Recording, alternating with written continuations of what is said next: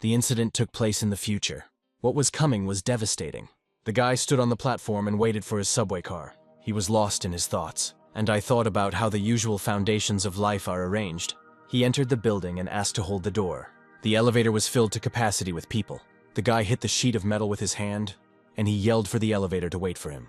After all, the director was waiting for him, and he would have simply killed him if he had been late. At this time, a younger boy stands and stares at the sign. He didn't understand how it could be that he was so disrespected. One of the boys shouted to the other, not understanding why he was standing there. The hero asked him to trust him, since he did not understand why the director could scold him in the morning. At this time, the boss hit one of the employees with a pile of papers, and he ordered him to rewrite all of this before lunch. The hero didn't understand why everyone was so at odds. His colleague replied that investors had been unhappy with the new project since the morning, and he called out to the assistant manager. The boss pointed at him and said he was part of the production team, and scolded him for being late. The guy looked at the time. It was 1 minute to 8. The boss went on to rant about how, in his day, people came to work much earlier. Suddenly, the guy saw a pixelated hologram of the Earth in front of him. A colleague nearby also saw an image of the Earth appear on the monitor screen, in the form of a smiley. Another colleague, who had clearly been sleeping at work, asked what this bug was. A widget appeared in front of the young man with an appeal to people, on behalf of the entire planet. The guy hadn't woken up yet and didn't understand what kind of bug awaited him. A widget popped up in front of the guy with a message that the planet was welcoming its inhabitants, with the purpose of conveying unpleasant news. The guy took off his sleep mask and decided that this was most likely a project made by developers. Information boards popped up in front of everyone in the office, and people began to discuss what was happening in fear, believing that it was a setup by the company or developers to test similar technology on ordinary people. No one could do anything about it, and did not know how to remove the notification. The main character was surprised that the window in front of him was physically tangible. In front of him was a text stating that the universe had decided that the end of the planet's existence had come, and from that day on, a procedure to close the planet would be activated, and that inhabitants would need to carefully follow the instructions. A note appeared on the blue window stating that the decision had been made contrary to the planet's wishes, despite the fact that it simply wanted to live. People started screaming in panic, not understanding what it meant. The protagonist tried to calm his colleague down, and suggested that he sit down in a chair and calm down. He himself felt uneasy, as he realized how dangerous the situation could be for them.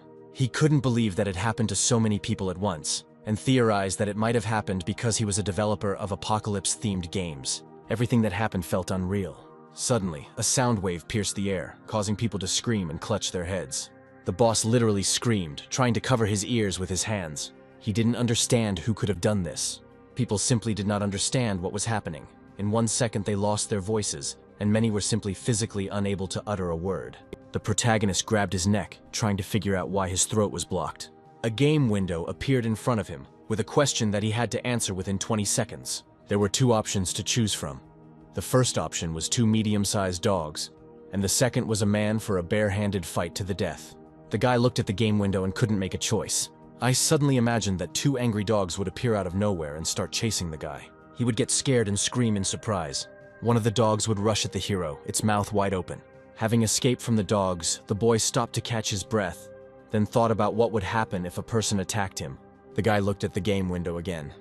There was less and less time left to choose. He again imagined what might await him if he chose to fight with his bare hands. There were 2 seconds left to make a choice. The guy cursed, then closed his eyes and voiced his choice out loud. Suddenly, the next question with a timer appeared in front of him. The guy didn't expect this, and besides, the questions seemed too bloodthirsty. Then the questions started to appear one after another. The young man caught himself feeling as if he was being given a death sentence. Then a chair appeared in front of the guy, into which he sat down. A second later, a sign appeared before his eyes with information that he would need to pass a reaction test, for which he would need to keep all his sensations in mind. At the same time, his legs began to freeze. After a few seconds, he lost feeling in his legs. He was frightened, feeling that his whole body was freezing from the cold, and with lightning speed. All he managed to say before his head froze and his mouth could move was a plea for salvation. He felt a deathly cold creeping up on his brain, and in a moment I felt myself in a different form. The shape resembled a sphere that rolled down the chair, and shattered into pieces. Another moment passed, and the hero screamed in fear. Suddenly, he woke up at his desk in the office, and he tried to come to his senses, to at least catch his breath a little, unable to find an explanation for what he had just experienced. He jumped up from his seat, looked around, and screamed again. In front of him were people who were suffocating and could not do anything. Some seemed to be paralyzed. Others fell to the floor, losing consciousness. People's faces froze in horror and made eerie sounds. He grabbed a fountain pen from the table, as it was the only sharp object he could see. He had absolutely no idea what had happened to all these people. Their mouths were open and their eyes were rolled back. He saw one of his colleagues with whom he had closer contact, grabbed him by the hand and tried to bring him to his senses. It seemed to work. The guy's eyes stopped rolling, he started breathing. The main character asked his colleague how he was and what he saw. He said that it was all over and he needed to catch his breath after his colleague grabbed his head, trying to come to his senses. At this time, an inscription appeared stating that essences were given to everyone depending on the answers they gave. They were the best weapon and shield, and in the event of death, all essences would fall out of the person. The next window stated that they could be picked up and used by companions, so they couldn't be lost as death would remain in the memory and would be used. Moreover, such essences could be lost to creatures from another planet. If there was no confidence that it would not be possible to defeat the enemy, then the best solution would be to die near an ally. Essences can be improved, and they also become stronger depending on the amount that was collected. If a person managed to figure out what was happening, then he will need to find a savior who will need help, and this creature can be of any gender. The protagonist frowned as he was tense about two things: creatures from another planet and the search for some kind of savior. The boss's voice was heard nearby, and he started shouting, thinking that everything that was happening was a prank. He started cursing at one of his subordinates, ordering them to find the one who could have done all this. A guy appeared before the boss. The word predator glowed above the guy's head. He stood and looked attentively at the boss. The boss couldn't understand what was happening and what kind of thing was above his head. The guy looked at him intently and did not take his eyes off him. The next minute, the boss screamed in horror. Surprisingly, the guy bowed. He then calmly stated that he had learned a lot and wished him all the best. The boss couldn't understand where he was going and what his behavior meant. Colleagues started asking if the boss was okay. The guy paused and felt someone's gaze on him. The protagonist noticed that he looked as if he was looking for someone. Besides, he looked like he was something that others didn't know. The next moment he saw that the person's assessment was completed and he was assigned the role of savior. If the person does not have enough skills for this, then he can lose this role. The hero caught himself thinking that only the fittest survive. The guy who said goodbye to the boss was standing nearby. Then he turned his attention to the main character, who tensed up from being noticed. It seems that no one else has any special titles. The protagonist wondered if he was the only one who received the message about the savior. The guy with the sign above his head asked what it was. The protagonist paid attention to the conversation between two people, trying to understand what they were discussing. They discussed what the information about the savior meant. As he listened, he could not understand why none of the others had received the information that he was the savior. People discussed who exactly would be saved and what the person assigned to such a role would look like. The two guys next to him glanced sideways at their colleague, sensing something about him that instinctively made them wary and keep their distance from such a person. The guy walked forward. The protagonist found the nearest mirror to see if there was any inscription above his head, and most importantly, whether there could be a mistake, since he saw the information about the savior clearly and was still trying to believe his own eyes. He caught himself thinking that this could have been done on purpose. At this time, the guy with the inscription came up and fixed his gaze on the main character, and he addressed him by name. He looked into his eyes and asked if he could see what the protagonist stood up from his seat, preparing for dialogue. He was sure that something had clearly changed in the manager. If so, everything should be on the surface. The main character asked if he had seen the same information with the questions that had to be chosen. At that moment, he became convinced that no one could see that he was the savior, and decided that it would be better not to share this information with anyone. The manager had the same look, and he also became suspicious. According to the system window, he had to help the savior or steal his role. The manager replied that everything was fine, especially if he didn't understand what was going on. The manager ended the conversation and headed in the other direction, suspecting the main character of being a savior. At this time, people in panic tried to call their relatives. They tried to make sure that what happened to them did not happen to their family and friends. Someone responded that now is not the time to sit in the office. The hero realized that in panic, people would start to crowd. At this time, he saw the numbers. He opened his mouth in surprise, hoping that the same number had not appeared above his head. He stood and watched as meanings began to appear above each of the people. The numbers were completely different. Surprisingly, people calmly headed towards the exit. The main character did not understand why the numbers appeared above them. He suggested that these numbers could represent the amount of essences. He began to pack all the necessary things into his backpack. He wondered whether he was the only one who saw these numbers above the people or not. He threw the fountain pen into his backpack and thought about how much essence they had, and that information could easily be used. He shouted at the people, trying to ask where they were going. At this time, the manager turned to him, who also had a number above his head, in addition to the inscription. He said that his father was waiting for him and he needed to hurry. The manager offered his help and said he could give him a lift. The boy bowed and accepted his offer, but he still became worried about his excessive interest. Suddenly, the manager grabbed the nearest partition that separated the workstation from the neighboring one. People grabbed their heads and began looking for a secluded place. He shouted to the guy that they needed to move faster while they could still reach the car. The boys ran to the garage before it was too late, and they rushed away from the open space. The hero had time to think that the boss sees what he does not see. Now, he has more essences than the hero, and he will be useful to him.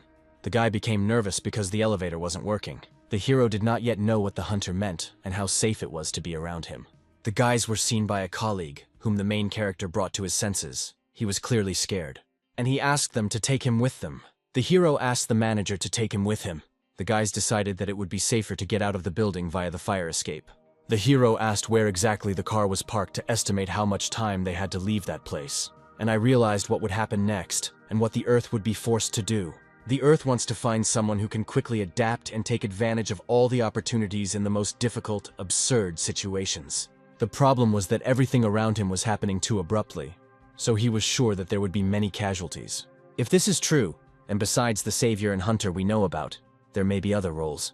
Suddenly, this is the lowest qualification, and it is necessary to sum up everything that the Earth said earlier. The most important thing is that the Earth will disappear in 42 days. Second, there are creatures that are focused on searching for essence. Thirdly, if you lose your essences, you will also lose your weapon and shield. If you die, they may fall into the hands of other people. To end the disaster, it is necessary to find a savior, perhaps more than one, and perhaps they too will need help. Since the hero was a representative of the role of a savior, it was necessary to prepare for the fact that he might need help. Suddenly, the hero was stopped by the manager. He said that he had not seen or heard anything for a long time. If everyone came out at the same time as them, then there was a chance that they would end up in the crowd. The hero said that even at lunchtime it was crowded here. The manager put his ear to the door. It would be helpful if everyone left the building together, but since everything is quiet, we'll have to act according to the situation. The manager grabbed the door handle, and the guys tensed up, preparing to see something incredible and terrible.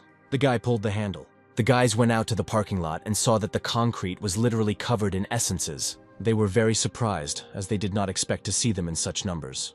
One of the guys asked why there were so many of them here. One of the colleagues was at a loss. These essences are reported to drop when someone dies. The manager didn't quite understand whether he should be happy or not about such a quantity of essences. The colleague whom the protagonist brought to his senses was still frightened by what was happening, and voiced what others could no longer say. Since the appearance of so many essences meant that everyone who came down from the building was most likely dead, the manager was not very sure since there was no blood left from the people. Another guy suggested that whatever could have killed them could also be next to them in the parking lot.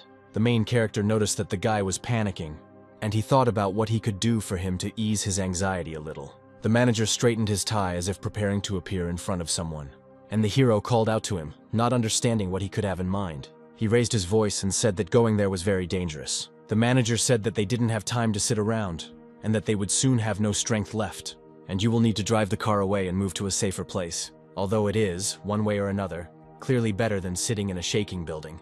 The manager said that the guys would have to wait for his signal and then they could go out. The boy was shaking with panic and asked him to come to them so as not to risk their lives again. However, the manager was offended by his colleague's words, as he considered them too presumptuous. The manager said that they had no other choice and would have to move on. The protagonist shouted that it was time for them to go. The boys moved towards the car. They passed carefully enough not to be noticed. The manager became tense, as he could not determine from which side the danger would await him. I stopped for a minute to assess the situation. The protagonist listened and looked to the side to see if anyone was watching them. Essences were scattered around the parking lot. The protagonist asked what they should do, since they were literally everywhere. One of the guys asked what that terrible smell was and where it was coming from. The second one replied that it was impossible to pass without hitting them. The manager turned to the assistant and asked if he had heard the explanation about these essences, and also what happened after the test. The information field stated that essences could be picked up and used by others for their own purposes. For this reason, death will remain in memory and will be used. The hero said that she recalled information that the dropped essences could be used. The manager said he felt sorry for the people who died. At the same time, he stretched out his hands to the essences and said that this was their chance to survive and be protected, and then asked if he really thought it was okay. He looked closely at the manager. He said he wanted it to be true, and he reached out his hands to one of the essences. The essence suddenly dissolved, and the hand seemed to have absorbed the essence. The main character was surprised. He didn't understand at all what was going on. Then he turned to the boss and asked if everything was okay, as the guy grabbed his hand. I looked at him and saw that he had a number above his head.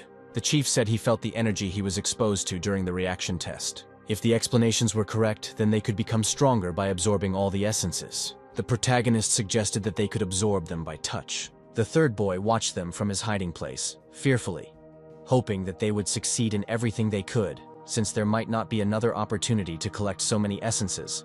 It is completely unclear how safe this was. The main character simply began to touch the essences, and numbers began to appear above his head. With each new touch, the number became more and more impressive. It was necessary to collect as much as possible. He might not yet have understood how to use them, but he knew for sure that their quantity wouldn't make things worse. They are lucky that they can collect so many essences. The main character approached a pile of cars that was crushed after the earthquake. The guy looked and thought that before this, he remembered this place differently than it was now. It was necessary to collect the essences scattered around among the pile of rubble. And this destruction was of such power that it would have been beyond the power of a human being. Just a second ago, the guy was shaking with fear. But now Lade found collecting essences a fun activity.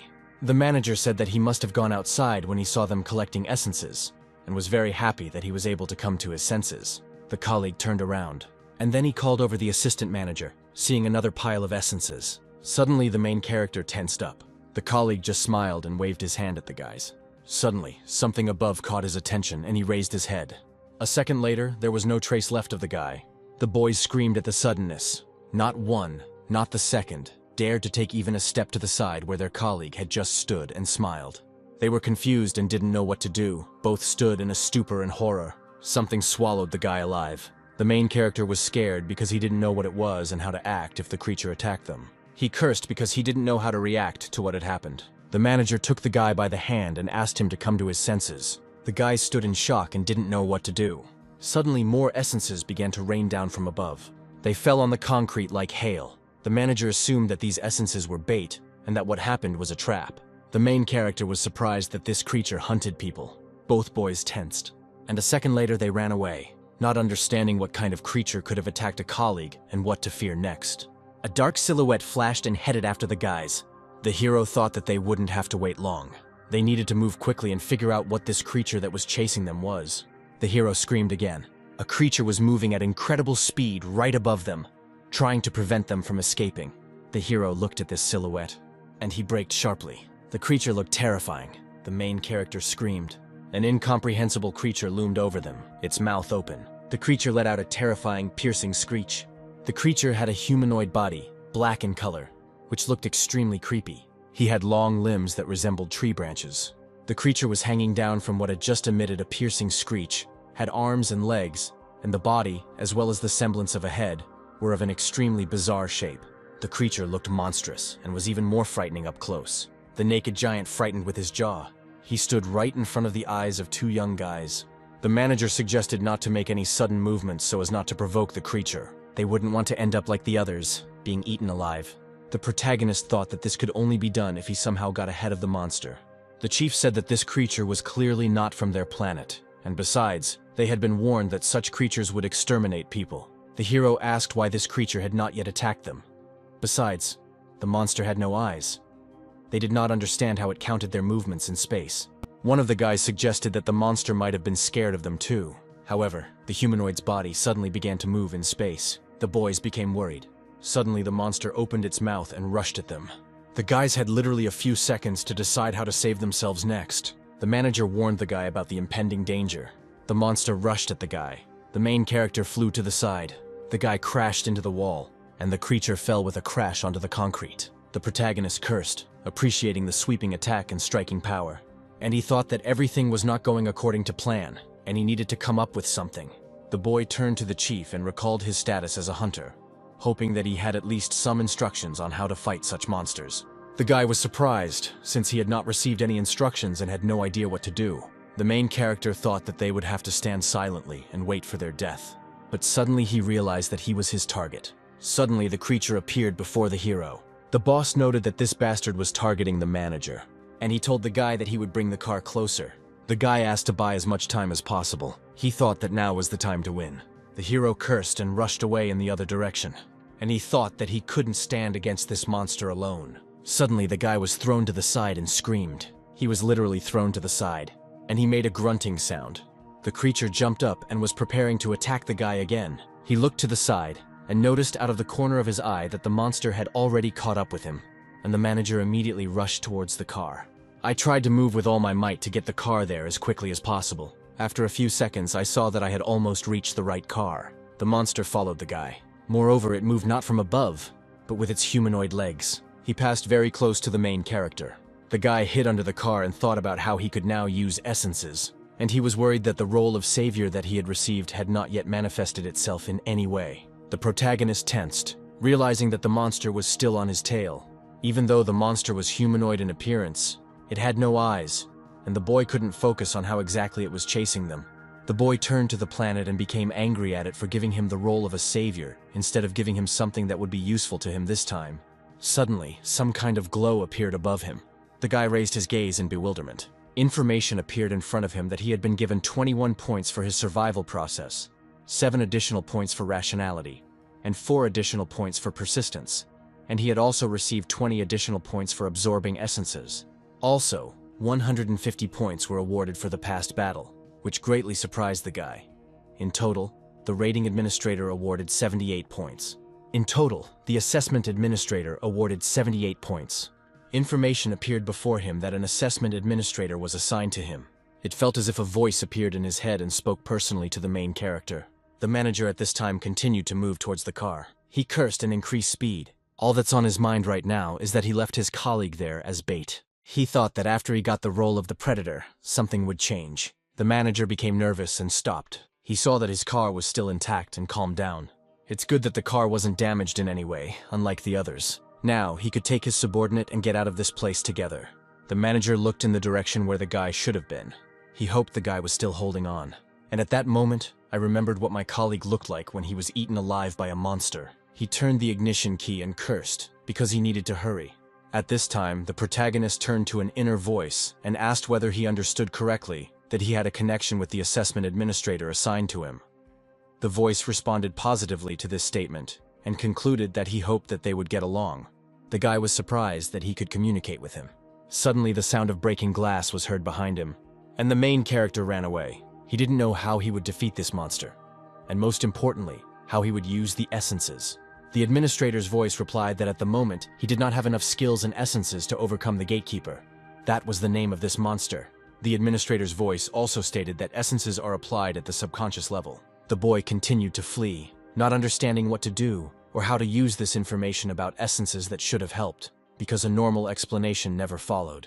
A car near him was damaged by the impact. He got scared and involuntarily screamed in fear. He was unable to stay on his feet and was thrown aside by the wave. He tried to get up and come to his senses. Out of the corner of his eye, he noticed the gatekeeper and thought that this time he wouldn't be able to escape.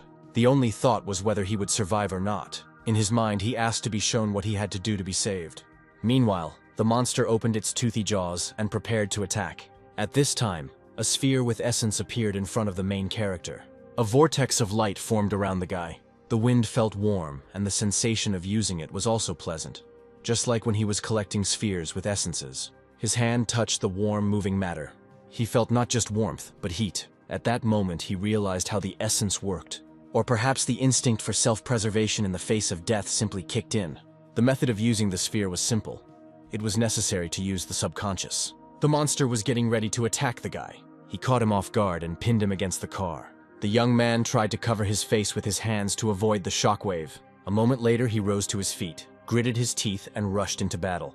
Warm material enveloped him again, and his eyes and hands were illuminated by a glow. The collision threw both creatures back. The guy just opened his eyes wide. He was surprised that the power of the essences was so great. The guy tensed up at what happened. The next moment, he used the essence again. The essence worked in such a way that it did not strengthen the body itself, but acted as a shield. The essence created something like a protective barrier, while the activation with internal energy looked and felt as if the guy was a martial arts master. He wasn't entirely sure of the effect, but the fact that he could activate the essence at will gave him hope that he could survive. And he could easily block the attacks of this creature. He felt that he could handle it perfectly now. The monster opened its scarlet, toothy mouth again and headed towards the guy. The creature hit the car and the young man and was thrown back again by the shockwave, and he fell onto the concrete. He thought he could have calculated the blow and blocked it, but the creature was larger than him. He turned to the assessment administrator again, asking for advice during this battle. The monster opened its mouth and made an inarticulate sound. The hero felt irritated that he had not received any important information from the very beginning. As he thought, he couldn't just get out of here and kill this monster. If he could use the essence sphere for defense, then perhaps he could figure out how to use it for attack as well. But it was not at all easy to just touch this bastard. He gritted his teeth and started to run away. All he needed to do was stop this creature for a second. At this time, the boss was already rushing towards him. The surface beneath the car's wheels squealed as it turned at speed. He saw that the guy was still alive and running away from the monster. Perhaps he would have time to save him. The creature continued to move after its victim, not planning to stop for a second. The guy turned around and saw the car and shouted towards the boss. The boss rushed to meet his colleague, in the hope that he will manage to save him and the monster will not get to him. The car was moving at maximum speed straight towards the alien. The monster made an incomprehensible sound and opened its mouth. A moment later, the car crashed into a humanoid body. The airbag deployed and the manager was not injured. He shouted to his colleague to get up and run away from the creature. The young man gritted his teeth when he heard that he would have to run away again. Running away from this monster already seemed completely pointless. The manager got out of the car and shouted at the guy to hurry up. The chief did not yet know that he would have to use the essence and, most importantly, how to activate it in the fight. For the main character, this seemed completely impossible. Without further ado, he remembered that he had something with him and reached into his backpack. He got angry thinking that he would have to kill this bastard with his own hands. The boss stopped, not understanding what the guy was up to. He looked at him carefully and called out his name. The guy said that according to the administrator, he had enough essences to kill the gatekeeper. He was clutching a fountain pen in his hand, which he had managed to take with him when he left the office. He had to concentrate all his power in one point. He was unsure whether he would achieve the desired effect. And yet, he rushed at the enemy. He picked up speed and rushed at the gatekeeper, shouting for him to die. He pounced straight on the creature, and he slashed at him with all his might, at the same time looking at the enemy with fury, feeling that the fear of helplessness had receded. The monster staggered from the blow, which he did not expect from such a small creature. The creature let out a scream, and the hero managed to hit the monster. The guy didn't wait for the monster to come to its senses and rushed at it again, activating the essence. Suddenly, essences appeared in the air. The hero stood on the roof of the car and could not understand where so many spheres came from. The chief said that most likely all these essences fell out of the monster when it evaporated from the blow dealt by a colleague. Suddenly, one of the essences touched the manager's shoulder. The boss turned his attention to her. The main character stood and watched the spheres. There were a lot of them, and they were floating in the air like soap bubbles. The guy sighed heavily and sank to his knees. He bowed his head, thinking only about the fact that they still managed to survive. He looked at his hand, which still held the pen, and was surprised at how strong the power of the essences was. Suddenly, a game window appeared in front of the hero with a message that the selection of the Earth's savior would now begin. The guy stood rooted to the spot in surprise. A notification appeared in front of him about the opening of the rescuer's chat and the fact that he now had access to the sealing ability. In the region, he was in second place in the ranking. It was impossible to read everything because the information windows were moving back and forth. He approached the assessment administrator and asked what this meant. It was a support system that Earth created for humans to use. The manager asked the guy if he was okay and if he was injured. The guy replied that his wounds were just scratches and asked the boss how he was. The boss thanked the guy for the fact that thanks to him, he too remained safe. Then he suggested that the guy take a breather while he checked the car on the move. The boss also picked up a couple of essences from him, as indicated by the number above his head. He had 26 essences. The system reported that he was second in the region in terms of rating level, but the rating administrator did not explain which region exactly. The administrator said that in his region, the top 5 were each assigned one ability, and if he fell below 5th place, the sealing ability would be lost. The essence of the sealing ability was that it had the power to close the invasion gates to Earth. All over the world, gates were opening, leading to worlds with evil spirits, and from there, monsters were penetrating the Earth. For this reason, the role of the savior was to close the gate. It turned out that the gatekeeper was a being from another world that entered the Earth because the gates were open. The assessment administrator reported that in the first 24 hours after connecting a new savior to the system, each assessment administrator has a task to keep him alive. Suddenly, the system ordered him to leave the area. He did not understand why and how he could do this, especially since the gates were not closed. At that moment, the boss shouted for the guy to hurry up, as the car was already ready to leave the building. The guy jumped off the roof of the car and immediately headed towards the minivan. At the same time, he suddenly felt how tired he was. Perhaps for this reason, the system ordered him to leave this place. He got into the car and thought about how he needed to do what the system required of him. The chief said that they needed to get out of this place quickly, given what had happened to them, before something else happened. The car left the parking area. The system message appeared in front of the guy again. He thought about why an ordinary person ended up in the role of a savior, and whether not all saviors are people. A voice in my head told me that there were many different races of saviors, not just humans. Essences for different species of living beings are a measure that was allocated by the Earth in case of a threat of destruction. This was done to increase the chances of survival. The test was needed to identify the more valuable creatures, which should be given more essences. Now he understood what those strange questions were, for when it all started, they passed the zoo, and the hero was worried that there wasn't a single car around. The city looked like a ghost, dead and abandoned. The hero saw a system message again, this time a chat opened. He hoped to get information from other rescuers, but found no one, so he needed to come up with a nickname. The guy was unhappy that all the names he came up with were either taken or did not comply with the rules. Suddenly he decided to try using his own race as a nickname. This time the nickname was confirmed, and the system added it to the Savior's chat. After looking around the chat, he realized that if he dropped in the ranking, he would simply be kicked out of the chat. He understood that in order to exchange information, he would have to maintain a high rating, even if it meant killing someone. Currently, in the ranking, he was in second place. The boss turned to the guy and asked what happened. The guy replied that he was just thinking about the monster they had met, and he suggested that in the end, it looked like they would all just be eaten. The chief replied that the town was small and there weren't many people, so if they managed to get onto the main road, they would be able to see cars there. To lighten the mood a bit, the guy pointed to the navigator and asked about the area near the station with the university. The boss's colleague replied that he lived in the area and was surprised that, despite what had happened, they still had cell service and could trust the navigator. They began to discuss when and how to move to stay safe, and they decided that if they didn't stop, they would save time if they suddenly got stuck in a traffic jam. The guy sighed and took his smartphone out of his backpack. He looked at the screen and wondered how his father was doing and whether he was okay. In any case, he didn't have his number. They drove into another area and saw a bunch of cars stuck in a traffic jam. Some people were losing patience, and people in cars started honking at each other, as if that could somehow help. The guy was unpleasantly surprised by such noise. The boss also clenched his teeth in displeasure, trying not to give in to the situation around him. It was clear that it was useless. The guy unfastened his seatbelt, and he said that this wouldn't work, and that he needed to talk to the driver who was honking loudly behind them. He got out of the car and walked towards the driver.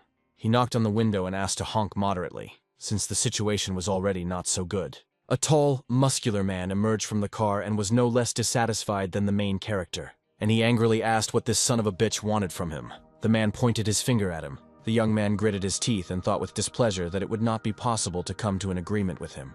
But when he tried to explain that in the current situation they couldn't move any faster in the traffic jam, and that the fact that he was honking was only increasing the tension, the man put his hands on his hips and asked what he was offering him. The guy squeezed a fountain pen in his hand and said that if his signal brought monsters running, then everyone would be in danger because of him. The man just rubbed his wrists and called the guy a puppy. Suddenly, the man was the first to swing at the young man. He had no choice but to defend himself. At that moment, he felt the essence activate. However, he could not control what was to happen next. A stream of hot air knocked the man off his feet, and he flew off to the side. Moreover, the pen was not even damaged by this energy and did not fall out of the guy's hands. He only held one hand with the other, in the hope that he would be able to control his power at least in this way, and that it would be possible to somehow direct the energy of the blow. The man sat on the asphalt and grinned with displeasure. The guy cleared his throat and asked him again not to honk so loudly. And he said that if something goes wrong, not only he will die, but all of them. The guy thought that this situation did not threaten his life, but the essence activated on its own. I walked back to the car and wondered why. He got back into the car, buckled up, and the administrator's voice replied that after the first use, the essences could be activated whenever the owner wished. At the same time, the essence was activated at his will, which meant that he had just almost killed a person, and the system considered this as his personal desire. The boss addressed the guy by name and asked what had happened. He said he wasn't going to judge him, given the situation, but showing off his abilities in such a public place was too much. The boys sat in silence for a few minutes. The protagonist stared out the window, thinking that this too much could have cost someone else their life. At this time, the car continued to move towards the designated location, and they got out of the car. What they saw in front of them shocked them. The windows of houses were broken, and cars were scattered along the road as if after a hurricane. The chief asked if all this was done by monsters. The guy replied that most likely it was all because of them. Not far from him, he noticed a man sitting on the asphalt and holding a child in his arms. The chief suggested taking only what could be used as a weapon and moving forward, since there was a chance that the monsters could be somewhere nearby. The guy called out to the boss, and he said that they went to his house. In such a situation, there is no point in calling him boss. Then he said that he should be grateful. Despite what was happening, the boss asked him to take care of him, and he extended his hand to him. The protagonist asked him for the same and sealed the agreement with a handshake. They found tools in the bag and decided it would be better to take one item at a time. Extra weight would only slow them down. The main character took an adjustable wrench and said that he had many more powerful things at home. The chief grabbed the hammer and the two of them headed forward into the unknown. They walked down the street. There were no people around, but there were a lot of homeless animals that had escaped from their houses after the destruction. The guy was surprised that there were a lot of cats here. There were a lot of stray cats in this area, and after what happened, there will be even more. They all run in the same direction, as if running away from something. The guy turned around and thought that it would be better to move on. Suddenly, the guy called out to the boss. The chief turned around a second before the blow hit him. He dropped the hammer from his hands in surprise. The guy fell on the asphalt. A bent part, resembling a crowbar or some other part of a wheelbarrow, fell next to him. The guy just screamed. Suddenly, the chief's hands were enveloped in the same hot wind as the hero. The guy said that fortunately, he was able to activate the sphere with his subconscious, and this meant that one of the essences was activated when life was in danger. A guy attacked them, and in his hands he also had something like a weapon, surrounded by essence matter. He cut through the air and missed. The guy was holding a staff in his hands and was unhappy that he was able to dodge it. The other two guys stood nearby and laughed at the guy who couldn't hit them. The main character looked at them with displeasure, not understanding who they were. He asked them about what was happening and what they were doing here. The guy picked up a pipe from the ground. A plump guy in an orange sweatshirt said that essence is power and strength in this world. He smirked and said that it was not as easy as getting the essence, even if it meant killing someone. The boss and manager were surrounded by a gang, who tried to convince them that everything could be resolved without murder. The red-haired guy in the orange sweatshirt said that it was impossible, considering that they would no longer have any peace. Unexpectedly, the guy in the cap struck first. The boss managed to dodge, and in response, he swung his leg at the guy who was standing next to him. A scuffle began. The redhead swung at the protagonist, but he successfully parried the attack. He grinned and asked whether he got pleasure from killing or not. The main character was confused by this question, and I remembered that I almost killed a man in a traffic jam. He gritted his teeth, knowing that he had not meant to kill intentionally. However, he still grabbed his weapon and used the essence.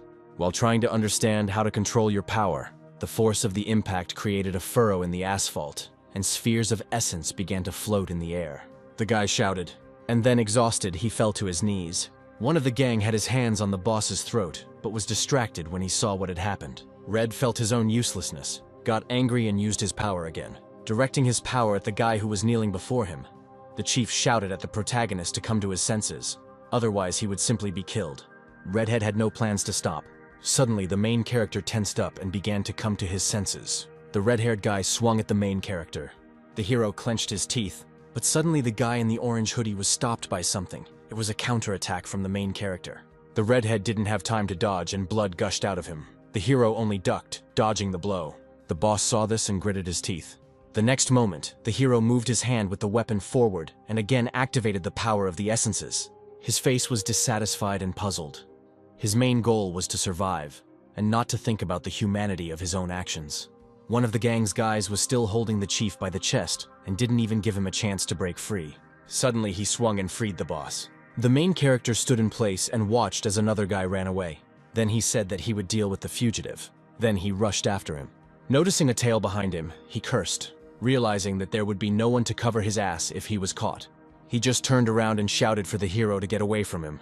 He repeated this again, but the hero had already caught up with him and almost grabbed him by the shoulder. But he jerked, and he grabbed him by the collar of his jacket from the side of his neck. He pinned him to the asphalt and activated his power. The guy just kicked and swore, trying to scare his opponent. The hero frowned. Suddenly, information appeared in front of him with a message from the system that he had dropped in the ranking to 4th place.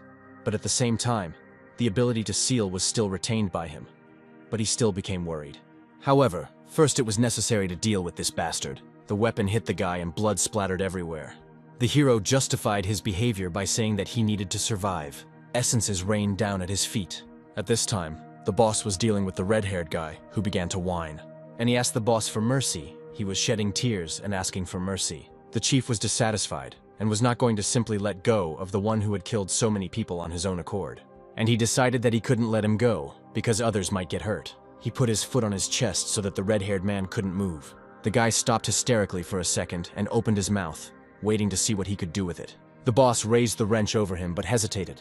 However, the essence did not activate. Before, the chief had never had to deal with people in this way, much less kill people. To some extent, he was also a victim, and a victim of circumstances, and he had no other choice, despite the fact that he did not want to kill. He was afraid that he would become a useless person again if he failed to fulfill his role. A system message appeared in front of him, telling him that he needed to kill a fellow hunter as quickly as possible, and that he would also need to collect twice as many essences. With a sharp movement, he swung and hit the victim with all his strength. Blood splattered everywhere. He swung again and again, and he struck the guy in a fit of rage. It seemed like he wasn't going to stop. A colleague grabbed him by the arm and called out to him to come to his senses. The hero ordered him to stop. The chief dropped to his knees and lowered his head, realizing the state he had reached. The hero looked at him and could not understand what was happening. The boss looked at him and called him by name. He was horrified by what had come over him. After all, he beat a living man to death. The chief looked down, not knowing what to answer. After a pause, he said that this happened because he was unable to use the essence. The hero did not understand how this was possible, because the essence must be activated by the will of the owner. He realized that the boss didn't want to kill people. The hero helped him up. Holding him, they went to a safer place. The boss thanked the guy once again. At this time, there was a patrol on the street who was calming down a local resident. The boys noticed them and decided that they would be safe with them. The hero said that since they had helped another person, they could share information about where they would be safe. The hero walked towards one of the patrolmen. He approached him and apologized for disturbing him. He explained that he wanted to ask about something. But the patrol responded immediately, and the guys pulled out their weapons, and another officer started calling for backup. Despite how they looked, the hero tried to explain that they didn't want any problems. One of the patrolmen announced a general assembly. The boys were immediately surrounded by a patrol who took aim at them. The patrol warned that if they did not drop their weapons, they would shoot. The boss threw away the bloody key, and one of the employees screamed that they were murderers. They shouted at them and said they would attack. The boss and his colleague pressed their backs against each other. The guy with the fountain pen cursed. Since I had planned to resolve everything peacefully, however, it was already too late, and a crowd of people immediately began to attack them. The patrol yelled at them for daring to get to them, and that these murderers must die. Suddenly, they were asked to stop. The patrol and the boys froze and turned their attention to the man who was trying to stop them. The man in uniform stopped and said that one cannot simply attack without understanding the situation. The commander of the self-defense brigade greeted us, introduced himself, and asked for identification. The guys looked at him. The hero could not understand whether he was the leader among them or not. The commander said that because of the morning incident, as well as the increased crime rate, they must check everyone who comes into the area. The boys exchanged glances. One of them held out his ID card, realizing that fighting against so many armed people would be at least stupid. The guy picked up the document and compared the photograph with the real person. The hero looked closely at the commander. He returned the documents and apologized, recognizing him as a neighbor. Then he turned to the guys and asked them what area they had returned from. They replied that they were walking and were not doing anything dangerous. At this, the commander narrowed his eyes and asked if they had encountered a gang of murderers. The hero felt a hint of suspicion, but telling it like it was would only make things worse, because they had gotten out of a situation in which they themselves had become murderers because of murderers. The hero replied that while they were walking, they saw many corpses, and thought that it was because of monsters. The commander did not understand what monsters were being discussed. The guy explained that when they were running away from work, they almost lost their lives because of the monsters, and they miraculously managed to escape. The blood on the key belonged to corpses, since for some time they had to hide among the corpses. The commander paused, deciding whether to trust them in this case. The hero looked determined, and besides, he hadn't lied about the monster. The commander stood and looked at them. After a minute of thought, he smiled and asked them to be careful. And he even thanked them for their cooperation with their team. The guys replied that they were happy to help and headed in the other direction. Someone from the brigade asked the commander whether they should be trusted or not. The commander agreed that the boys looked suspicious. But if they kill everyone they don't like without proof, they will be no different from those they are fighting against. The hero noted that despite the fact that they let them go without a fight, suspicion towards them still remained, even though they managed to avoid an attack. He turned around and glanced at the commander again, as the impression and image of him became for him an example of a true savior. But despite this, a question arose in his head as to how a person like himself had received the role of savior. They approached a gray 3-story building. It was the house of the chief's assistant. The chief said he hoped his father was okay, and he asked why he didn't call him if he was worried, but the guy replied that it was all because he didn't have a number.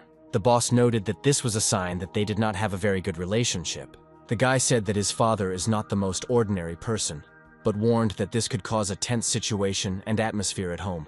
And they stopped in front of apartment number 303. The guy clenched all his will into a fist, and he entered the apartment. He warned that he did not come alone, but with a colleague.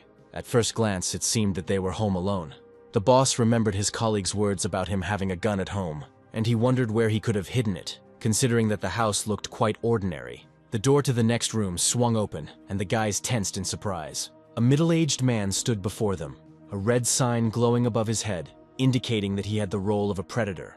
The man greeted the boys, seeing that they were okay. He introduced himself to his colleague. The boss shook his hand and said that he was pleased to meet his subordinate's father. The men shook hands, but the father looked intently at the new man, and a second later, he realized that in front of him was a representative of the same role as himself. The boss gritted his teeth, and the father tried to touch him again, but his son grabbed his hand. He asked him to stop, as it was his colleague. The boss grabbed his hand. He perfectly counted the energy that emanated from him at the moment of touch, and even became scared. The father pulled his hand back and called him a sissy. He said that as soon as he returned, he collected food for them on the balcony and offered them to take whatever they needed. The son went to the window to assess the amount of food they had left after everything that had happened in the city. They walked onto the balcony and were surprised. There were so many products that they couldn't believe that he could have collected it all himself. The son picked up the canned food without understanding whether he had collected it or stolen it. In addition, many of the products were stained with blood. He looked at his father, who sat peacefully in the room. His assumption that he was also a killer was also confirmed as soon as he saw the number of essences above his head, and there were as many as 73 of them. His father said that he could take whatever he needed, and even take his backpack. The son did not understand why his father suddenly behaved so well with him. The father replied that the backpack was in the bedroom, and he wanted to clarify whether they would leave on their own or someone would be with them. The father told his son that it would be difficult to live as before, given the approaching end of the world. He understood that after such events, and the relationship they had developed, he had no right to keep his son close to him. There were dirty dishes left in the sink. The chef remained on the balcony and began to sort through the supplies, choosing everything they might need. A colleague approached the boss and offered him to take with him the weapon he had spoken about. On the floor in the room lay various bladed weapons, which my father had also carefully collected in one place. The hero grabbed the knife, which in his opinion was most suitable for defense and attack if necessary. With joint efforts, they packed a backpack with everything they needed. They both stared at the military-looking backpack and decided that this should be enough for them, at least for the time being. Suddenly, a group of self-security guards knocked on the door. The son tensed up, and the boss asked why they came to them. The father was unperturbed and simply turned off the TV. The brigade commander announced that an incident had occurred in a grocery store. They insisted that they would just ask a few questions and look around. At this time, the father headed for the door, realizing that he would most likely be the one fighting them off. The son looked at him, not knowing what to do next. The man stood resolutely in front of the door, waiting to see what they would do next. The team was persistent and had no plans to leave. His son also stood and watched, and he tensed up in anticipation of something not very pleasant. At the same time, a memory arose in his head of what he once experienced because of his father. He remembered how two men burst into their home and humiliated his father, literally drowning him in the toilet. They came to them to beat debts and interest on the loan out of him. That time, the father tried to convince them that as soon as the business got going, he would immediately return everything. One of the men kicked the father. The son huddled in a corner and covered his head with his hands so as not to hear the insults and humiliation directed at his father. They yelled at him and made fun of him for surviving on their last money. The fat guy turned to the boss and said that he really had no money, and he was sorry that they had run into such a poor guy. The boss stamped his foot and turned to him. He gave this beggar until next week. If he didn't repay the debt, he would end up in the grave with his wife, and he advised him not to borrow any more money if he couldn't pay it back. The boss sarcastically remarked that it was because of such a poor man that his wife threw herself under the car. The father was humiliated and broken, and the son continued to sit in the corner and heard everything that was happening and could not move out of fear. The last thing he wanted to do now was remember his mother's death. The father bowed his head guiltily and said that it was not true. The son rose to his feet and looked at him, replying that he knew it was not true. Father could hardly contain himself, and yet he gave in to the surge of emotion, fell to the floor and burst into tears. When the flashback ended, the father left the room, this time ready to meet the team. He opened the door. There were several guys standing in front of him. He asked why they came. The brigade commander replied that it was all because of the raid that took place in the grocery store. The commander, with his machine gun, placed his hand on the weapon, and all the things disappeared from there. To find the criminal, they checked everyone and hoped for cooperation. Father chuckled with displeasure. Then his face instantly changed. He made an inviting gesture with his hand and said that they could go inside and check everything they needed. The commander thanked him for his assistance. The man closed the door behind them, and the guy said that this was a routine procedure that would not take much time. The patrolman in glasses walked through the room, his attention drawn to the balcony. He saw products that had disappeared from the store. The commander shouted that they were criminals, and the next moment, he pulled a pistol out of his holster. The commander began to aim the barrel straight at the man. Suddenly, a warm wind began to rise around the man. Father used the ability of essence, and the guys fell to the floor, and blood flew in all directions. Only one of the guys from the brigade survived. He looked with fear at the man who had just destroyed the others without a weapon. The father knelt down in front of him and asked how many guards were left. The boy replied that there were about 30. The father said that since they were good people, he did not want to kill them, and he asked him to tell them not to come to him anymore, and in return, they would simply leave this place. The guy got up and ran away. The door slammed. Father said that it was no longer safe to be here. He handed his son the gun and told him that he needed to leave as quickly as possible. The guy looked at the gun, and he suggested to his father to go with them. The son said that he had become the savior of the earth, and that getting out of the current situation was not so easy. But his father said that he didn't need saving. He said that, on the contrary, he thinks that the end of the world is a good thing. If you want to save someone, then he should, like a self-protection brigade, go out into the streets and save everyone he meets. The son said that he always thought how much his father resembled his mother. The guys went outside, and the boss suddenly asked if he was okay, since his father would be left alone. The guy replied that he was okay, and that was enough. He noted that if they were together, nothing good would come of it. The boss looked at him carefully. Then he asked where they were heading, but the guy's attention was drawn to what they met on the street. A pack of stray cats ran in front of them. They heard an order that they needed to follow them. The chief couldn't understand where the voice was coming from. There was no one in front of them except for 3 stray cats. In front of them sat a one-eyed black cat with a white spot on his chest, and said in a completely human voice that they had to go faster, since there was no time left. The cat meowed that we needed to move to a higher place. The boys couldn't understand why the cat was talking to them. The main character said that he expected that the essences were distributed not only to people, but also to other species, like animals. But the fact that animals would also talk was very unusual. He didn't understand what exactly was going on, but there was no reason not to trust his cat's instincts, and besides, the clouds were quickly gathering over the area. The hero clenched his teeth in displeasure, and the whole pack of cats hissed. The boss asked him what was going on. The main character looked up and couldn't believe his eyes. Right in front of them, the space began to distort. Reality began to warp and turn into a dark passage that quickly expanded and turned into a wormhole. It began to increase in size. The assigned administrator informed them that the gates would open soon and they needed to leave the area. Despite the fact that he had a gun that his father gave him, the protagonist realized that the gun would be powerless against the monsters. The boys screamed as they saw a humanoid creature gradually crawling out of the wormhole. It was the gatekeeper. One of the cats commanded them to stop. The cats pounced on one of the aliens, who had almost crawled out of the black hole.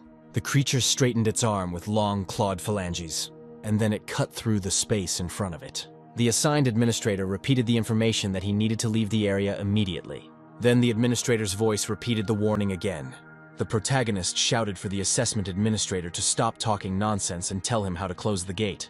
First of all, it is necessary to get rid of the beings from another dimension. After this, you need to send a certain amount of essences into the gate at once. The hero shouted out loud the question of how many essences they might need for this. The administrator said that the amount of essences depends on the gate. Also, the administrator's voice announced the number of essences they currently possessed. The hero stood in front of the abyss and looked at the counter that appeared in front of him. The amount of essences was so great that it was impossible to close the gates. To do this, more than 10,000 are needed. The guy was surprised by such a number of essences. Besides, he had a much smaller number of spheres. At the same time, the gatekeeper continued to wave his limbs and cut through the air. Somewhere nearby, the hero heard a familiar voice that said that he needed to keep fighting and not run away. It turned out that the voice next to him was the leader of the cat pack. The animal's eye lit up, as if the sphere was activated. Then the animal said that the amount of its essences would allow it to fight further, since it was the strongest. The hero was confused, realizing that even with one eye, the animal could see the amount of his essences. The boy asked the animal if he belonged to the same role, and the animal said that the savior must go into battle, and he must do this in order to close the door. The guy only managed to shout at the tailed hero to stop, and asked him to wait a little. Besides, even if he fights, he won't be able to close the gate. At this time, the cats rushed at the gatekeepers with all their might. Blood splashes filled the space, along with essences. Glowing spheres fell at the hero's feet. He noted that closing the gates is impossible, and it turns out that this is simply a battle of attrition. There were fewer and fewer cats. It was visible even to the naked eye, and I didn't know what to do. The guy looked up. The gatekeeper's jaws rushed towards him. The young man's eyes widened, and the leader of the cat article shouted an order at him to protect him. The pack even managed to knock one of the creatures to the ground. The guy hesitated, but his attention was drawn to a cat's cry, asking him to kill the gatekeeper. The guy couldn't get his act together and understand what they wanted from him. Despite calls to kill the gatekeeper, the hero said that if he attacks now, there is a chance that the pack will also die. The animal asked for help and to kill the gatekeeper, since it was difficult for them to fight alone. The hero gritted his teeth and grabbed the fountain pen. He had to activate the essence, and he directed all his power towards the enemy. He gripped the weapon tightly in his hands. Then he swore and shouted for the others to save themselves. Suddenly, the leader of the cat pack fell into his hands, and he fell to the ground with him. He looked at the cat, who was fighting with all his might, even despite the obviously unequal conditions of the battle. The animal rose to its paws and confidently said that the aliens had to be stopped. And then he said that the vessel must fight and stop what was happening. The guy said that he couldn't close the gate because of the amount of essences. The leader of the pack said that he could take their essences, but the hero said that it would not be enough. The animal shouted at the man to collect as much as possible. The guy tensed up at his scream. The animal screamed again for him to collect the essences. At this time, the other animals continued to attack the gatekeeper. The fight was unequal, but the creatures did not give up no matter what. The guy shouted for them to stop. Otherwise, everyone will be dead. The administrator's voice announced that a decision needed to be made. The manual says that in order to preserve essences, you must die close to your comrades. The guy asked the administrator how this would help. The animal said that he was a vessel of essences, and asked him to remember this information.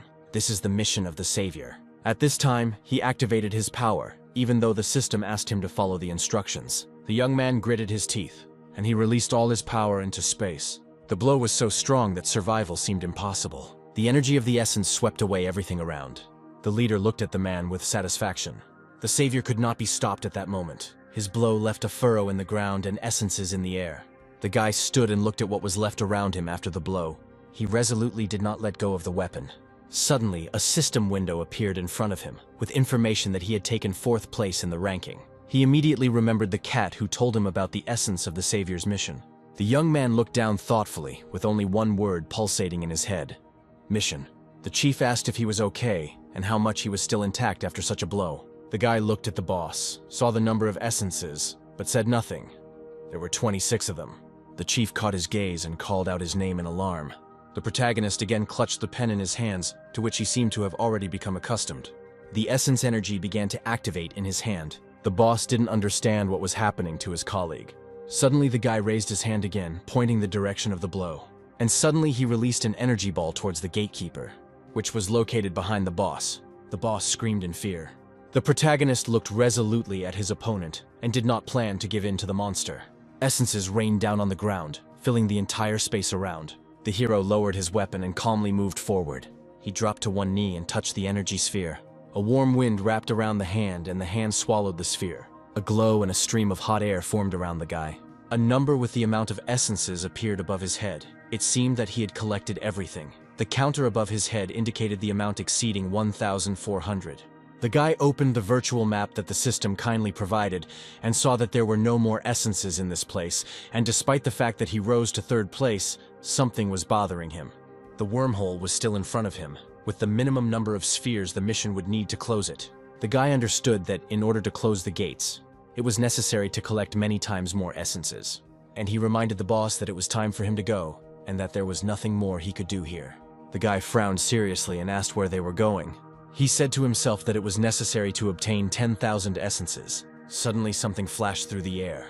The protagonist stared straight ahead, and the boss, at this time, screamed in surprise. However, this did not stop the guys. They moved forward. The boss asked his colleague to slow down a little, since he felt tired. The protagonist understood that the longer they delayed, the faster his place in the ranking would fall. The chief was puzzled as to why there was such a rush and where they were heading. The guy said that they needed to find a safe, crowded place. And besides, in addition to finding such a place, he had other responsibilities. He had to figure out how to close the gate. They chose the area of the pedagogical university and needed to head in the other direction. It was necessary to navigate the metro stations. They were called out and told to hurry. It was one of the guys from the self-protection patrol who had escaped reprisals from his father, and it seemed he recognized them. The chief asked why they were here, since they had already come for an inspection in the morning, and besides, they had received information that a large explosion had occurred in the upper part of the area. The protagonist said that he saw a gate on the platform through which the monster came out, and so they moved down the area to have time to hide. The guy was surprised, and the savior at that time saw that a counter with the number of essences, of which there were very few, appeared above the guy's head. He remembered how many essences he needed to close the gate, and imagined himself standing in front of a mountain of corpses. Suddenly he took out a pen and thought that someone needed to do this. Then he put his hand on the chief's shoulder and asked him not to worry, as he was still next to the savior. Suddenly the main character rushed forward. He was driven by the desire to collect all 10,000 essences in order to save the others and close the gate. The essence weapon in his hand activated. The boss screamed in surprise. He knew what the guy was capable of, and the airflow immediately went into the crowd of people. The attack turned into a hot air blast. The flow of energy was so powerful that it literally left no trace of the crowd that stood before it. The impact left another furrow in the asphalt, and essences appeared around it. The shockwave caused the boss to fall to the ground. Fortunately, he was not injured. He only asked the guy what he had done. The protagonist still held the pen in his hands, assessing the damage he had done with his attack and how many essences he would be able to collect. Nearby, he saw a guy who fell to the ground. I think it was the inspector. He was still alive and could move. The savior squatted in front of him and looked at the guy. Tears of resentment rolled from his eyes, because he had just lost his entire team because of this so-called savior, who in his eyes appeared to be nothing more than a murderer. The role of the savior was difficult to understand, and besides, the hero understood it well. Not to mention what exactly a savior is supposed to do. The inspector grimaced madly. Then he took out a pistol of a decent caliber and pointed it at his face. The guy was in tears from resentment, not expecting such a turn of events. The sense of danger made his pupils dilate, as if adrenaline had hit his head. Suddenly, the sound of a shot was heard, and the inspector, clutching a pistol in his hands, sank to the ground level, unable to hold back his tears. A whirlwind formed around the main character. The savior's head was filled with the obsessive thought that he had a goal: to collect essences. Even though he was playing the role of a savior, he had no other choice. The boss grabbed the guy by the shirt. He looked into her eyes, pulled her close, and said that he had gone crazy. Without letting him go, I stood and waited for him to answer. The savior clarified what he meant. Suddenly the boss yelled that he was the savior, and he shouldn't kill people for essences. The protagonist exhaled and asked what if that was true, but the boss looked at him, dumbfounded. The protagonist said that perhaps the role of the savior is to commit murder in order to collect essences. The boss got angry, pointed a finger at him, and said that he had misunderstood the meaning of his role. The protagonist replied that the savior's mission was to close the gates using essences, and that to close the gates they saw would require at least 10,000 essences. In order to close the gate, essences need to be collected, and the exact method doesn't matter. The guy resolutely declared that this was his duty as a savior, and, without looking back, headed forward. The chief muttered through clenched teeth that it was not necessary to kill innocent people, and he shouted at his back that they could unite with the other saviors, gather together and close the gates. The guy turned around and replied, no less irritated, that collecting wouldn't help close the gate, and besides, the essences needed to be collected in one vessel, and he remembered the moment when the earth asked them for forgiveness. The point is that the savior she was talking about is the one who saves exclusively the Earth. And someone will do it simply because he has to. Therefore, what he saw today will become a completely normal way of life. The boss tensed up, but the savior was adamant. And if he cannot understand this, then it will be difficult to continue the journey with him. He took out the feather and clutched it tightly in his hands, thinking that he could take its essences one last time. But something distracted them. The smartphone in his hand vibrated. He stared at the phone screen. It was an emergency alert, and notifications started coming one after another. He was surprised that the authorities accepted this situation, and was surprised that they were looking for a savior. It is unlikely that they will be able to give essences to the saviors. The savior chat was also confused. From the middle rank onwards, there were many people who had similar thoughts. Due to the emergency alert, the struggle for essences among the saviors will only intensify. If an assault began while I was sleeping, everything would end immediately. I needed someone I could trust, and who could cover me. The guy looked at the boss, and he thought it would be better to take him with him, despite what had happened between them. The guy looked intently at the boss and called him by name, but their attention was drawn to a sound that came not far from them. A huge clawed limb sank into the ground. It was another gatekeeper. The savior shouted that we needed to get out of here immediately, but the guy replied that we needed to go where there were as many people as possible. The chief asked with displeasure whether they would have to be killed, and the savior replied that many essences needed to be collected at once. At this, the boss again looked at the guy with displeasure and said that he did not agree. The savior remained silent, and a moment later, he pointed the pen at the chief, explaining that he would have to take his essences, and offered him a choice: either go with him or die right here. The boss was stunned by these words. True, this did not last long. Considering that the gatekeepers were already nearby, two monsters rushed towards them. The chief did not choose between life and death, but only specified where they were heading. The boys quickly rushed away towards the station. A crowd of monsters was already moving after them, and the savior activated the power of essences on the move. Soon, they noticed a sign with the name of the station. They managed to break away from the gatekeepers, and suddenly they changed from running to a quick walk. There was complete chaos all around. Piles of iron, glass, and corpses lay on the streets like useless trash. The savior noticed that someone had already had fun before them and had taken all the essences into their hands. There was still hope that something hadn't taken all the essences in the area. The guy squatted down and ran his fingers into the pool of blood in front of him. The liquid was still warm, which means all this happened not so long ago. All that was left was to hope that the bastard who had done this was still somewhere in the area. If the essence-sweeping bastard is somewhere nearby, a serious fight might break out with him. And to prevent this, I need to carefully analyze all the information I received. His physical condition is far more terrible than he thought. It will take 3 seconds for the essences to recover. If you use a large number of essences at once, the damage will be similar. However, while they are being restored, there may not be enough essences for protection. That is, even if there are a lot of essences, but physical strength, on the contrary, is insufficient, then the ability to fight is reduced to 0. And if you do not control the process and use essences haphazardly, then in a long battle it will be very disadvantageous. And we need to focus on these 2 points. The hero stopped near the store and saw a man's corpse at the entrance, and looked at the smartphone. The phone was almost half dead, but it had a network connection and even managed to get Wi-Fi. He suggested that the boss go to the store, but he asked why, since they had taken everything they needed from home. It was unknown when the phone would die, so he told the boss that he would need to take a power bank and writing utensils. The guy looked up. There were too many corpses around. The chief assumed that this was also the work of the gatekeeper. If it had been him, the entrance would have already been completely destroyed. The savior assumed that it was done by a killer, most likely of the human race. At first glance, it looks like weapons were simply used blindly here, but if you look closely, there are almost no signs of destruction on the objects here. The pattern of the murders was the same as at the station, which meant that the same person had done it. He seems to be more skilled in using essences than I am. The protagonist looked up at the ceiling. It was necessary to focus on collecting essences and taking everything necessary. The boss walked up to the table and looked at the corpse of the guy sitting behind the counter. He raised his hand to his face to check if he was breathing. It looks like the guy had been dead for a long time. The doors suddenly swung open. 4 guys appeared in front of them. A guy with a baseball bat stood in front.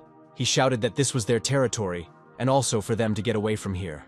A notification appeared above the boss's head that there was a predator. But despite this, he raised his hands and began to explain that he was not looking for trouble, since they came for the battery. The boys screamed that they were not going to trust the predator, and whoever he is, they are not going to give up just like that. The savior narrowed his eyes, but said nothing. He was curious about who was behind them, since they were so confident in their powers. He saw that these guys didn't have a lot of essence, for example. The guy with the bat only had 30 spheres. And besides, the state of the corpses at the station made him doubt that a guy with a baseball bat could have done it. He realized that this guy was the main one among them, and also the one who collected essences. Suddenly, he made a friendly gesture with his hand and stepped forward in front of the boss, and explained that his friend was not just a predator, but also a very good person who helped him escape from a monster at work. But the chief shouted that they could have come to an agreement. It was difficult to convince him that this was really true, given their reaction. The guy with the bat frowned with displeasure and looked at the guys. There is no point in being wary of those who don't even have weapons. A girl in a cap and with orange hair asked if they had seen a monster nearby. The protagonist looked away and said that he saw the gatekeeper near the station.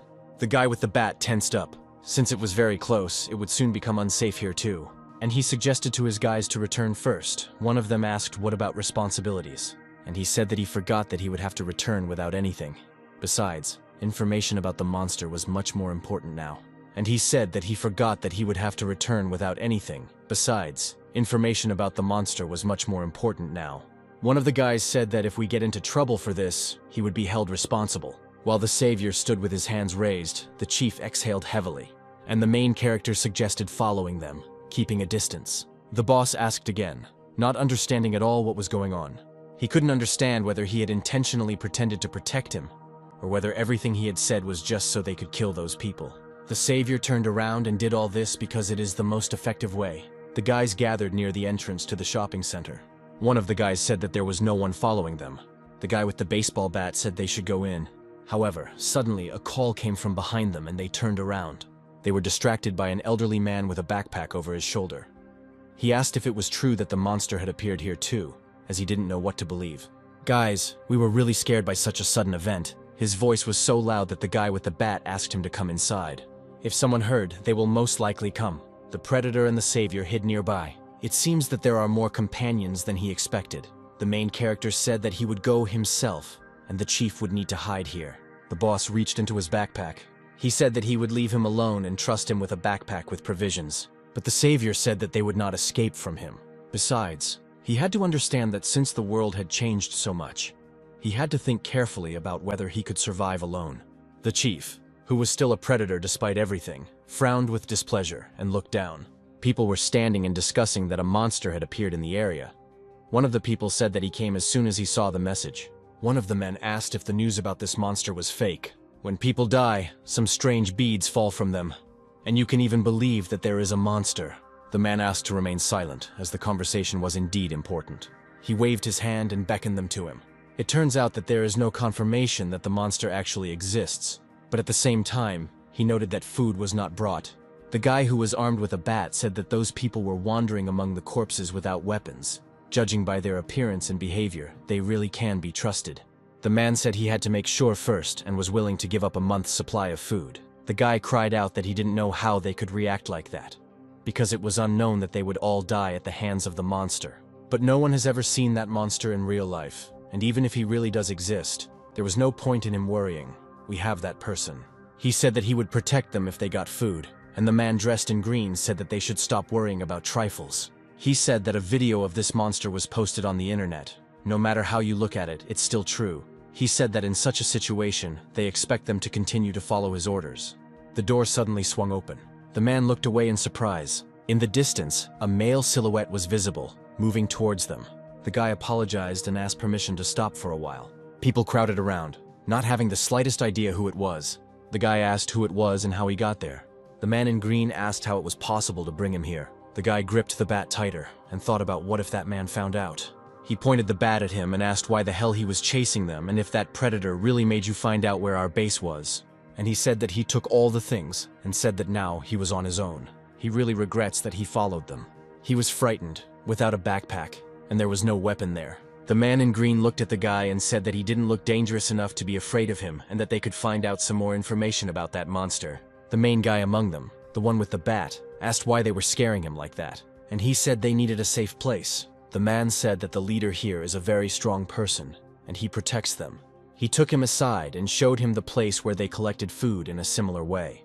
The savior examined the boxes and asked how they had collected so many in just 8 hours. If you look at how the guy here only thinks about food, then most likely he is not a savior, and he has a different role.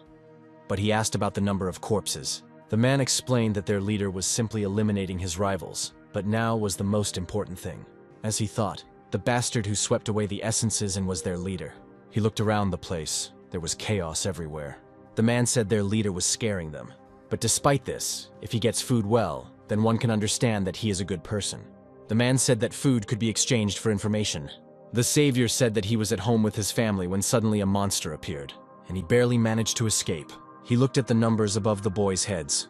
One boy had the number 50, and the other had 30.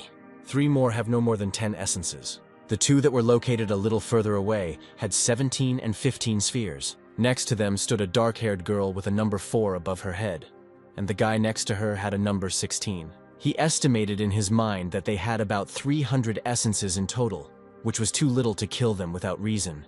And besides, he had a hunch that the leader was in charge of all the essences. Most likely he had far more essences than the savior. He wondered if he should start collecting now, before the leader arrived. But suddenly, one of them activated. He crouched down and tried to hide the activation glow, but was noticed by a man dressed in green. The man suggested that something was hurting him and asked if the guy was okay. The savior tried his best to suppress the power of the essences. Realizing that he could not attack so blindly, the man reached out to him, saying he needed to check his temperature. But the guy became even more tense, and he shouted at him to stop. Immediately, memories arose in his head and began to flash before his eyes like a film strip. The first memory that came to mind was of a monster attacking him in the office building. Then he remembered the situation with the driver that happened to him when he and his boss were moving to a safer place. The next image was a memory of how one of the monsters almost grabbed him. A memory immediately appeared in his head of how he and his boss were almost attacked by the guys from the self-protection brigade. Then came a picture of the gatekeeper's jaw, which he had miraculously escaped. At this time, the power of essences was activated in the hands. The guy could barely hold the pen with essence in his hands. People stood there dumbfounded and looked at the beam of light. The man screamed, not understanding what was happening. At this time, the guy was trying to restrain his hand, which itself rose towards the people, and the energy of the blow was directed towards them. The blow was of incredible force. The boss managed to get out before he saw all this and was standing nearby. He lowered his head, feeling helpless that innocent people had died, and tried to take a few steps. Suddenly, his attention was caught by a sound that came nearby. He turned around and saw a guy covered in blood. A tall figure was moving towards him. The guy had a stern look and a bag slung over his shoulder. At this time, in the place where the savior struck, essences were floating in the air and smoothly descending, but there were very few of them. In the end, he was unable to suppress the power of the essences. Since this happened, we had to gather everything quickly and leave this place before anyone came. Those who remained alive rushed out of the building. The savior turned his head in their direction, and I saw that there were 2 exits on the floor. Collecting essences was a priority for the savior. He understood that the escapees could be caught up with later. Suddenly, he felt a stream of air approaching from behind. He turned around and only managed to activate the power of essences for protection, crossing his arms in front of him. There were people near him, and they looked at him. The savior said that he had come. In front of him stood a guy covered in blood with a dagger in his hand, which was also activated by energy for the next battle. The savior looked at the guy and realized that it was he who killed everyone. He gave him a tense and puzzled look, born of a lack of understanding as to how such a man could be their leader. In his hand he saw a dagger woven from essences. Could anyone really control the energy of essences and give them shape? If you think about it, Father used essences as a thread. Who knows? Maybe each person has their own way of using essences. The brown-haired boy still didn't say a word, and carefully studied the man in front of him. He then turned his attention to the food boxes, of which little remained after the impact, as did his followers. He gritted his teeth and became angry. The weapon in his hand began to glow, and a whirlwind quickly formed around it. He immediately rushed towards him, shouting about how he dared to touch his food. The protagonist was surprised to see that the dagger instantly grew to the size of a sword, and with lightning speed he moved towards him. The hero could not understand what kind of enemy was in front of him, and how many essences he had. At that moment, he saw the number 311 above the guy's head. However, he was distracted by a blow that had to be instantly parried. The hero cursed and managed to put a block in front of himself. He thought that his amount of essences would help him in the fight, even with a bastard like this killer. He watched the boy's movements and thought about how he was able to so skillfully learn to use essences and understand how to fight. He was too bold to fight with only 300 essences. The hero had to concentrate on this sword. He continued to hold back his attacks, not attacking, but rather defending himself. But the guy didn't give up and continued to strike. The fight began, and they both began to grapple. Part of the sword flew off to the side and crashed into the ground. The guy stopped and glanced towards the wreckage. The hero, armed only with a pen, knew for sure that he had to somehow disarm the enemy. He knew that if he was left without the ability to attack, he would not be able to defend himself. At this moment, a counterattack was already flying towards the enemy. Essences began to appear around the hero. Two people who had not yet managed to leave the building stood and watched the battle. They had never seen such force before. And then, in fear, they started to run. The hero shouted to them to rush upstairs. The savior watched them go and thought that he could get about 300 more essences from the people who followed this leader. Then in total, he would be able to collect about 2,000. He took a few steps forward, and he went up the stairs. That sudden attack was dangerous, and I had to get used to using defense. He climbed another flight of stairs. He heard that people were looking for a way to break tempered glass, and decided that it would be better to look for it all together.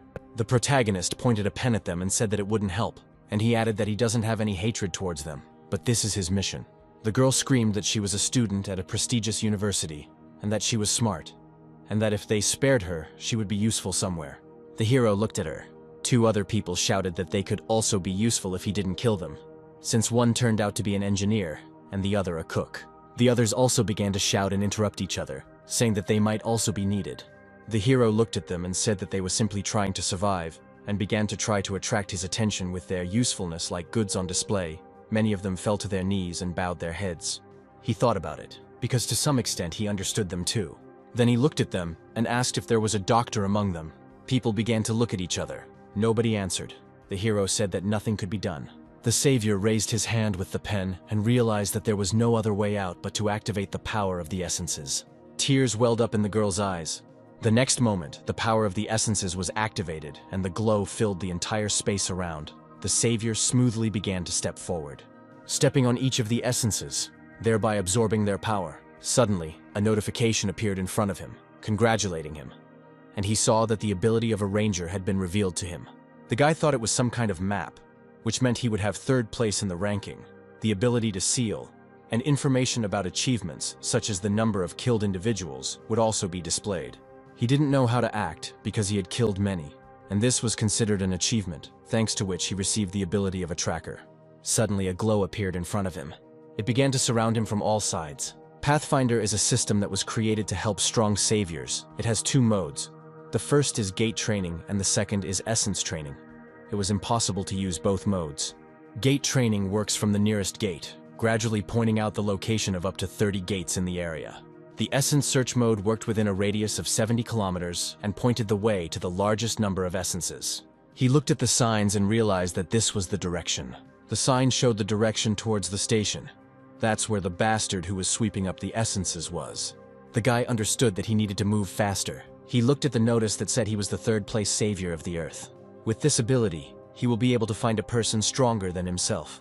The guy immediately asked the assessment administrator where the arrow was pointing and how much information was stored in it.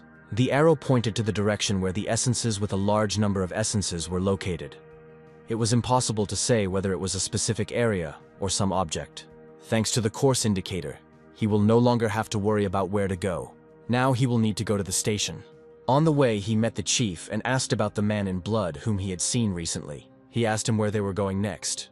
As luck would have it, it all happened just when everyone was on their way to work, and the road was in complete disarray.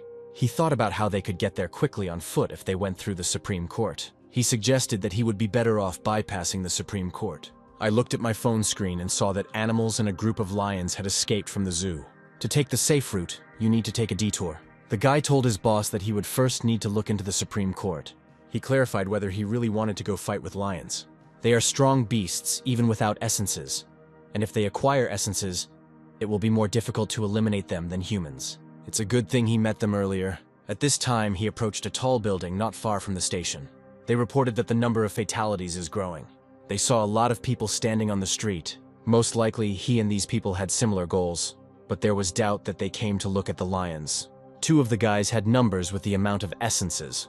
One had a little over 100, and the other had 88. The small amount of their essences gave him confidence that they would not be a threat to him. Besides, Most of them were similar in appearance to those bastards who took the essences from others. In the crowd, he noticed a man with a 4-digit number. He had the number 1131 above his head. While he was nervously talking to the policeman, the hero thought that this type could be dangerous. The hero ordered the chief to step aside. Because of the large number of people and the large amount of essences, anything could be expected.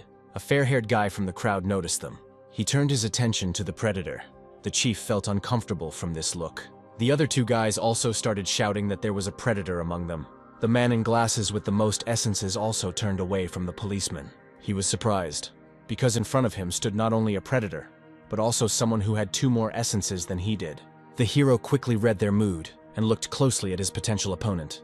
The man in glasses did not take his eyes off him. At that moment, the savior realized that he saw the amount of his essences. Suddenly, the man opened a system notification.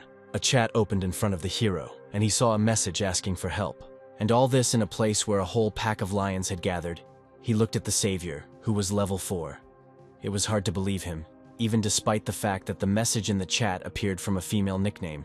And at the very moment when he noticed it, he stood and looked at the messages from the chat, realizing that he was now being identified as an enemy, not a savior, and besides, they were determined to defeat him and not let anyone else take the top places in the rankings. The system administrator asked how he would deal with him, but the hero replied that there were too many people there. At that moment, he heard a voice that offered to help him clean up everything here, and he added that he would make a decision about mercy only after this, while the middle-aged man in glasses did not take his eyes off him. One of the scumbags called the hero a psycho and asked who he was talking to. Then he said that if he was going to go crazy, it would be better if he did it alone and in another place. Suddenly, the guy started to spurt blood and screamed in pain. The bloody body fell onto the asphalt. Blood quickly stained the road markings, and essences appeared nearby. The man in glasses started the fight for the spheres. He quickly attacked everyone who came his way. A few minutes later, the predator and his savior saw a mountain of corpses in front of them.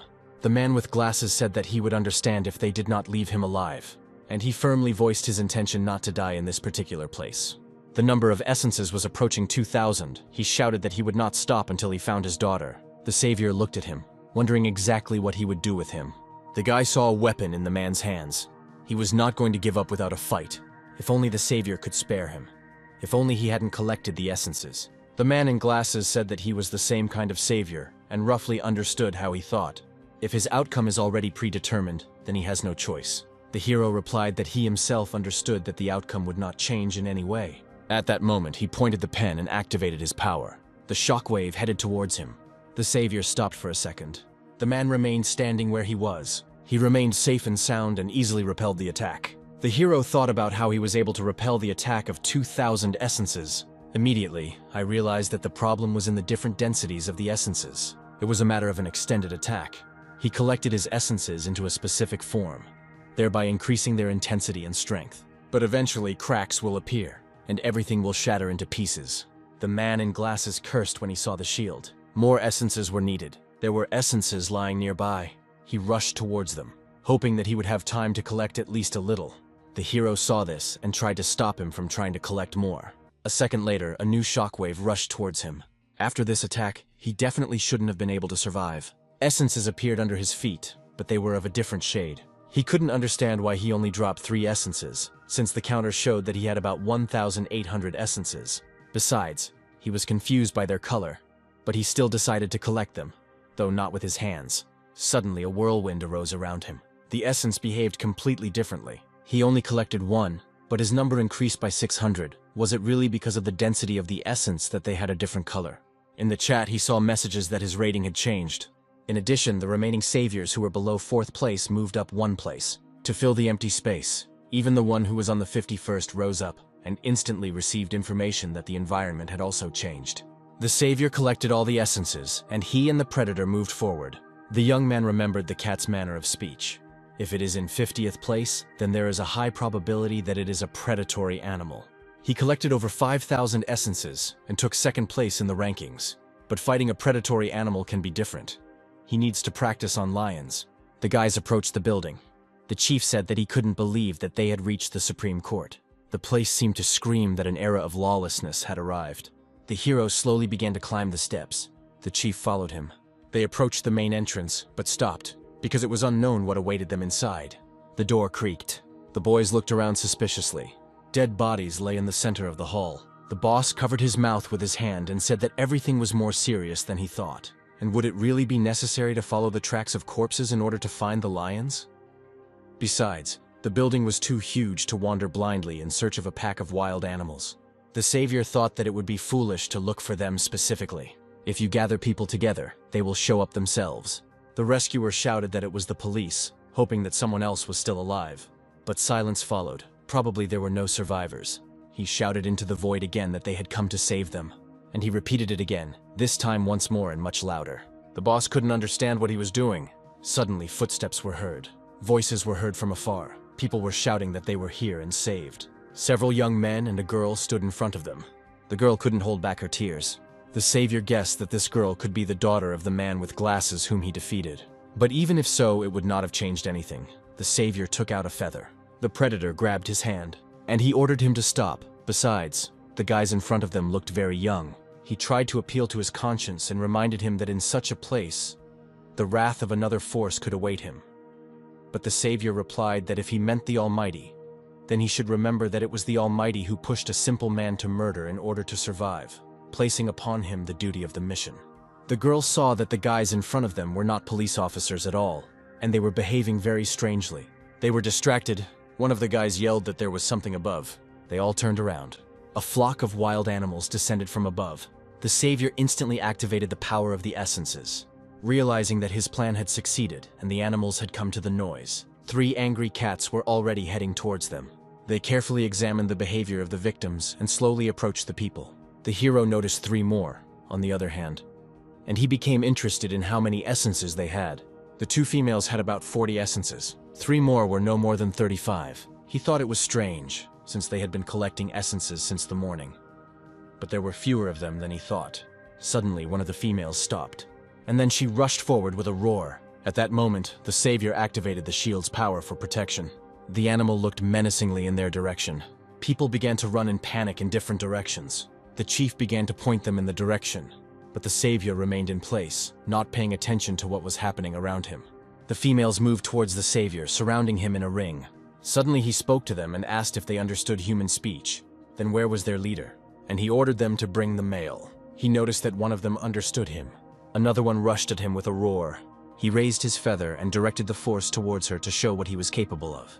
The chief saw the animal fall onto the concrete, and the savior continued to strike, eliminating the animals. One tried to dodge, but still, the power of the essences left her without a paw. The savior ordered her to bring the leader again. Then he heard a roar.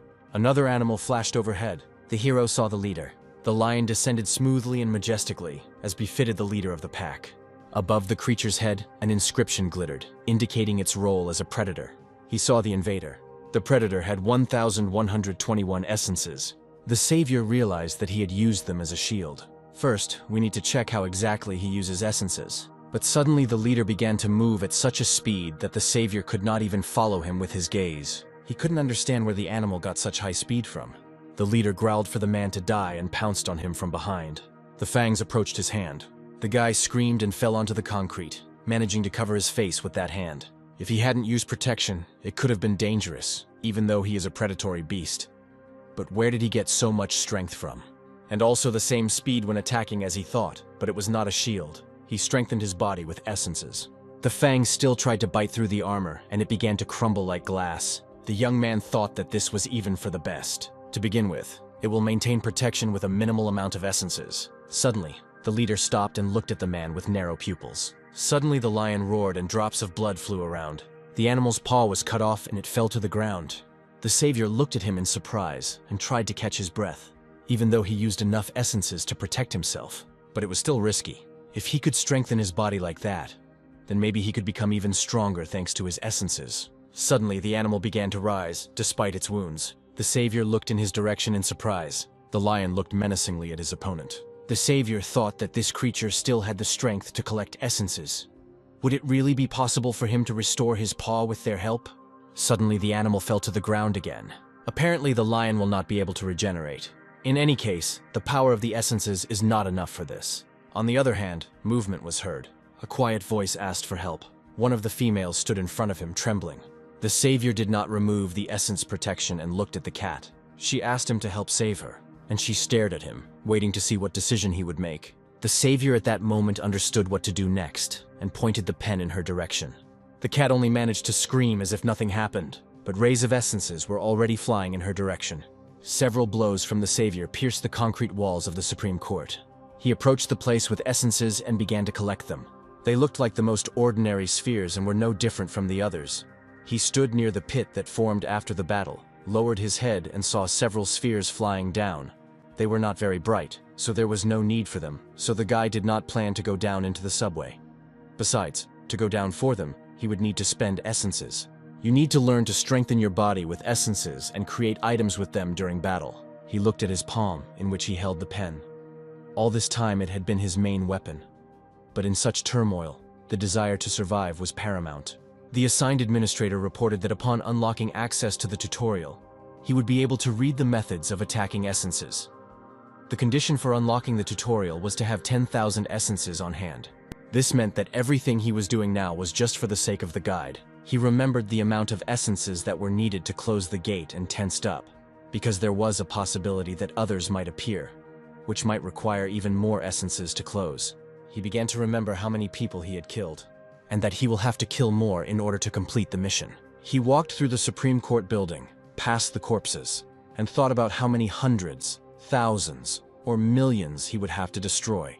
Moreover, he made the decision to become a killer only for the sake of his own survival. There was no other way. Suddenly, his wrist was grabbed. A teenager stood next to him and began to joyfully call him mentor, asking him to take him as a student, as he was impressed by what he had just seen.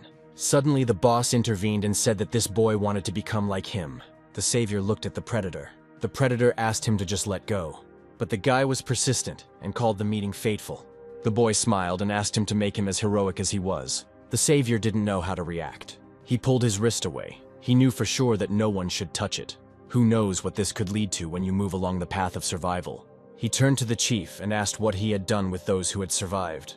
The chief bowed his head and said that he had sent everyone to a safe place. The savior cast a suspicious glance but took him at his word. Suddenly he put the feather, sharp end first, to his throat, hoping to frighten him. He said that since the teenager's friends had run away, he would also give him a chance to follow their example. He ordered him to go home, but the boy did not give up, and the savior still insisted that he go home with his parents. He replied that even if he died, it would not be such a death. The guy replied that he was not afraid of such checks. He grabbed his hand, smiled, and replied that he would become a hero. But the savior replied that he had misunderstood everything. He stood and looked at the boy who asked to be his disciple, having only 3 essences. Then he said that there is no hero. The weak had to die and there was nothing else left for them. But the power of the essences could no longer be stopped. There were essences lying near the guy. The savior said that he gave him a chance. The boss turned to the young man. Most likely, another companion will join them. The chief clarified whether he really wanted to unite with his father.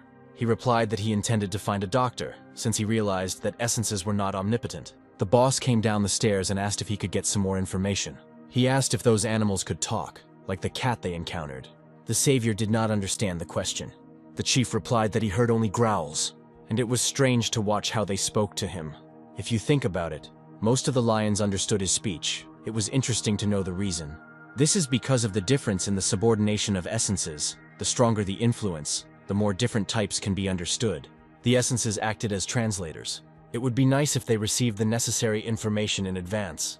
At this time, a man in a business suit was carefully studying the chat. Another man approached him and reported that all the essences around the station had been collected. He replied that he had already come up with a plan and prepared everything for this in the chat. And since it turned out this way, it would be nice if bigger guys came. The guy said that he was a genius and worthy of the title of savior, despite his 39th place in the ranking. His main task was to draw up a plan.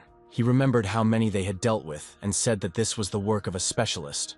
At this time, on one of the streets there was a fair-haired guy in a leather jacket, and around him lay many dead bodies. The predator and the savior came out onto the road and saw a mountain of corpses that was several stories high. The predator looked at everything and asked why it was necessary to do all this. I think that after seeing the message from the ground, he immediately understood everything. True, they were hoping to find a doctor. They had to find him by any means necessary. A sign appeared under the savior's feet. The savior looked at all this and did not understand what to do. However, he walked forward. He stopped for a moment and asked the predator to also stay where he was. Apparently his target was somewhere nearby. An employee dressed in a black suit and glasses stood nearby. He reported through an earpiece that the shift in the zone was over. Having seen the savior, he also reported that a man had approached him. The man asked him to stop. The savior looked at him carefully. He explained that there was currently no passage in this area. He was wearing a badge with the company name on it. The savior noted that he had an employee ID with him, which meant he had the authority to prohibit him from moving in certain areas. It was unclear whether they had captured this area or were simply under surveillance. He reported through the earpiece that a stranger had arrived in the area and asked to check. A man appeared on the steps of the building. The guy with glasses addressed him as a boss. The boss was in the company of another employee. He had 322 essences, and the guy behind him had 126. The savior studied them carefully. He began to worry that it was a trap. The savior tensed up from what was happening here and the mountains of corpses along the way, assuming that it was their doing. The boss also stared at him to assess him, and his eyes widened in surprise when he saw that he had a VIP rating. Moreover, the amount of essences the guy in front of him had was about 7,000, while the savior looked in front of him at 3 men in business suits with badges, who together had no more than 1,000 essences. At that moment, a sign appeared under the protagonist's feet, pointing in the direction of a large number of essences. A guy appeared behind me. He was climbing the steps. Above his head shone the number 3015. This was the guy collecting essences in this area. He shouldn't have come here. He pointed a pen at them and asked if they always eliminated their opponents in this way. The guy in the leather jacket was ready, but the boss grabbed him by the shoulder and stopped him. The guy wasn't just going to do his job for nothing.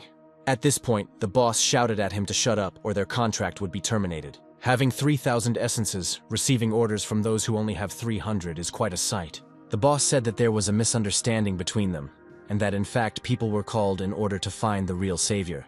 The hero said that he didn't believe them because it was dangerous. He noted that before this he had only met saviors who did not have many essences, and they arrogantly thought that if you have a person like him, then he can easily eliminate the opponent. He remembered the man with glasses he had defeated. He had about 2,000 essences. The boss tried to calm him down and said that he wanted to make him an offer. If we continue to kill everyone left and right, humanity will perish. The guy looked at him intently and asked what exactly he meant. Even if few survived, the infrastructure would still be destroyed. The boss said they were looking for a real savior. It turns out that he is saying that they want to be sponsors. From food supplies to housing and equipment, they will provide them with it all. If they can survive after this, he might even be able to live a luxurious life. Suddenly, the guy in the leather jacket saw blood splattering everywhere. He believed that he could solve everything with money, and he should have tried to close the gate first. The guy looked closely at the essences that scattered across the asphalt and mixed with the blood. He decided to ask him a question. He wondered why he had become an errand boy for such people. The fair-haired boy gritted his teeth. Then he cursed, and he rushed towards him with his fists. He grimaced in displeasure as soon as he saw that the guy was still on his feet. In an instant, a protective cocoon of essences appeared around him, and he cried out in displeasure that he had spent all his essences on this attack. The hero immediately pointed a feather in his direction and activated the power of essences. The essence fell to the ground. It was a completely different shade. The attack the hero launched sent debris flying in all directions. The savior looked down at his feet and looked closely at what was under his feet. He stepped on it carefully. The assigned administrator reported that his quantity of essences had approached 10,000. A glow appeared around him and a bright whirlwind of air enveloped him from all sides. The first person to complete the tutorial has arrived. He wondered if this would ever end. He began to look through the information that appeared before him in the system message, and he was surprised when he saw himself in the ranking, and also that he had a total of 10,707 essences. Up until this point, he had about 7,000, but it turns out that the previous number 1 in the ranking had about 8. The predator caught up with the guy and asked if he was okay. He thought that he should be the one asking him how okay he was. Besides, he was fine now and he was worried about something else. And the boss emphasized that the first person who completed the tutorial had appeared. The rescuer was surprised that the predator also saw this message. A system message appeared suddenly, with a miniature pixelated Earth displayed above it. He remembered the day when it all started, and when he was in the office, and I wondered if the whole country knew about it. The guy wanted to check the reaction of the other rescuers. Like everyone else, he was confused.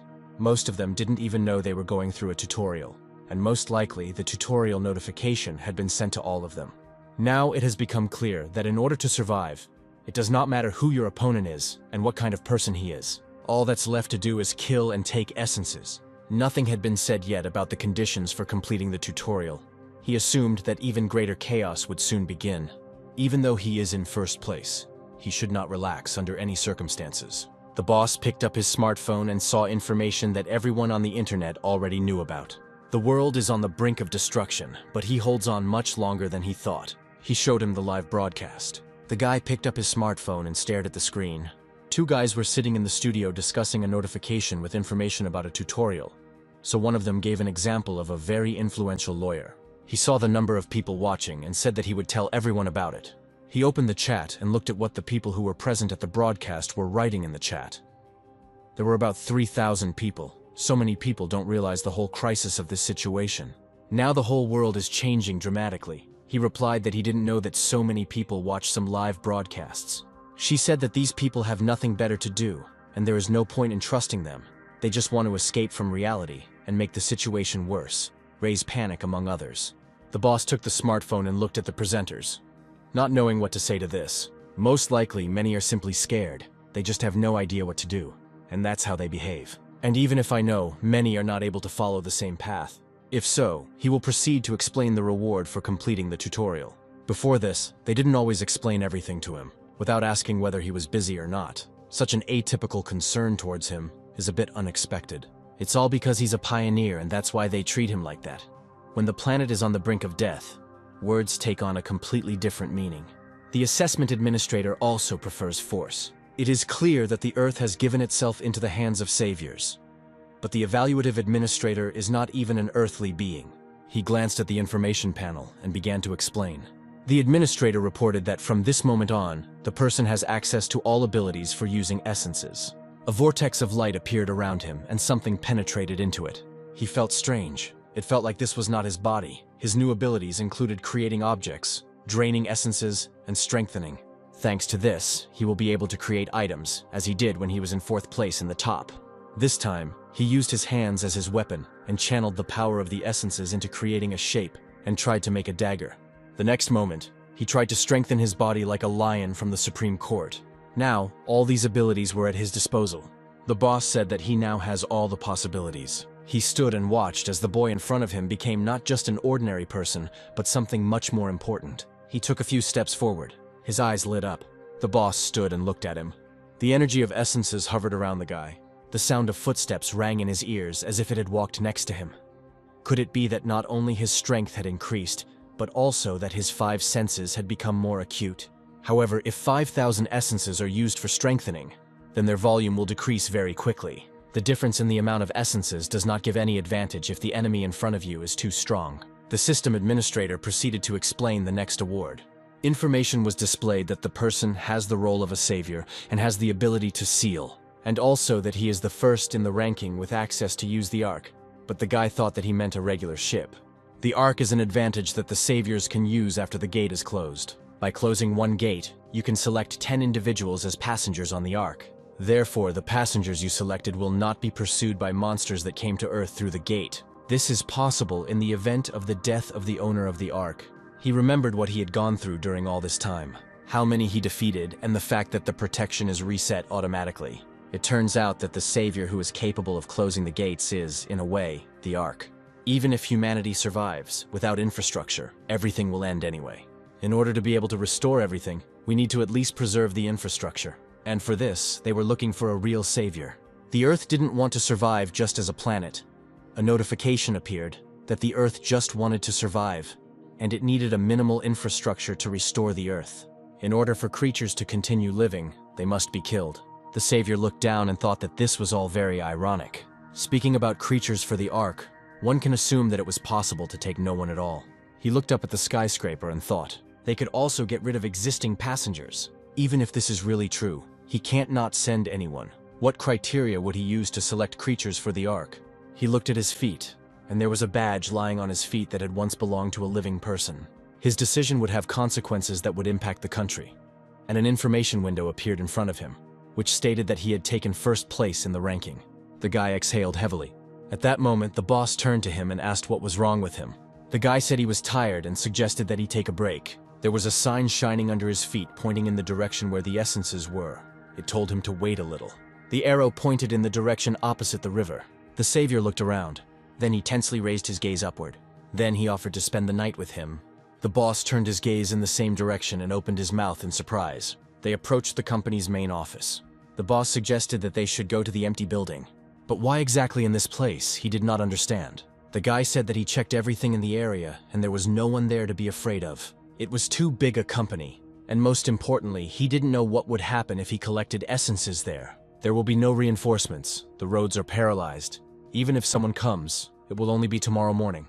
He foresaw all of this and does not remember that he was a man before. This is probably why he changed. Moreover, for this reason he justified murders. Even during the day, he was filled with anger at his methods. And in just a few hours he changed his mind. The hero asked him to hurry. In addition, he will have to stand on night watch in turns. He knew that the faster they did it, the more time they would have to sleep. Evening was falling on the city. The building appeared intact, with lights still on many floors. But the savior did not understand what was going on. He stood and looked at the people inside, thinking that no matter how all-powerful this company was, even in this situation, they could do little.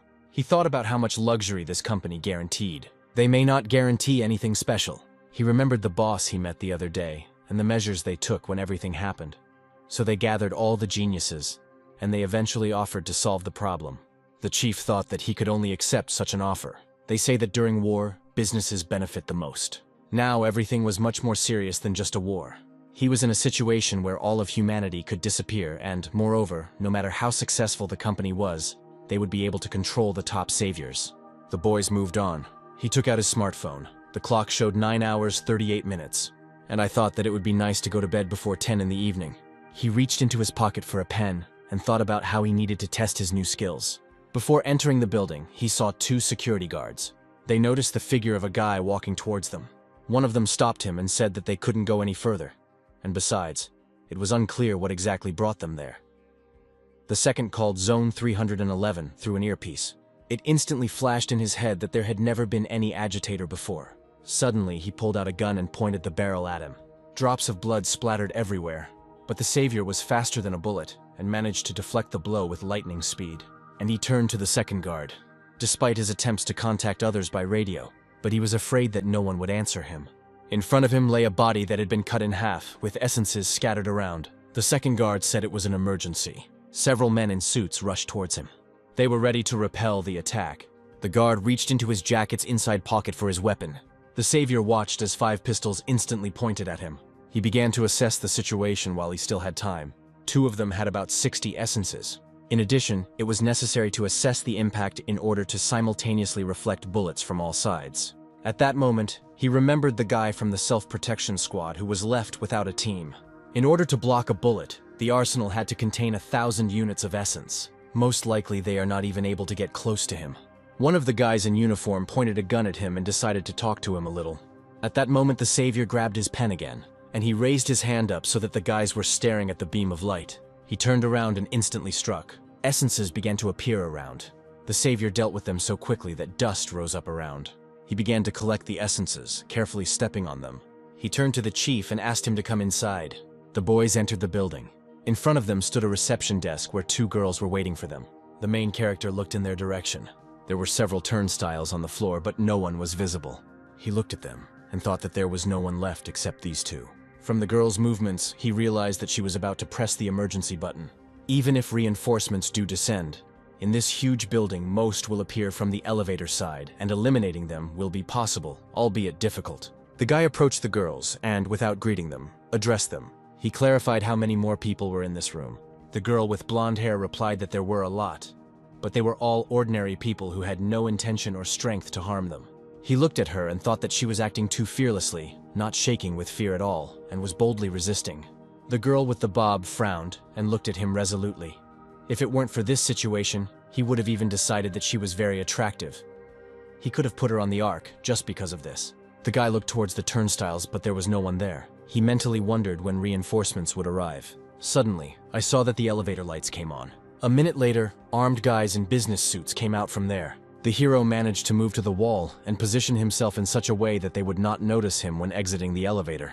At the same time, he did not even give them the opportunity to disperse along the perimeter. The blow hit one of the guys. Several others turned around to see who was in front of them, but they immediately began shooting to kill. It's good that he managed to use essences to put up a shield so the bullets couldn't hit him. The guy rushed towards them. He thought that there were too many of them to eliminate them all at once. The only option is to use all the essences at once. He decided that if something suddenly went wrong, he could even suddenly break the elevator. Using stairs in this very tall building is not an option. While the boss stood with the girls near the reception, spheres with essences flew around. The girl with blonde hair hugged her colleague. The second girl was scared and in tears. All she could do was repeat the question of why all this was happening to her. The boss looked at them and didn't know how to react. Waiting for the right moment, he explained that the man was the savior their company had been looking for. The savior at this time thought that he was the only person with such power, thanks to which he could close the gates and make it so that the gatekeepers could no longer enter the world. He remembered the number that appeared on the day he first saw the gate. All he thought about was the need to block monsters from entering the human world. The second of the administrators, who seemed bolder, looked at the chief and asked everyone if they would kill in order to close the gate. The boss looked guiltily at the floor.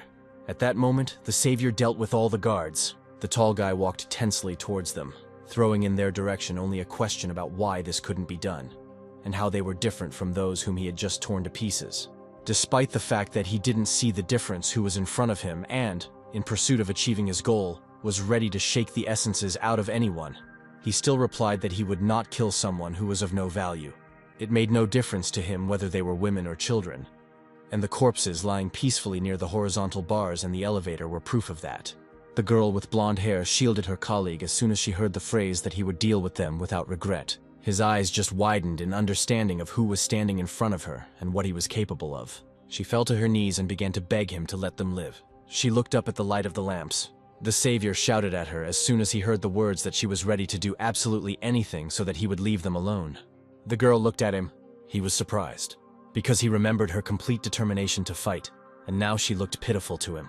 Who knew that she would beg for mercy? Is it really so scary that you have to give up everything you have? He asked her why, in such a situation, death was not better for her than life. The guy watched as the girl lost her human dignity before his eyes, not understanding that if he didn't do it, the earth itself would get rid of them. And he reminded them that the world was not the same as before, and at the same time memories of monsters came to the surface in his memory. Moreover, the mountain of corpses that greeted them with the chief instantly came to mind as a reminder that human life now has no value. Suddenly, the girl rushed towards him. He asked what she was doing and despite this, addressed her as you. She buried her face in his chest and said that he was the strongest of them all, and that her desire to survive was a normal human need. Even though the guy was covered in blood, she touched him.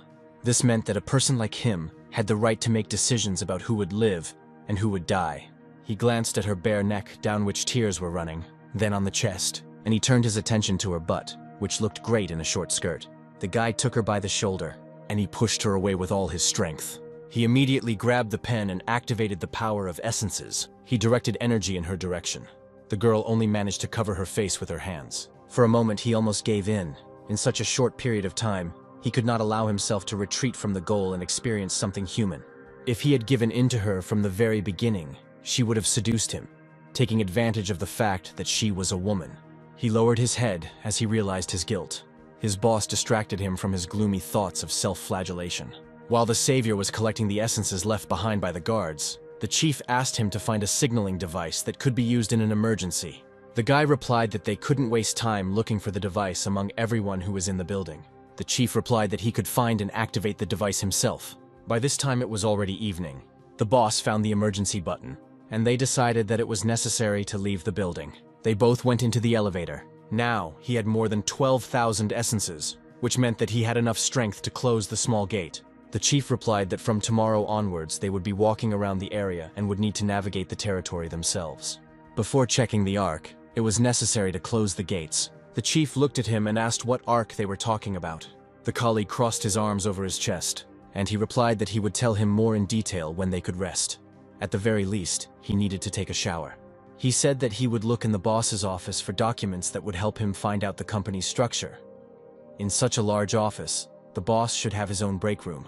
While the boss was checking to see if there was a secret entrance to another room, the savior sat down in the boss's chair and began to sort through the documents with his bloody hands. A moment later, he threw a pile of papers on the table. There was nothing valuable in them, and I thought that it would be nice to know where the documents are that will help understand the company's plan and strategy. The boss turned his attention in his direction. The guy looked over his shoulder, and he asked what was the matter. Everything was as he said. The guys entered the break room.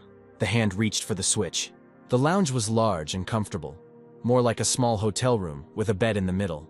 The boss was surprised that the room was so well furnished, and he suggested to his colleague to go to the shower first, realizing that he was much more tired after the fight. The guy plopped down in a chair and let out a tired sigh, but he still had the strength to joke about how the bathtub might become unusable after him. The boss nodded. The protagonist, tired, opened his eyes and looked at the luxurious chandelier that hung above his head. The only thing he couldn't fight at that moment was fatigue, which made him want to sleep even more. The savior washed himself and lay down in bed. The boss could not fall asleep and sat next to him. He read the news about the competition among rescuers and saw that the top ranking was a detective who was trying to find information about the Ark. Even just hearing about this made his soul heavy. It felt like his head was about to explode, but he couldn't understand how he could sleep so peacefully. Despite this information, he could sleep peacefully. The boy slept, clutching a pen in his hands, the only weapon he trusted. The chief, at this time, was thinking about his vulnerability. At the same time, because of his desire to survive, he could not leave it, and he couldn't do anything about it. It was very unpleasant that he was dragging along next to him. He was probably only thinking about how to close the gate. The guy woke up in tears and grabbed his phone. At this time, the boss received a notification. The emergency alert stated that the government is working tirelessly to restore our citizens' lives as quickly as possible, and that they have found a solution. The guy picked up his smartphone. It was 6:40 in the morning. He sat on the edge of the bed and looked at his phone. The clock said 6:40 in the morning. The boss came into his room and asked when he was going to close the gate, since the saviors who occupied second and third place in the ranking had united with the government. The guy replied that if the saviors of this rank had more than 10,000 essences in total. The chief crossed his arms over his chest, wondering what danger they were in. The savior looked up at him and asked why he thought so. The chief explained that the government also has powerful saviors. The guy replied that it was the government that was waiting for their reaction. He picked up the remote control and turned on the TV.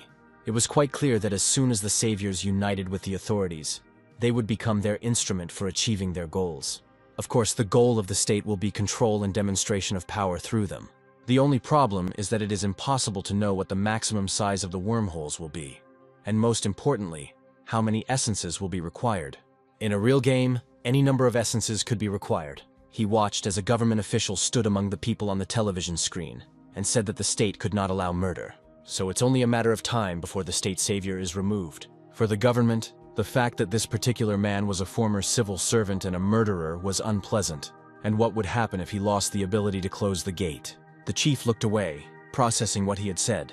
At this time, the guy looked up from the box and saw that the authorities had announced a time and place for a meeting to demonstrate how they would solve the problem with the gate.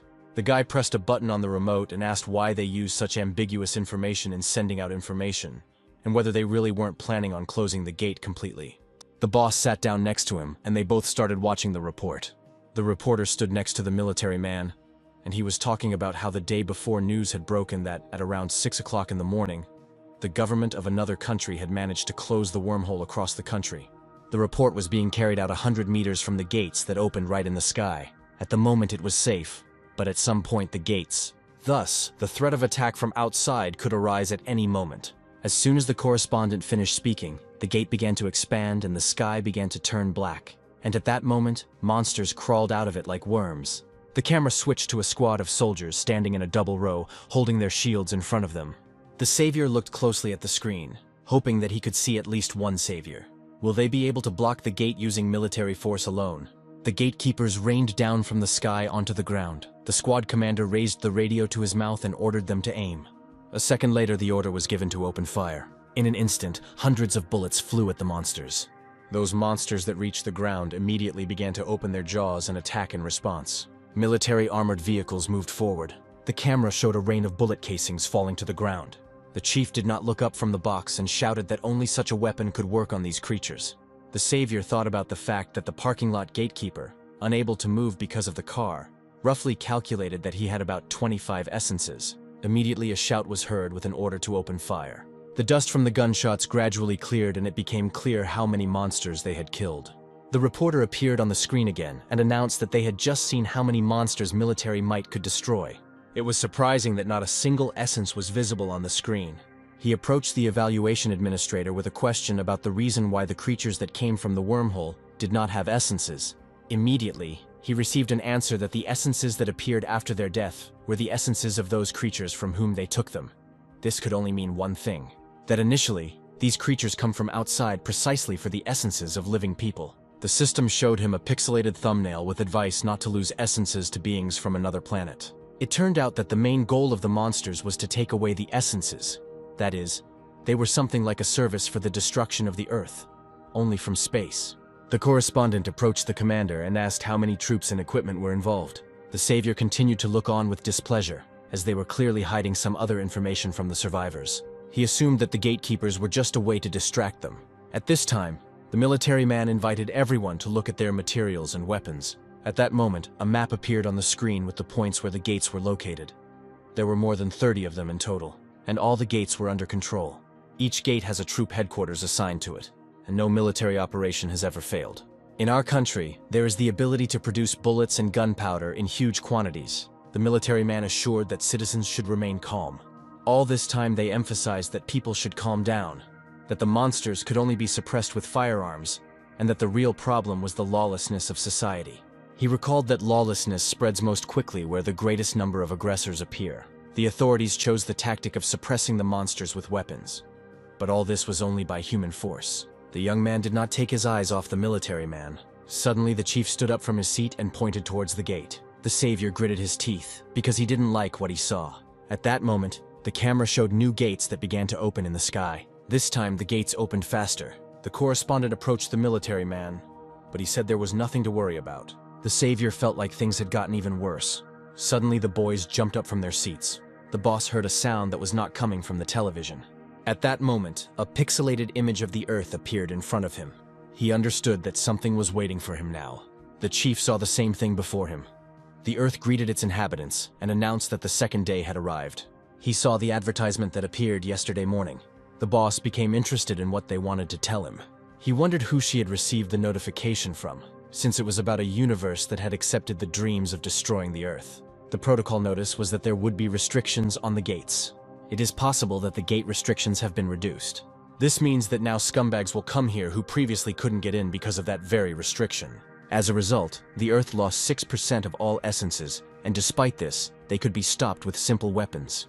The tutorial said that if you can't win, you have to die surrounded by friends. It becomes clear that it is impossible to return the essences that have already leaked out. Ultimately, it is necessary to preserve the essences by any means necessary. They stared at the box where the soldiers were ordered to retreat. Bodies of monsters fell from above and they tried to dodge them. The fight suddenly took a 180-degree turn. At that moment, one of the creatures began to rise from the earth. Several soldiers stood nearby and watched what was happening. Something was of incredible size. It slammed its tentacles onto the ground. The monster didn't look like a gatekeeper. It was something else. One of its tentacles pierced the soldier's body. At that moment, something grew out of the ground and literally ground up the body of one of the soldiers. At that moment, a gate appeared in the sky again. Something resembling gnarled tree trunks began to emerge from the ground. They emerged from underground in different places and pierced the bodies of the soldiers. The last thing the camera showed was a hand reaching towards the sky. Blood spurted in all directions, filling the space around. The next moment, it simply stopped broadcasting the report from the scene, making the same sound that occurs when the signal is lost. The guys stood in front of the screen and didn't know how to react next. Most likely, due to the restriction on the gates, something far more dangerous than the gatekeepers has appeared. The chief sat on the edge of the bed and said that the monster was even stronger than the gatekeeper. The savior looked at him and thought that in order not to die at the hands of these invaders, all living beings must become those same invaders and fight. Well, there is an exception in the form of dying at the hands of the invaders. And of course, there was a limit on the number of people. Whoever got in would not be able to sit there. The guy looked away with displeasure. The assigned administrator explained that the universe gives unlimited powers to the saviors of the planet every day. The guy suggested that the universe might not provide anything at all. A notification appeared in front of him that the supreme saviors of the regions had begun to select preferential powers. A person was given only 10 minutes to select the benefits. If you don't make a choice within the allotted time, everything will happen randomly. He thought that it was a time limit again. The only preference is applied globally, and the decision is made based on the majority of votes. He was angry, not understanding at all what options were being discussed. They believe that if they simply give a choice to such worthless people, then it automatically becomes a privilege. Each answer option here carries a huge risk. So great that yesterday's questions from the ground seemed like nothing more than a simple joke. And he had to choose it every day. A notification appeared that there were about 7 minutes left. He didn't know how many options were left, so he had to make his choice as quickly as possible. If he chooses one of the options, one of the saviors will die, and the essence will take them. But the assessment administrator did not respond. In the end, he made the most rational choice of those offered to him, and the system notification disappeared, and the state of the sign changed. He made a choice. The notification shows all the gates they were able to close at the moment. He explained that together with a certain object within the region to any point, all-seeing eye, the ability to see twice what suits their requirements. Next, a notification appeared that the invaders could not attack him first. It is prohibited to use foreign essences in a certain area. There was no way he could call these benefits. He was a little confused by this choice, since the choice of benefits is given to the strongest. A pixelated hologram appeared in his hand. Such a choice was given for the purpose of escaping the invaders. The guy folded his arms across his chest and thought that the invaders were demanding too much. And right now, that was all he could use. The guy touched the notification and the screen lit up. He looked through the system windows, assessing which abilities he wouldn't need. And he settled on the ability to search for 2 people. Moreover, they did not require a large amount of essences. Now, his priority was to build a solid foundation, which is why he chose the ability of the all-seeing. Suddenly, he heard a strange sound that made his ears ring. At first, he did not pay attention to the sounds and lights that were in the room. Suddenly, his senses became heightened. He sat down on the bed. At that moment, the boss came up to him and asked if everything was okay. He asked him if he could hear him, but the hero replied that he could guess what was happening and that he needed a couple of minutes to come to his senses. It seems that while he was choosing preferences, his senses were blocked. And that moment when he checked the information in the system windows was something like control from the universe. Since his consciousness and feelings were blocked at that moment, he roughly understood the whole situation and felt uneasy from the strength of the sensations he came face to face with. The guy looked tensely at the system window. At that moment, a system notification appeared again. This time on behalf of the Earth. The supreme saviors of the various regions had completed their selection of preferences. Thanks to the voting results, information has emerged that one of the saviors who chose the benefits will be killed today. He looked at the vote and saw that the other saviors had also chosen the 5th option. Earth announced that the launch of a single benefit and the beginning of the killing will soon begin. The guy sadly lowered his head, realizing that nothing good would come of it. A moment later, the system administrator reported that the supreme savior of another region had died, and the guy exhaled. He looked at his hands, as if checking if he was still alive, since he could have been in the place of the supreme savior, and he was also interested in what region the savior was from. The next moment, a notification appeared in front of him that he had been given a personal preference, and an eye sign appeared in front of him. It turns out that you don't have to use it right away, and if all your personal benefits are accrued, it's a very good benefit. On the other hand, if someone takes the first place from him for more than 2 days, then at that moment, you yourself can become a target, so there is a reason why he must survive and remain in first place by any means. He touched the icon with the eye. Next, the question arose about who he would be looking for. Interestingly, everything took place in the format of a survey. Next, a question appeared asking at what distance from him he would like to conduct a search, and he needed to enter a description of who he was looking for. The requirements for the facility were not easy to formulate. First of all, instead of a surgeon, it is better to have a doctor, a therapist. Because during a battle where essences are used, if you receive a wound, the chance of survival is extremely small. He indicated the age of the object, up to 50 years old, which contained medical knowledge. The system accepted his data and launched a search for the person. The guy scratched the back of his head. It would take some time for the system to search for an object for him, and besides, his hearing had become more acute, which in itself was unusual and slightly irritating. He offered the boss lunch. The man agreed, and said that he would bring food from his backpack. He knew the day would be busy, as he would have to find a doctor who would live with them, and then he would have to hit the road. The door to the room swung open. The savior saw in front of him a system indicator with an eye. This meant that his goal was not so far away. He went out onto the floor, and at that moment the boss called the elevator. The guys were waiting for the elevator. The savior noticed that there were still people in this building, since it was possible to move between floors. Something still confused him. At this time, the elevator stopped on their floor. The guy instantly pulled out a feather and activated the essences. The elevator doors swung open and a man stood in front of it. It was a middle-aged man, and the number of essences was displayed above his head. There were only 3 of them. He bowed his head to them, greeted them, and said that he was the head of the strategy department at the company's head office. The savior asked what exactly he was doing, whether this was really how he was going to beg them to work together while kneeling. The man smiled and replied that he apologized for what happened to them last time. But since they had suffered a lot of damage, he came here himself. The guy was surprised that he was left alone with his powerful company, because he thought that there should have been someone else next to him. The boss agreed, and replied that even if he died, people higher in rank than him would not appear. He looked the guy in the eyes and offered to talk. The company's boss rose to his feet. The savior crossed his arms over his chest. He addressed the man by name and asked about his plans. The man calmly replied that he had arrived 2 hours ago by helicopter from another city. He didn't say this to brag, and if the airports were kept intact, he could provide them with a whole plane. The savior thought that having such a privilege as moving through the air would be very useful. On the other hand, he didn't want to become a puppet of such a large company. The man tensed up when he heard this. The next moment, the savior activated the essence, giving the energy the form of a dagger, which he held to his throat.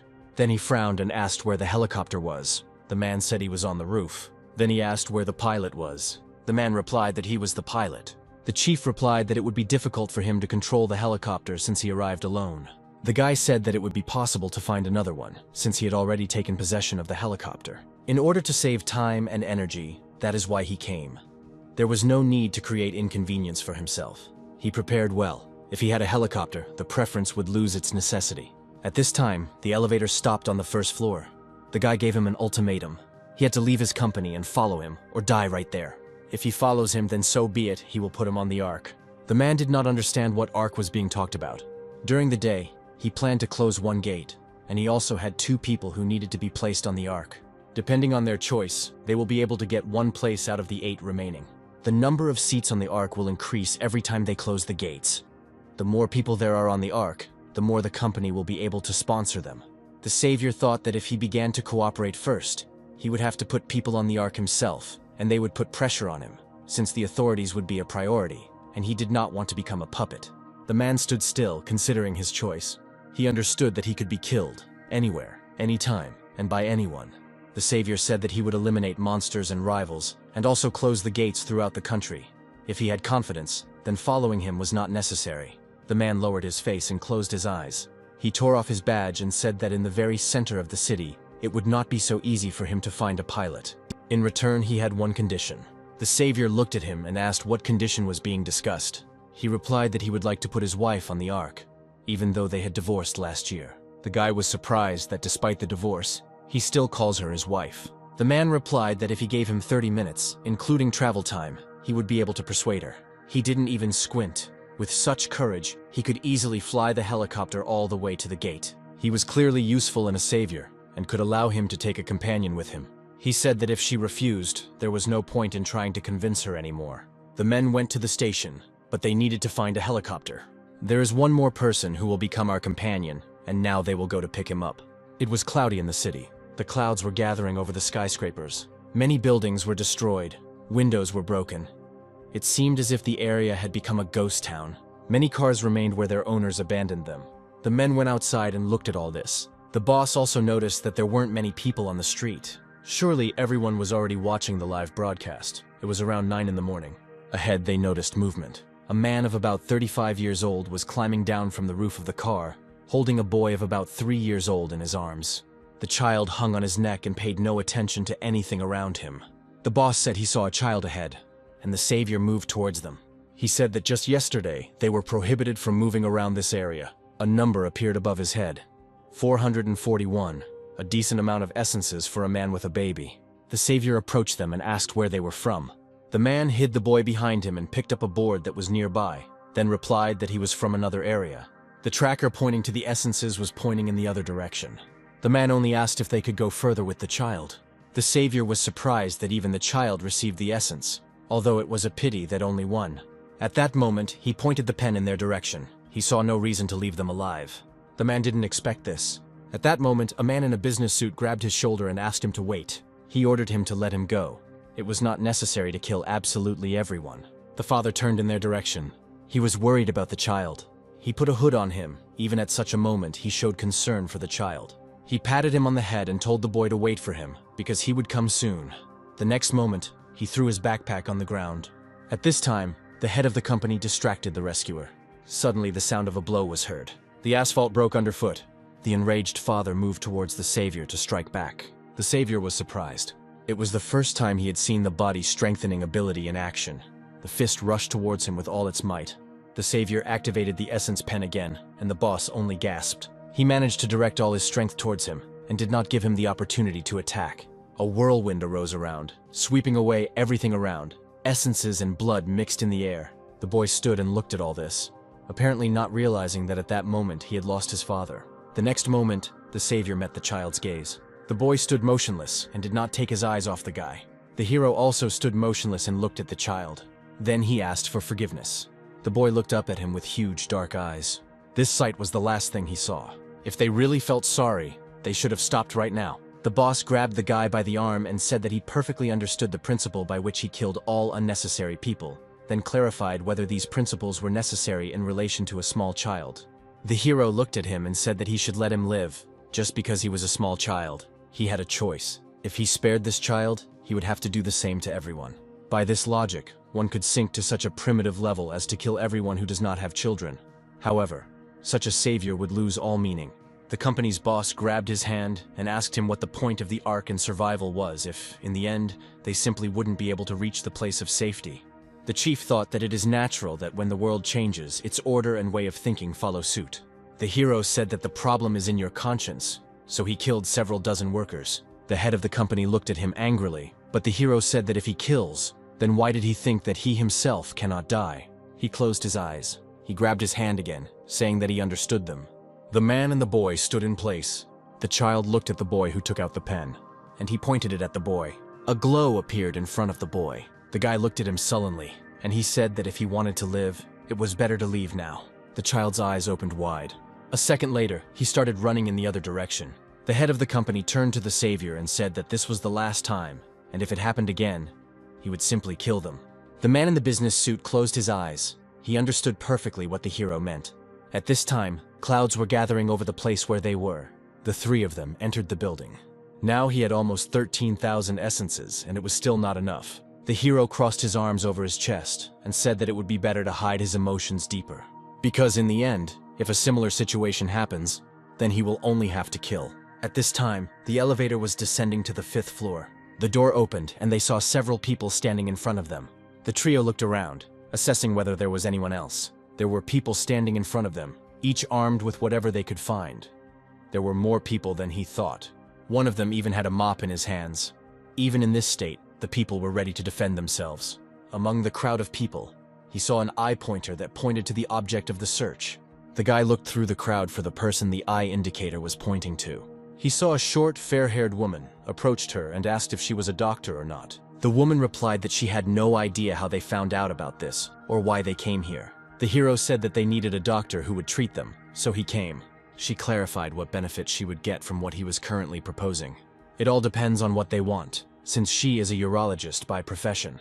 He was surprised that of all the doctors, she turned out to be the most suitable. Without taking his eyes off it, he tried to understand what it meant.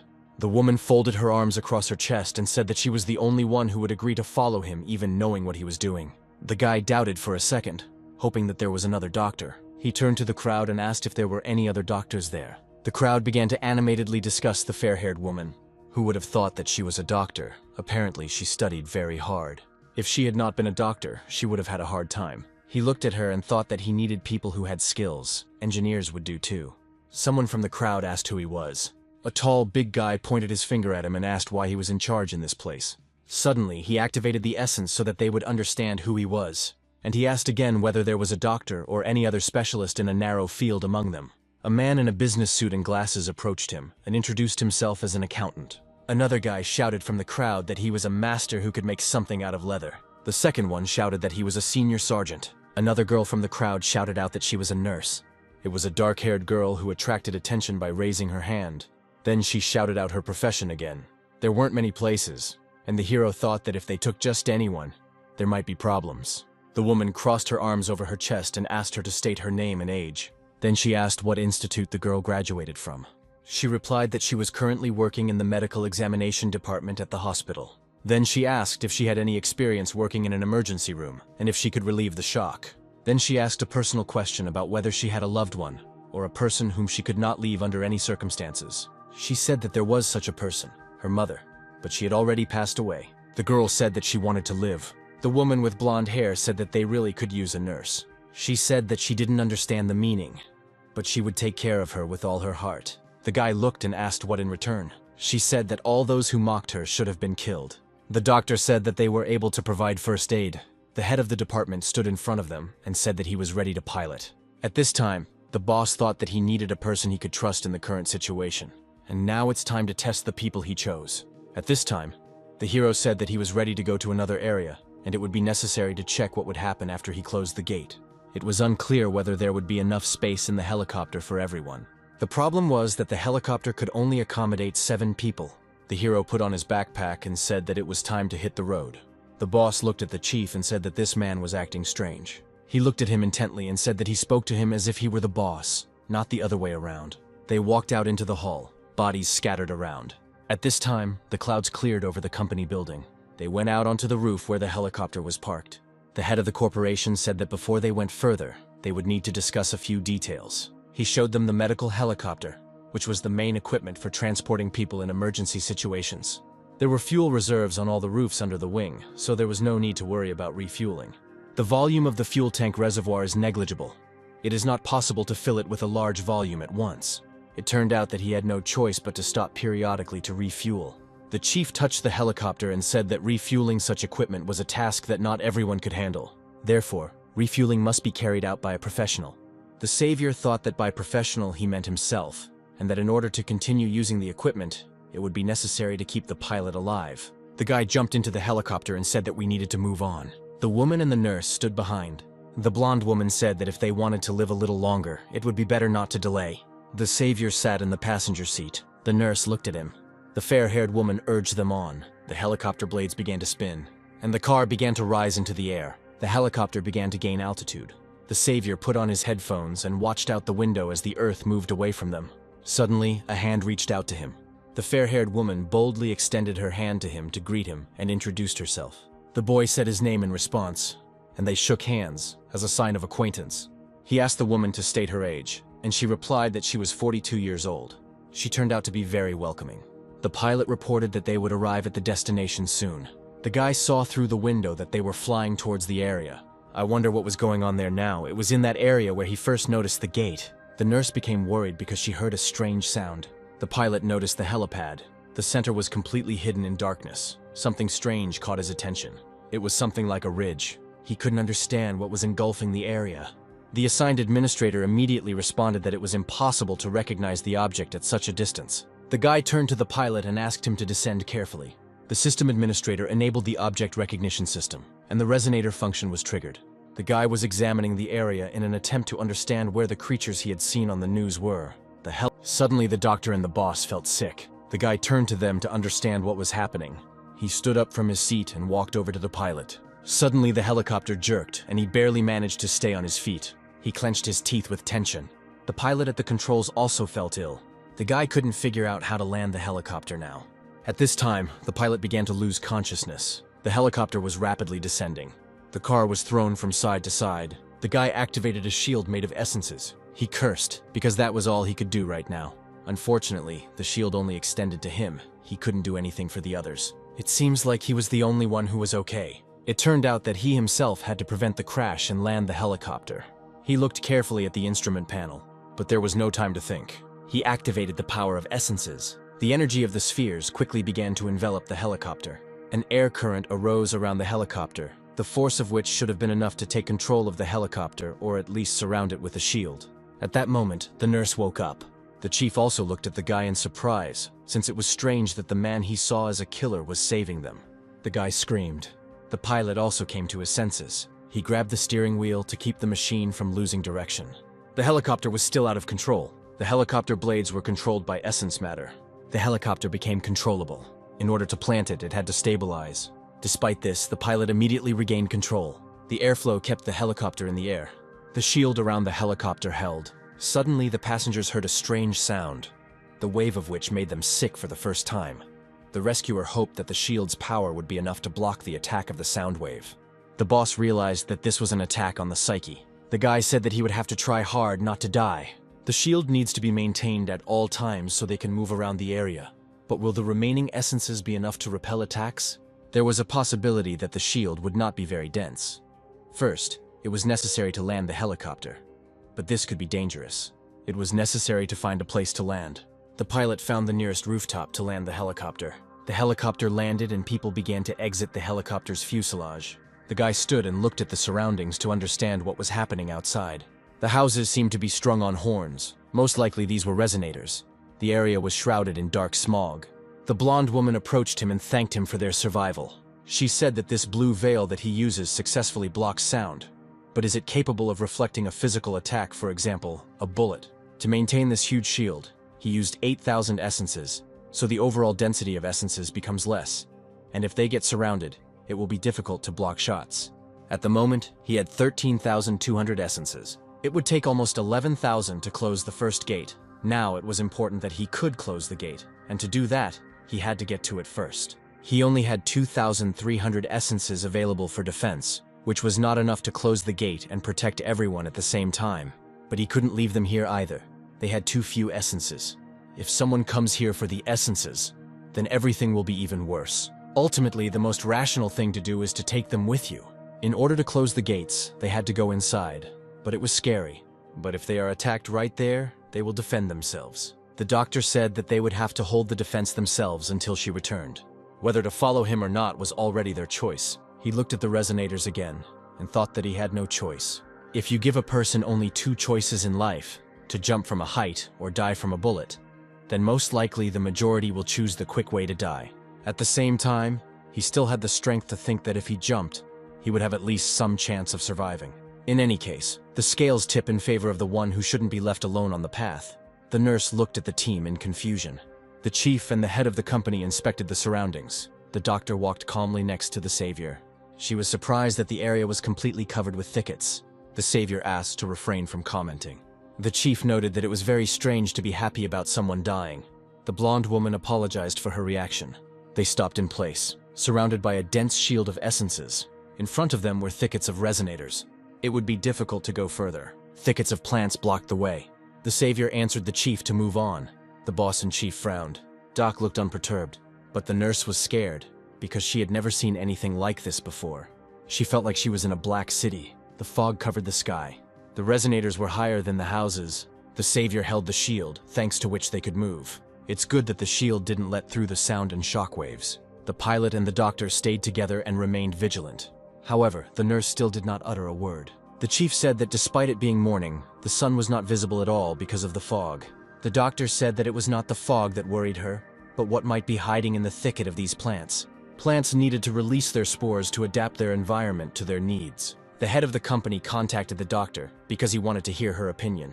The blonde woman replied that if there was no protective barrier, the resonators could kill them. The head of the company cursed and frowned, as he didn't know what to do with this old woman. He raised his head up. The barrier seemed to dissipate.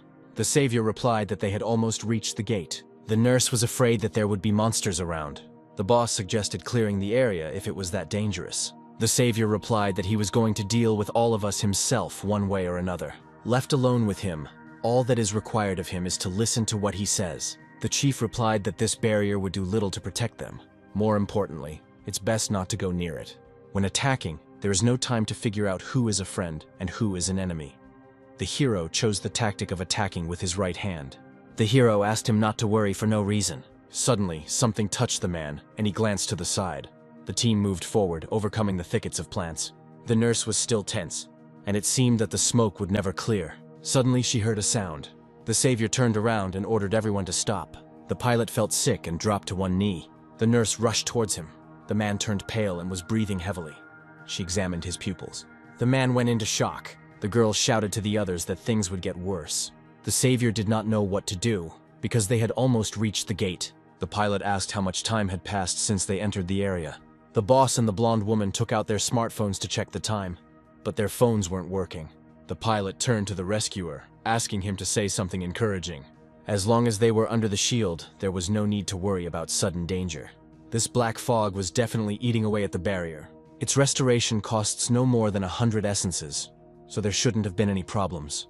Most awakened ones weren't able to break through the barrier. The main problem was the resonators. The closer they were to the center, the more often they were encountered along the way. The fog thickened and more essences had to be consumed for the barrier. The nurse helped the pilot move on. She just wanted to clarify how far they still had to go, since it was difficult for the pilot to hold on in this state. The girl touched his shoulder. At this time, the doctor looked at him carefully, and she turned to the rescuer with the information that both the pilot and the nurse were in a state of shock, and it was unknown how long they would survive.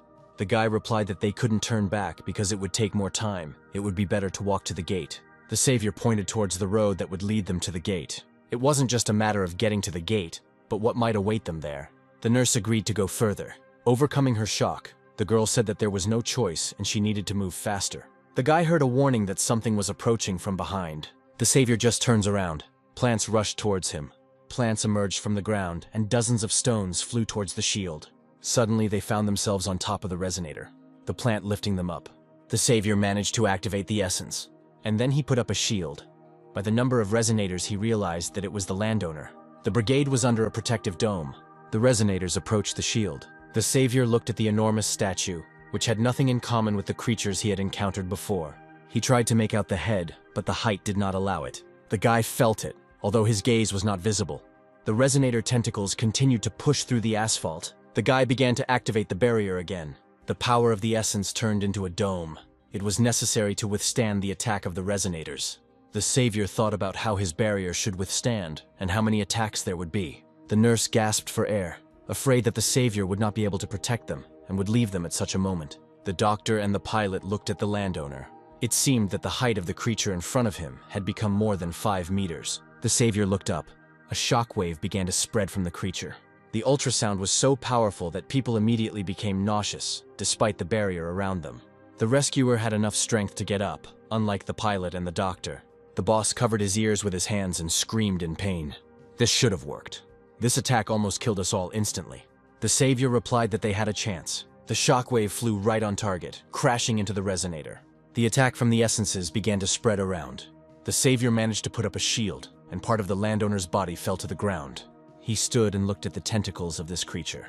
The savior assessed the amount of essences he had left. Unfortunately, more essences were needed, as the creature never died. It was necessary to head further towards the gate. The savior looked at them suspiciously. The guy looked at the resonators, on which the gatekeepers were crawling, trying to hide. The gatekeepers instantly began to open their mouths and rushed towards the savior. One of the gatekeepers rushed towards the team. The guy instantly took out a feather and activated the energy of essences. Several gatekeepers flew apart, hitting the landowner's body. The guy had to urgently decide how to proceed. One of the gatekeepers was wounded. Another creature opened its mouth in an attempt to attack. The savior was preparing to strike again, as the gatekeepers simply ate the landowner's body. He realized that some kind of connection had formed between the beings. Like small insects, they pounced on the corpse. The boy clutched the pen tightly in his hand, realizing that he had a goal. The light from the essence strike spread throughout the entire area. The team needed to hurry. The pilot's body could not cope with the environment. He only had enough strength to say that he could not move any further. The blonde woman ordered to stop the hysteria and not leave the barrier. It occurred to her to joke that the company's boss might be ashamed of his age. The pilot couldn't even contain himself, and out of resentment he cursed at her. He placed his hands on his knees, trying to stay on his feet. Suddenly he fell to his knees. The woman stood and looked down at him, seeing all his helplessness. She covered her nose with her fingers to block out the smell of feces and vomit. The savior was unhappy that in such a situation they still had the strength to argue. He turned to the woman and said that it was necessary to check what would happen to everyone else. The nurse was in a terrible state. She was holding her head with her hands and could not get up. The doctor came up to her and told her that she needed to hold out until they left this place. The savior understood that it would be better to leave her here. He knew he would have to take her with him. The guy said that if they left the nurse, they would have to look for another one, and there was no time for that. He asked the female doctor to patch up the pilot, since in this situation, he was more important than the nurse. The guy said that if he died, he would need her. The doctor grimaced with displeasure. The smog above the resonators did not dissipate, and it seemed that there were even more plants. They continued moving along the furrow left by the blow, and a gate appeared ahead. The predator and the savior stopped. The gates had to be closed, and ahead was the same number he had seen in front of him on the first day. 10,843 essences. The gates were moving. He was afraid that monsters would soon crawl out of them.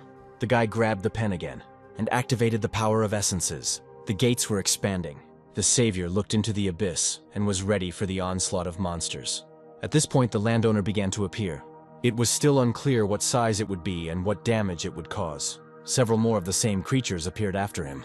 The guy looked at them intently. Something was wrong. One of the creatures has something vaguely resembling a head, and it seemed to be ready to attack. The guy looked at them in bewilderment. A horn began to appear afterward. The savior had never seen anything like it. A resonator grew directly from the creature's body. As soon as the resonator fully takes shape, it will immediately attack. It was necessary to prevent the attack. The guy struck, and the light wave sent pieces flying in all directions. More plants began to emerge from the ground. As he thought, the attack force would not be enough to destroy them all. The only solution was to use essences, but they were not enough.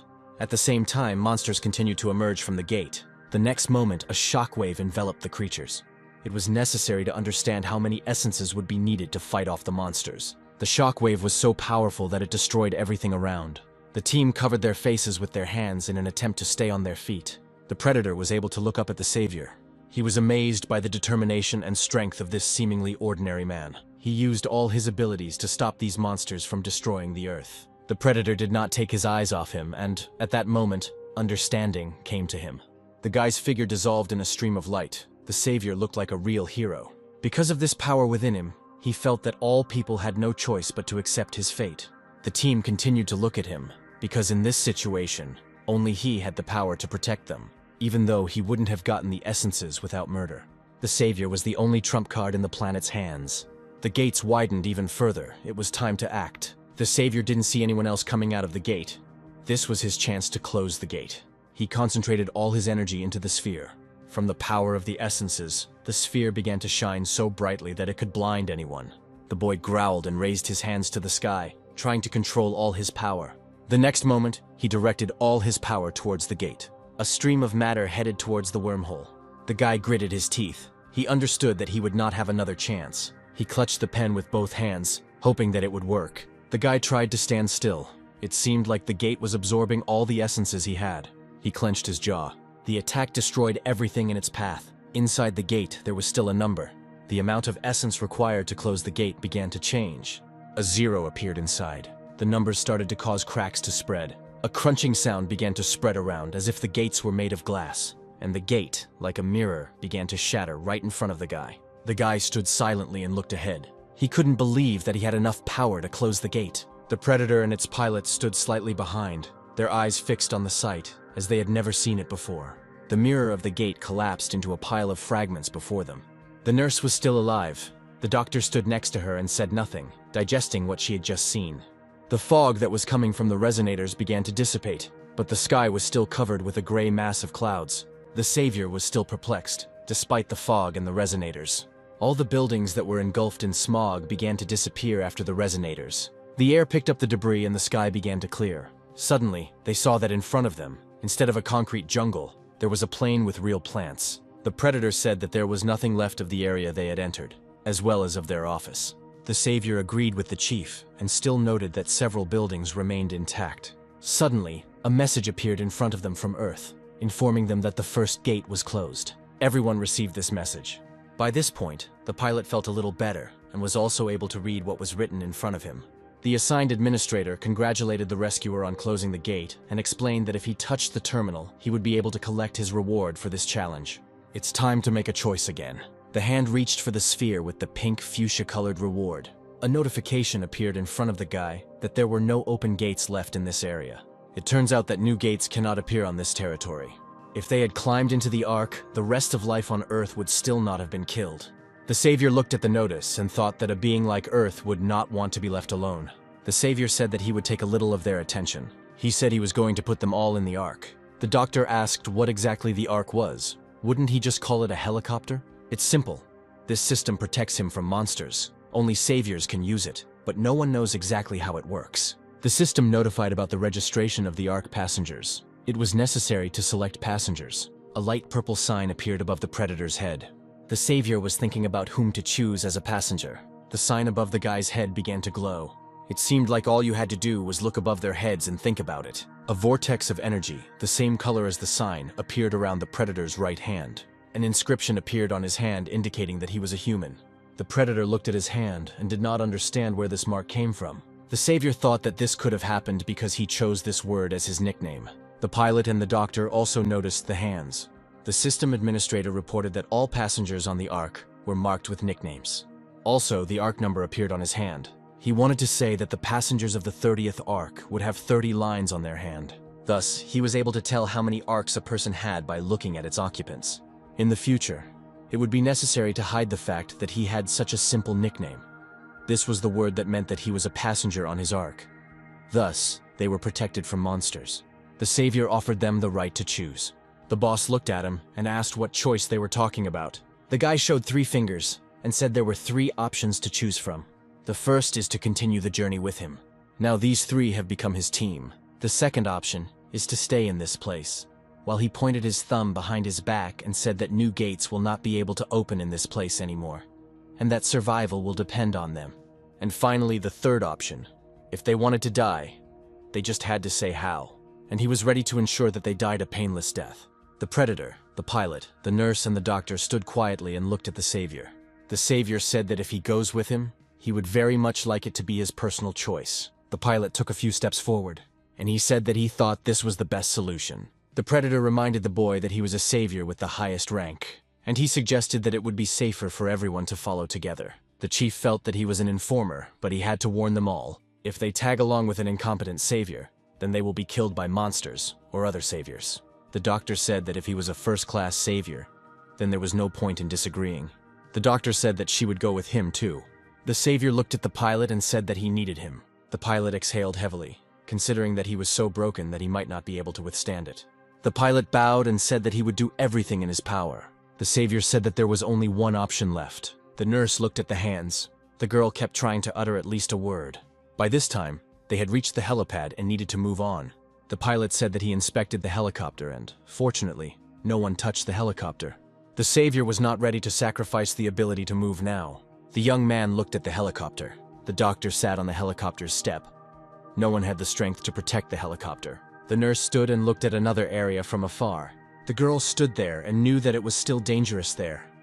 But the girl said that she could handle something like this.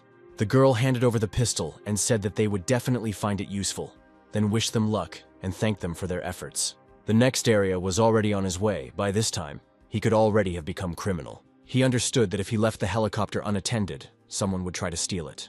The sound was incredibly loud. It was as if he had notified the whole world of his arrival. But there was something that needed to be tested. All this was to protect the helicopter. Suddenly, the savior jumped head first. The body flew down without even making a sound. The pilot saw that the chief was approaching him, since he did not see that the savior had jumped from such a height. The pilot, in shock, said that the rescuer simply jumped, and the collision with the ground was inevitable. Suddenly, blue armor formed around the guy. The guy stopped in place, and it seemed to him that he could jump from an even greater height. He raised his head and assessed whether he could jump back. The young man concentrated on his feet. Then he soared into the air. Suddenly, something distracted him. The guy felt that something was wrong, and he caught his palm on the edge of the building. He only managed to climb 3 floors. The chief looked at him and did not understand how he remained alive after so many falls. The fair-haired lady propped her face up with her hand and smiled at the fact that the savior only had enough strength to jump to the 3rd floor. The boss turned to her and explained that this was exactly the case they had hired her for. The woman doctor understood perfectly well what he meant. Still, the boss became wary. He turned to her and began to scold her for her smirk, especially after everything that had happened. The woman crossed her arms and apologized, asking him not to act like a big, menacing man. The chief felt irritated and clenched his teeth.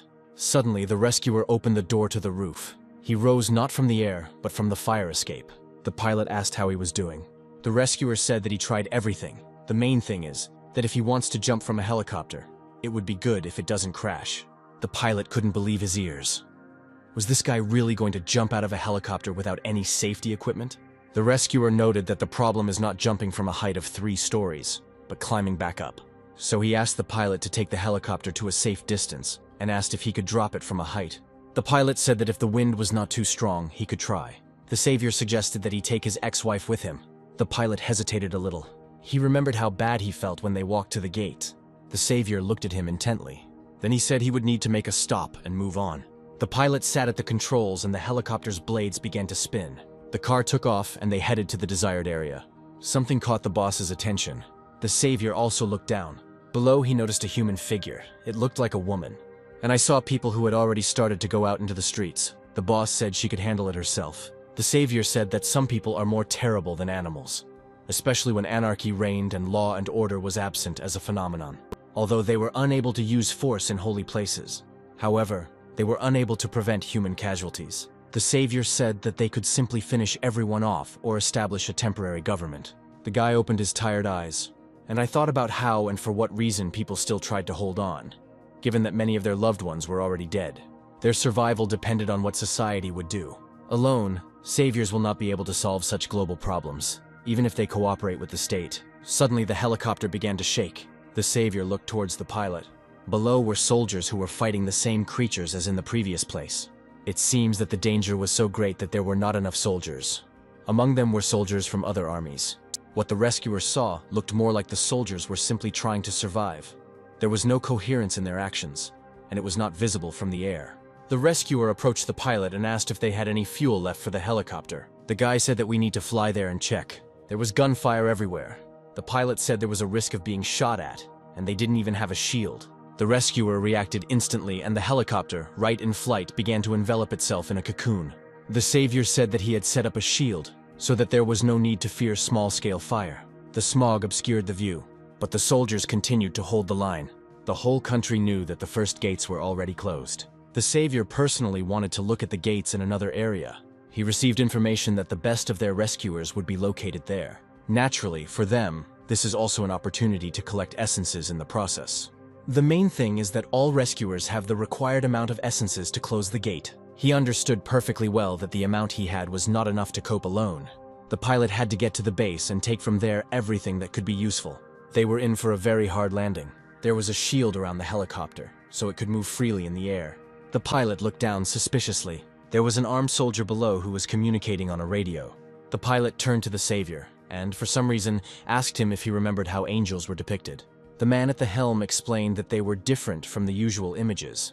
In the Holy Scriptures, angels are depicted as an elaborate jumble of wings and eyes, more reminiscent of seraphim. The savior did not quite understand what he was leading to and what God had to do with it. The assumption was that all the monsters that came through the gates were some kind of apostles that people were forced to fight. The pilot said he was a Christian, but he still could not believe that such creatures could have any connection with God. At this time, the helicopter was approaching the ground, slowly losing altitude. The pilot held the steering wheel tightly, but despite being busy landing the helicopter, he still reminded the guy that he was still in the role of a savior. But the guy said that he was most likely a monster, not a savior. The savior said that when they landed, he would immediately go to inspect the gates, and it would be necessary to remain on the ground without attracting unnecessary attention. The chief looked at him and asked about the soldiers. The guy replied that the role of the savior exists not only for government needs. Moreover, the soldiers had to protect them in every possible way, even before the savior appeared. As a last resort, he had a pistol in his backpack. They expected that guns and ammunition would remain at the base. The blonde woman ended up covering her face with her hands. The savior reactivated the essences and encased himself in armor. At this time, the helicopter landed on the roof. The doctor came out first, followed by the chief with a backpack coming out of the iron car. The woman watched as the savior began to move with lightning speed, jumping like a superhero. The chief and the pilot remained silent, but acknowledged his superiority not only as a killer, at least in physical terms. Suddenly, the sound of a machine gun bolt was heard behind them, and all three turned around. They saw several soldiers who were armed and aiming at them. One of them asked who they were. The boss raised his hands up. He heard English speech, but he still understood them, most likely thanks to the essences. The soldiers stared at him, waiting for an answer, and he waved his hand at the others so that they would lower their weapons. The soldier said they had to explain the reason for their presence, and they must name the person who escaped from the helicopter first. The chief glanced sideways at the pilot. Then he said that they were an emergency response team. They were here on orders from the government to help the reserve troops. The soldier clarified which unit they were assigned to, but the boss didn't know what to answer. He thought he should have referred to the Ministry of the Interior, in the hope that they would have created reserve units. The soldier grabbed his machine gun again. He stared at them and asked them to explain who they were. At this time, the savior continued to move. He had to overcome a forest area. Despite the speed of movement, he managed to take his smartphone out of his pocket. The clock read 11:36. He had to make it before dark. A noise ahead caught his attention. When he stopped, he saw infantry soldiers. They fired at the landowner. There were few soldiers, but they did not retreat. He saw that they were doing much better without him. This was noticeable by the heavy fire. Behind them, 2 more creatures were moving, which were supposed to approach the soldiers. One of the soldiers shouted that it was necessary to prepare for an attack. Several soldiers lost their footing. The savior saw that the landowners began to attack. The same thing happened to the soldiers as to the soldiers and the nurse. They started to feel sick, but they didn't let go of their weapons. One of the guys was choking on his own vomit. The savior was surprised that in such a state they were able to continue firing. Thanks to this, he was able to get closer. Before him stood a monster of incredible size, which even the army could not defeat. At this time, one of the soldiers was still alive. At the sight of the huge monster, the farmer, he screamed in fear and the understanding that he alone could not defeat him. By the time he got to his feet, there were already 3 creatures in front of him. All he had for protection was a machine gun. He loaded cartridges into the magazine, then, out of habit, jerked towards the radio. The only thing he could do was follow the main order. After all, the government sent a soldier to protect. Suddenly, the savior stepped forward. The guy took out a feather and activated the power of essences. Incredible power was directed towards the monsters. The waves swept away everything around. The soldier just opened his mouth in surprise. The savior understood that these forces were not enough. He turned to the soldier, and he explained that a person, even with a weapon, especially alone, would hardly be able to defeat them. At this time, several more detachments of soldiers arrived and dispersed throughout the area. One of them asked how much time had passed since the savior left. The second answered that it was about 5 minutes. At this time, the resonators appeared again, smog obscuring visibility. It was good that no new landowners appeared. The soldier turned to the captain and asked whom he could trust. The captain replied that the government would surely have contacted them and warned them of the impending danger. First of all, it was necessary to save the civilian population. They also remembered that they could count on the power of a savior, and they remembered his request that they look after his people. The soldiers stood and waited for him to return, despite the smog. One of the soldiers sat down on the ground and put his machine gun aside. The boys were grateful that he saved their lives, and now they had to wait for instructions from the government. One of the soldiers said that they were unable to fight these creatures alone. The soldier shouted to the captain that there were several suspicious civilians nearby. The soldiers turned to face him. They saw that the soldiers were leading them. While one of the soldiers was waiting for instructions from the captain, the chief's hands were freed from the rope. The soldier asked the captain what to do with the civilians next. The pilot was perplexed. He didn't know whether they would be released or whether they would be interrogated further. One of the soldiers apologized to them. A guy in a helmet, with light eyes and light hair, extended his hand to them and asked them not to worry, as they were in control of the situation.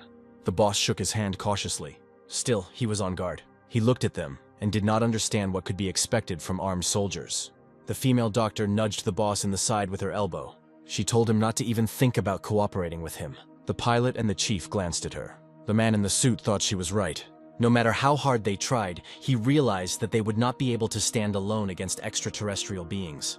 On top of that, they won't be able to do anything to the savior either, especially if he needs their essences. The future was bleak, especially on the brink of the destruction of an entire civilization.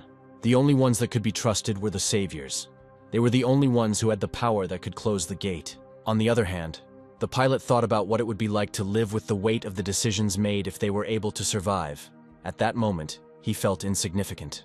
One of the soldiers noticed a familiar figure in the distance and alerted the others. The pilot squinted, trying to make out familiar features. It was the savior, moving through the fog, recognizable by the blue rim that came from his armor, which he had created using essences. The soldiers smiled, as they understood that without equipment and ammunition, none of them would have gone there. But they were still glad that he was returning, in the hope that he would share with them information about what he saw at the epicenter. The blonde soldier exhaled. However, the boss suddenly tensed up. It was good that the savior was emerging from the fog, but the resonators behind his back had not gone anywhere. It was too dangerous, which meant that the savior alone could not close the gate. The female doctor said that they needed to leave this place immediately. She pointed at the soldiers and said that if he didn't want to look at their dead bodies, he'd better go somewhere else. At this time, the soldiers were talking to each other and looked extremely relaxed. Everything was clear to her. The boss just sighed. Then he turned and looked at the pilot. All three moved towards the savior. The soldiers did not notice that the 3 civilians were heading towards the savior, but they did not stop them. One of them wanted to know what they had discussed with the savior. The savior said something to his guys and moved forward towards the soldiers. The fair-haired guy in the helmet stood and looked at him intently. At this time, the savior took out a feather and again activated the power of essences. A vortex of hot air appeared around and the glow began to spread.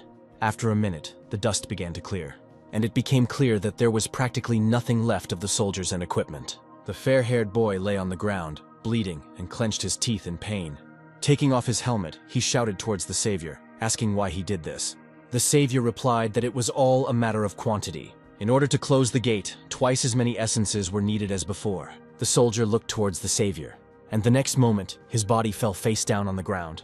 The rescue team looked at him, and the woman doctor just crossed her arms in displeasure, since everything happened as she expected. The savior explained that there was very little time to collect essences, and they needed to quickly move to another area. At this time, they approached the destroyed house. The savior activated the pen. He stood and looked to see if there were any more soldiers nearby from whom he could obtain essences. At this time, the savior already had about 15,000 essences. A day has passed since the first gate closed, and Earth notified the savior about this. This time, he wasn't sure he had enough strength and time to close the gate. It was quite possible that he would soon need hundreds or millions of essences, which made him uneasy. A sign appeared under the guy's feet which would allow him to move towards more essences. It would be bad if someone came across a collector like him. The only problem is that killing other saviors won't work that easily. He remembered the map he had seen on the box and the marked points on it with gates that needed to be closed. The savior thought about what would happen after all the gates were closed. At this point, the system administrator said that they would be offered a choice, to stay put or move to another region. The savior thought that if he remained in place, there would be a possibility that not all gates in neighboring regions would be able to close. Then all living things will come to an end. The savior smiled madly at the thought that he might even manage to outlive the others. At the same time, he realized that if even one gate was not closed, the world would be destroyed. The chief said that they would have to move on. At this time, the landowners united and moved in their direction. One of them released a resonator. Wherever they stepped, new plants instantly appeared. The resonators literally filled the entire space around. In the places where they appeared, fog immediately appeared, which hid the resonators. The savior stood and watched as the thicket of the forest was instantly covered with thick darkness. He approached his team and gave them instructions to gather as many resources as possible, and then move to a safe place as quickly as possible. The guy said that he needed to leave them for a while, and that he would return as soon as possible. There was a soft glow around the savior. The guy came closer to the monsters. The savior thought that he might not be able to defend himself, because some soldiers did not have essences, and did not know how to use them. It was very suspicious. At this time, the pilot quickly lifted the helicopter into the air. They managed to collect a sufficient amount of weapons.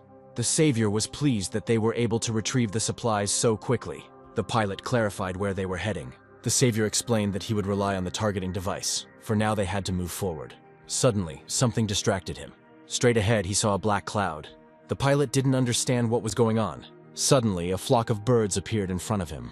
It turned out that it was not just a cloud, but a flock of birds. The savior asked him not to take risks, but to fly around from a safe distance. The female doctor said that this would allow them to avoid breaking the helicopter blades. The savior said that he would not be able to protect them if they suddenly attacked them. It would be nice if birds had the same sense of duty as cats. At the same time, he understood that animals could also be different. The main thing was that they did not look like the lions from the courthouse. It would be wiser not to provoke them, but to protect the helicopter. The pilot changed trajectory and the helicopter dodged the flock of birds. And then I was able to continue the flight calmly. They flew over an area of which practically nothing remained. There was devastation below. The boss said that it was not a good idea to land in this place. The doctor also assessed the not very friendly atmosphere. The savior turned his attention to what was ahead. Straight ahead, he saw a smoking building. The crew discussed how they would land. The pilot warned that the landing might not be the softest. The helicopter began to lose altitude and landed on the roof of a neighboring building. The savior explained that for their own safety, they needed to stick together. They left the helicopter and began to descend down the fire escape. The savior hesitated before opening the door. It appears there were still survivors in the building. The hero assumed that they were awakened. It would be better if he went ahead. The guy opened the door. There was a dark-haired girl in front of him. She was scared. The guy didn't expect to see her either, and almost activated the essence. The girl didn't know who he was. She only assumed that he came for food. The guy was unhappy because the place he found himself in was unfamiliar to him. He turned away from the girl and looked around the place. It turned out that they landed on the roof of the building where the restaurant was located, and the door that the savior opened led exactly there. The pilot noticed that the smell was as if someone was cooking. The blonde woman was surprised that it was possible to cook in such conditions. The boss was surprised, as this was the first business that worked despite the disaster that was happening around. The savior looked around. There were no visitors inside. A voice with a question was heard behind the savior. He turned his attention to the cook, who asked whether he had come for a fight. The chef said that he didn't look like a policeman, and caution wouldn't hurt these days. And he suggested that the guy just move on. The savior did not like that a common man was driving him away. The chef's quantity of essences did not impress the savior at all, and he was surprised that the man was behaving so calmly. The hero looked around and noticed that the girl had bruises on her arms. The guy didn't yet understand what was happening. The girl calmly placed dishes on the table. The savior had an unpleasant premonition. Could this girl really have become a hostage? And the chef is the owner who wanted bloodshed. The savior turned to the cook. He wanted to know how they could work. Was it really the bandits who were the problem? The chef asked him not to interfere, especially since he didn't look like a military man. The savior thought that the man in front of him looked like someone who was counting on the government's help. But he still explained himself to him and replied that a bunch of soldiers had just been killed before his eyes. The cook put down another plate with a dish. Then he glanced at the guy and asked about the soldiers. The boy frowned at his wariness. Suddenly people appeared in the restaurant. He turned around. The first man to shout was the man. He asked what was going on. And isn't it his helicopter on the roof of the building? The savior immediately realized what kind of guys were in front of him. In front of him stood an awakened one. He had 722 essences. He assessed the amount of essence they had and wondered how long it had taken them to collect it. The guy asked him if he was a cop. The rescuer said he didn't quite understand why they were only asking about the police. To some extent, the hero even felt sympathy towards them, since without a role and additional skills, collecting such a quantity of essences and surviving is not easy. They probably had to go through a lot too. At that moment, another man appeared, holding a large kitchen knife in his hands, more like a cleaver. The savior saw that this man had the role of a predator. He looked like the chef of an ordinary Chinese restaurant. It seems the savior began to understand what was happening. Apparently, the girl was also part of their group. He looked at her, realizing that if they dealt out the punishment, they wouldn't spare her either. There was another one next to the guys who entered the restaurant. The guy with the knife in his hand suddenly kicked the guy in the stomach and cursed that he was a bastard. Immediately, he grabbed him by the clothes and said that he would not let him go. The guy the predator was holding had a ridiculous amount of essences. While the predator had more than 1,000, he was superior to the guy in every way, but he was not going to kill him yet. The guy looked at his savior. Of course, the savior realized that he had seen his 5-digit number. This meant that he was also a savior, and they are holding him by force. It will be a great shame if such bastards come to power. The guy with glasses began to beg for mercy. The predator let him go. Suddenly, the savior activated the power of essences, and all that remained of the predator's body were the legs and penis, which collapsed to the floor and became nothing more than pieces of meat. The cleaver fell with a clang onto the tiles next. At this time, the chief and the pilot stood in the doorway and watched what was happening. A woman's hand reached for the cleaver. The girl took the knife in her hands. The rest immediately rushed at the savior, shouting that they would kill him. The savior was already ready and activated the essences. He was ready to repel the attack, even from so many guys who rushed towards him at the same time. The girl raised her hand. She was holding a knife in her hands. Most likely, the man the savior killed was someone very close to her. The girl planned to attack the savior from behind, but she was beaten to it, which gave the savior the opportunity to repel the attack of the guys who were flying at him with weapons. Suddenly, a man's hand grabbed the girl by the throat. The pilot pushed her to the floor, seeing that she was distraught over the loss of her loved one. He snatched the knife from her, but did not let go of her hand. The second hand reached for the knife. He realized that he needed to stop this woman somehow. The only way is to kill her too. The next moment, blood splattered everywhere. The pilot held a cleaver in his hands. The next moment, he realized what he had done. The chef screamed, and he grabbed his knife. A second later, he was already climbing over the counter to attack the pilot. But he didn't have time, as the savior attacked him. The guy literally put a hole in it. The body fell backwards, hitting all the kitchen utensils and crashing down with a clang along with the pans. The savior stood and watched the pogrom in the restaurant. Bodies and essences were scattered around. The guy who started the fight covered his head with his hands. The savior asked if there was anyone else left. The man looked at him. The savior pointed the tip of the pen right between his eyes. The guy began to assure him that there were still good people left. The savior clarified why he assumed they were good. The man replied that, compared to the previous ones, this place seemed safer to him. He remembered how the blue house was captured by bandits. The savior clarified what he was talking about. The man said he wouldn't lie to him. He explained that he had managed to escape and handed over the senior reporter's business card. Then he began shouting that he was a reporter at the White House for a local newspaper, and that he had been at the presidential residence in the morning. He handed over his business card and said that if they spared him, he would help them avoid many dangerous people. And he tried to explain that he was the savior. The next moment, he looked closely at the guy in front of him, and he saw that he had more than 20,000 essences. The man was afraid to imagine what rank such a person could have. It was clear that the savior in front of him was among the 5 strongest. They were interrupted by several people who said they heard a helicopter nearby. Several guys entered the restaurant and started asking why everything around was destroyed. The savior said that at last they would have at least a little peace and quiet. The man with the business card in his hands screamed in fear, and he thought about how he wasn't afraid even when he was interviewing congressmen. The savior asked how these guys ended up in this area. The man couldn't get up from his knees and was clutching a business card in his hands. He said the only useful thing he learned was that the savior could close the gate, and he assumed that if the guy in front of him was so strong, then he could have done it. At the same time, he felt like a worthless observer. He thought that this was an opportunity for him. The savior looked at the man who bowed at his feet and asked him to take him under his wing. At this time, the chief tried to help the pilot and handed him a bottle of water. The man in glasses said that there was no point in killing such a pathetic savior like him, with only 100 essences. He understood that the savior might not believe him. The savior looked at him, not understanding what to do next. Suddenly, the man said that he could offer him a meeting with a high-ranking official, the president.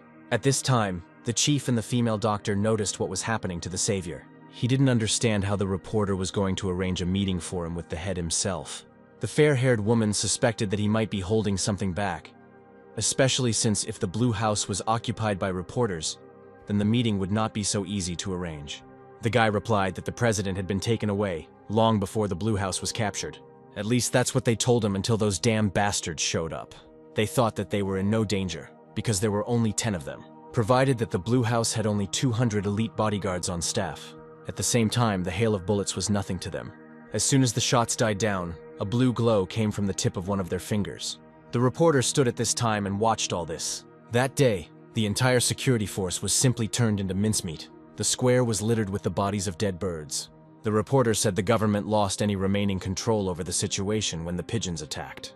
Then came a wave of looting, and those who survived the attacks of pigeons and bandits formed voluntary rebel unions, like the one they had seen in the restaurant. The savior understood why they were waiting for the cops. However, judging by the amount of their essences, the police would not have received much assistance from them. The savior clarified what measures they took, and at what point he received notifications. The reporter asked about the plan he had in store, and most importantly, what the government was going to do next. The savior remembered the boss who had taken control of an entire district. The reporter asked again about that couple in the restaurant. The guy replied that the shot could be stopped with 1,000 essences. This amount should be enough. At the same time, it was necessary to take into account that they would need to somehow defend themselves from the awakened ones. Besides, the pilot needed rest. The guys thought about what to do in this situation, and how to proceed. The reporter pointed to the entrance to the Blue House where it all happened. Then he pointed towards the thicket, behind which was the place where the president was supposed to be. The savior asked him again, as he did not want to waste time. The reporter said that in the event of any incidents, everyone who was in the Blue House was evacuated there. The savior looked around. Then he asked the man if he knew how many awakened ones were in this place. There were about 15 of them in total, but the reporter did not remember the exact number. Each of them had at least 6,000 essences. The savior assessed the number of those killed. Then I looked at the gate again. It looked like it had been cut with a grinder, or something much sharper. He thought that it might be possible to transform the matter of essences into something sharp. At the same time, he remembered that his father had created a thread from essences. At their meeting, he used the essences in exactly this way. That day, the savior's father dealt with the self-defense brigade in an instant. The guy was then very surprised at how quickly he was able to take control of such power. The savior tried to repeat from memory how his father used the thread, but nothing worked. He was interested in what criteria the system used to select and operate in such a case. Suddenly, the system administrator reminded that the use of essences depends on the person himself. People with similar characteristics could gain the same abilities. The savior experienced a feeling that he could not understand. The next moment, the reporter distracted the guy. The reporter wanted to clarify whether he intended to cooperate with the authorities when he saw them. The savior said that if he considered it necessary, he would most likely cooperate with the government.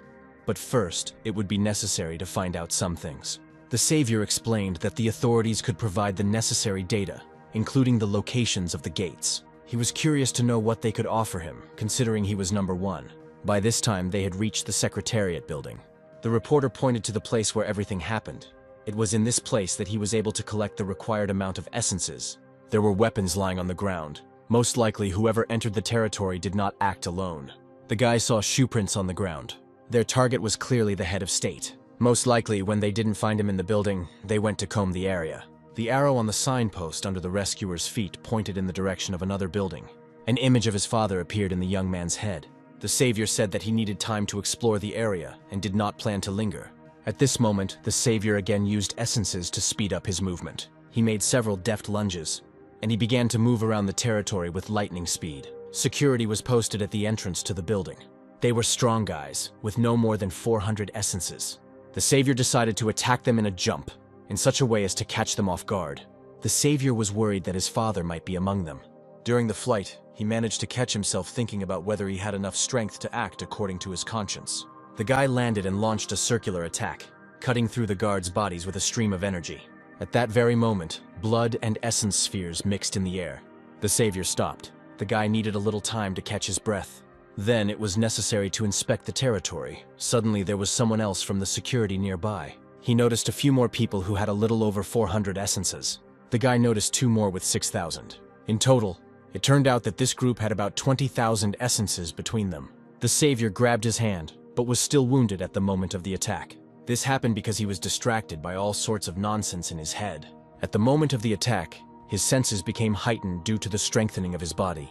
The savior knew that strengthening the body alone would not be enough in the fight. Besides, he might not have had time to stop the bullet. In situations like these, even the slightest injury can change the course of the battle. Luckily, the bullet didn't hit anything vital. He could still feel his arm. The savior turned to the boy and asked how he could stop the bleeding. He realized that he wouldn't get any help from the guy in this state. The guy passed out, and at that moment the savior reached into his pocket. Perhaps he could find some bandages or something to bandage the wound with. Finding a first aid kit will be much more difficult. Suddenly, he used force again. This time, he directed it to create armor around himself. The guy's attention was drawn to someone standing behind him. The savior could not figure out what was happening. He turned around and saw a gang in front of him, led by a 6,000-strong bastard who was pointing a finger at him. In front of him stood a guy dressed in a black vest with a fur collar. It was he who used essences in the form of threads, just like the savior's father. It is unlikely that the appearance of his essences was any different from the usual ones. One of the guys grabbed the other by the shoulder and asked him to move away. Despite the number of opponents and their overall fighting ability, they did not frighten the savior. Even the menacing face of one of the guys, who was staring intently at the savior, could not make the savior deviate from his goal. The savior instantly activated the energy of the spheres in order to quickly come up with a plan on how to scatter them. Luckily, he would only have to deal with those guys who had 6,000 essences. But at that moment, he appreciated the opportunity to scatter the rest of the guys. If everything went well, he could collect enough essences to close another gate. To begin with, he decided to deal with those from the gang who had the smallest amount of essences. At this time, a strong dark-haired guy was trying to understand the savior's tactics. The guys discussed it and decided that they could easily deal with such a weakling. The dark-haired guy immediately rushed at him, shouting that he would deal with him. The savior was surprised when he saw that the others began to create a shield around themselves. This meant that they too had learned something during this time. The dark-haired muscleman decided that he would be interested in the information that he had once absorbed so much essence that it caused him pain. The boys understood that the quantity of his essences was much greater. The savior already had a pen in his hands and was ready to attack. He struck the first blow as usual, and the guy in the stupid vest fell down in front of him first. But he still held the power of the essences in his fist. The savior thought that he wouldn't get rid of him, just like that with the first blow. He understood that the threat in the fight would be more precise and sharper. It was impossible to allow himself to be caught. The jock said they could still come to an agreement. The second guy said that was unlikely. The savior thought that they were somewhat similar, and the assumption arose that they were brothers or relatives. The savior was surprised that at the moment of death, people still operate with such concepts as connections between themselves. At that moment, the muscle man fell to his knees in front of him, and he asked to forgive his ignorance. The boys were kneeling before their savior. The savior looked at them carefully. The dark-haired guy bowed his head before him. The guy explained that he had important information that could be useful to him. He asked the savior to spare their lives. The savior replied that they would be of no use to him, since he needed as many essences as possible. The guy yelled that it didn't matter how much he collected, considering that he could be killed even in his sleep. His remark about people having to stick together made the savior frown, not understanding how much longer this guy would be on his knees begging him for mercy. The only thing left to do in that case was to shoot. The guy explained that they were the few survivors who had managed to escape, and that several people who had been imprisoned had gone with them. The savior decided that it would be better to interrogate them.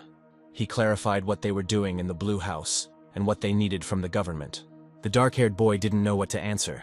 The savior looked at him with displeasure. Suddenly, a guy in a ridiculous fur vest ran at him, screaming and cursing. The savior calmly dodged. The hero activated a shield around himself and stopped the attacker, grabbing him by the throat, and he pressed him firmly against the wall. The guy started choking and made an incomprehensible sound. Without taking his eyes off him, the guy raised his hand for the next blow. The dark-haired boy shouted towards him, hoping he could stop him. He didn't doubt his strength for a second. Such a blow would not leave the enemy the slightest chance. A sphere appeared under his feet. It was larger and a different color. The dark-haired boy glanced at the sphere. He stared intently at what was left of his friend. The dark-haired guy screamed like a beast. The savior looked at him intently. The next moment, the dark-haired guy activated the essence thread. The guy swore at him and called him a bastard. The savior successfully repelled the attack. The guy stood in front of the corpse. Next to him lay several essences. They were also of a different shade. The jock carefully took a step towards his savior. Then he rushed at him with a ferocious look. The reporter called out to the rescuer, and again he rushed at him with his fists. Savior successfully repelled the attack, converted the energy of essences. A thin and razor-sharp thread of essences struck blow after blow like a whip, but could not touch the savior. The savior dodged, and the muscleman's clumsy body darted to the side. A stone flew towards the duckling, and he instantly switched to the reporter who had caught his attention. The muscleman instantly swung at the frail reporter. The thread of essences moved behind the muscleman's finger, obediently following the movement of his index finger. Suddenly, a bright light blinded the savior. Because of this, the rescuer could not see the fight between the reporter and the muscleman. He didn't take into account only one thing, namely, which side the sun was on. The savior grabbed the feather and activated his power. The guy decided that he would have to strike blindly. The dark-haired guy winced and growled in anger. A shockwave from the essences flew towards him. Dust swirled in the air. The reporter was thrown to the side, and in front of him the man saw a furrow from the savior's attack. The savior turned to him and asked if he was safe. The reporter replied that the thug was one of those who had seized the Blue House. There were essences lying on the ground. That was all that was left of him. There were not many of them, but they differed in color.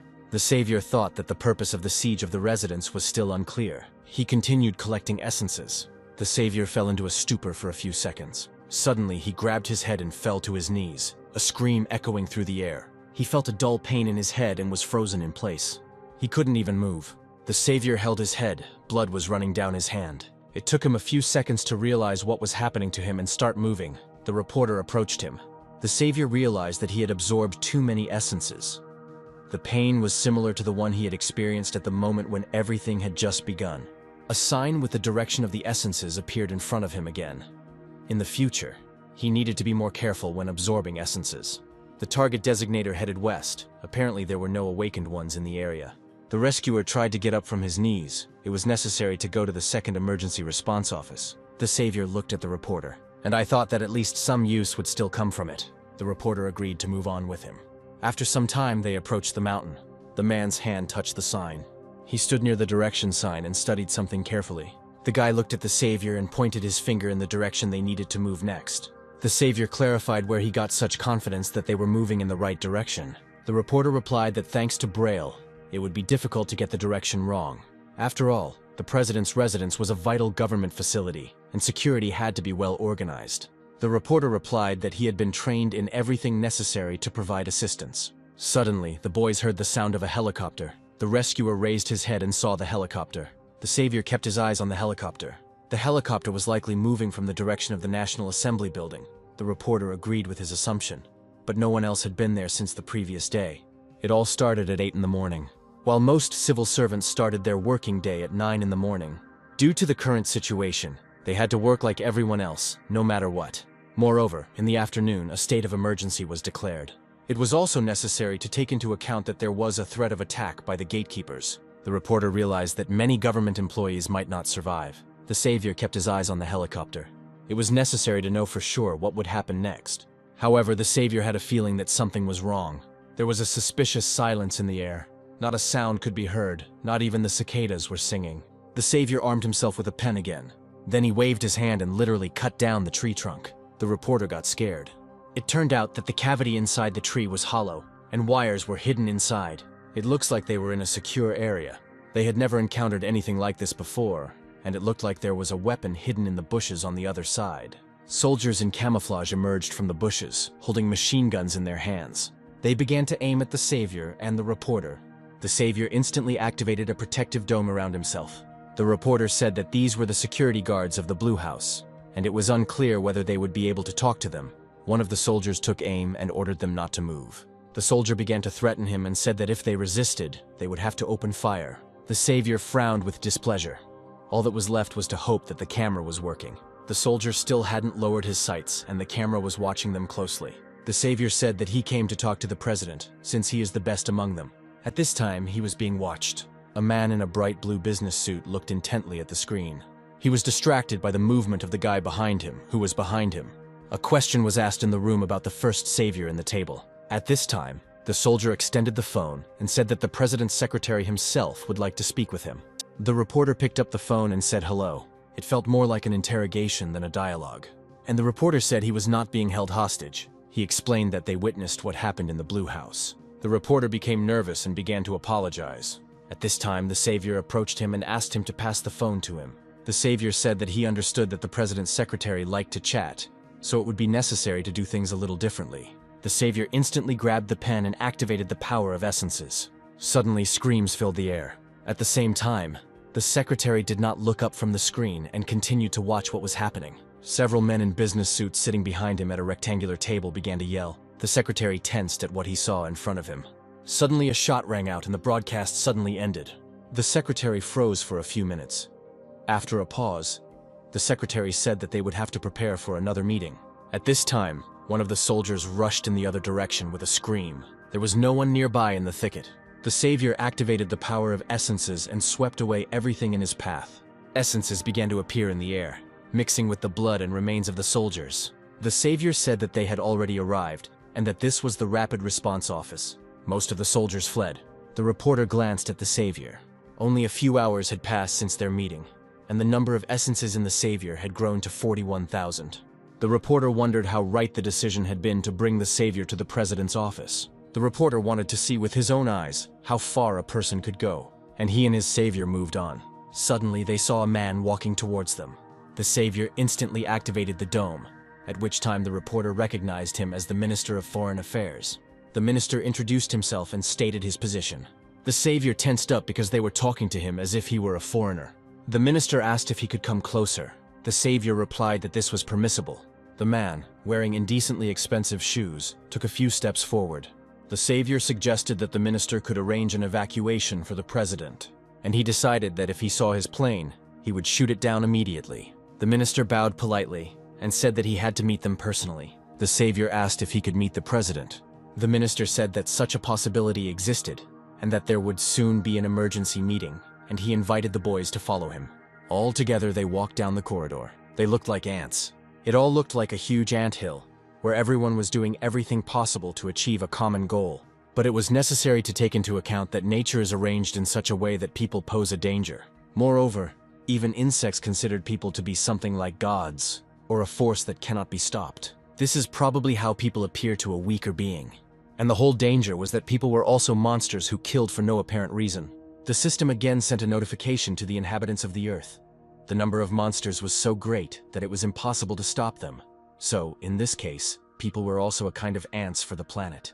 Now those who belonged to the first savior, the Earth, like an ant, could only fear such a person. The savior put such people in their place. Unfortunately, it would not have been possible to do without brute force. By this time, he had already become accustomed to his role as a common man. The guy who was in the minister's office at the meeting contacted the others. Despite the fact that the guy was very young, the conditions offered to him were quite satisfactory, and he decided that the game he was playing was well worth the candle, even taking into account that he exaggerated his merits.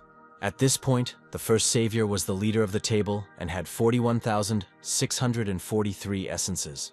At this time, The savior entered the building where the minister had brought him, and surprisingly, the president shook his hand and looked extremely calm. The savior understood that for now he was the strongest of all the saviors. Getting rid of him won't be easy, even for the authorities. The guy in the hoodie lowered his head because he felt like a nobody in comparison. Before the meeting began, the president thanked everyone present. He stood behind the counter and began to broadcast that the emergency meeting was due to the escalation of the situation. The green area marks the territory where public order and government control remained. They had no information about the gray areas. In the yellow regions, there was no public order and no government control. In the red areas, there were designated zones with red gates, of which there were currently 3. Those present became worried. Without public order, it was difficult to take control of all zones and districts. The president explained that, given the scale of the disaster that had befallen the people, the government believed that all those gathered were the last survivors. The savior took the cup in his hands and said that he thought that they needed to calm the people who remained, that they needed to ensure their safety. The minister said the government had acted separately from the people, and that the National Assembly had been destroyed, and diplomatic ties had been disrupted, while responsibility and the consequences of decisions remained with the government. For this reason, they need outside help to relieve the pressure, in order to weigh everything and consider the correct version of the scenario. Based on their experience of encountering monsters, they were unable to fight off resistance, and their weapons were useless. Moreover, the Awakened took control of all the districts, and the self-proclaimed simply left the government's control and declared sovereignty. The government believed that criminals who had defied the authorities could not be considered citizens until they had resolved the problem of regaining control over their districts. The savior became alarmed as soon as he heard that one of the largest companies had contacted them. They warned that they support the government and call for cooperation with them as long as the system still exists. The help of one of the largest companies could assist in the process of finding and restoring control over the country. Within an hour, a representative was to visit them to discuss the terms of cooperation and methods for transporting civilians. Then, a vote had to be held. The reporter was surprised that someone had the authority to lead the government. He never expected that such a large company could intervene.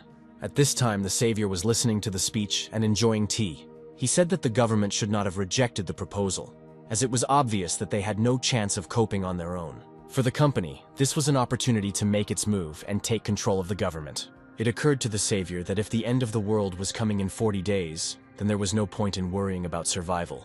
The minister approached the savior and handed him a folder with documents. The savior said that the government could not cope without help. There was much more use in these papers than he had expected. The folder contained documents on the current state of affairs and notes on the location of all military bases, telephone numbers, and a list of countries that refused to submit. The savior carefully studied the documents. Embassies in 144 countries were lost.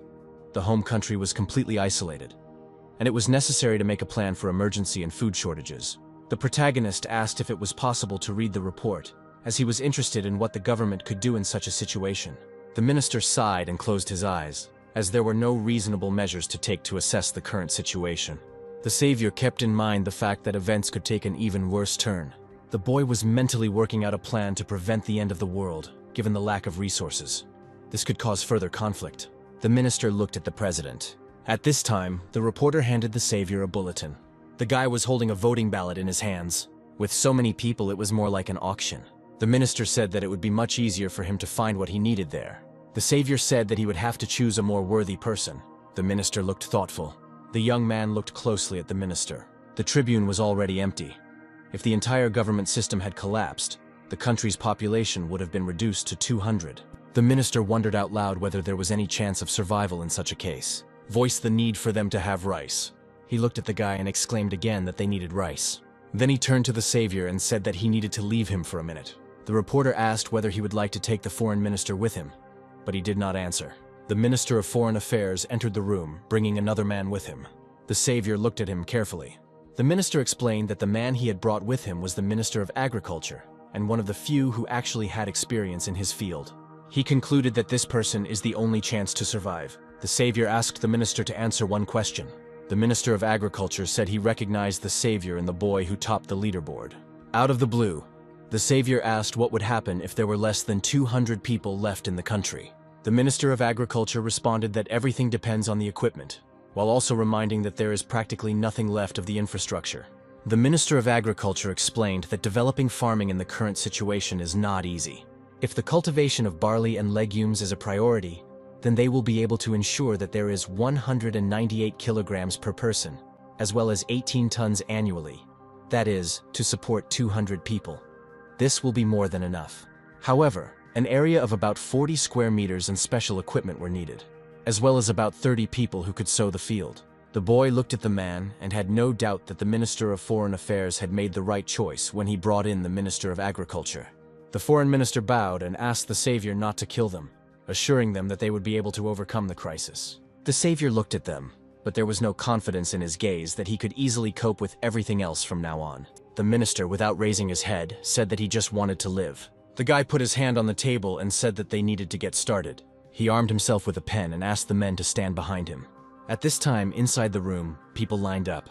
One of them turned around, and he saw that the savior was attacking. The president was also among the citizens in the room.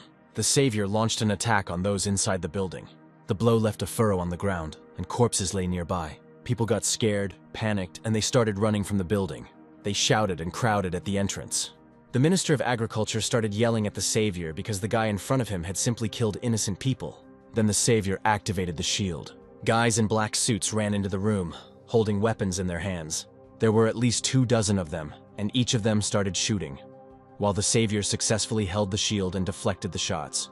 It takes 100 essences to repel one bullet, but the savior felt that he would not be able to hold out for long. To conserve energy and essences, he used the shield in one direction.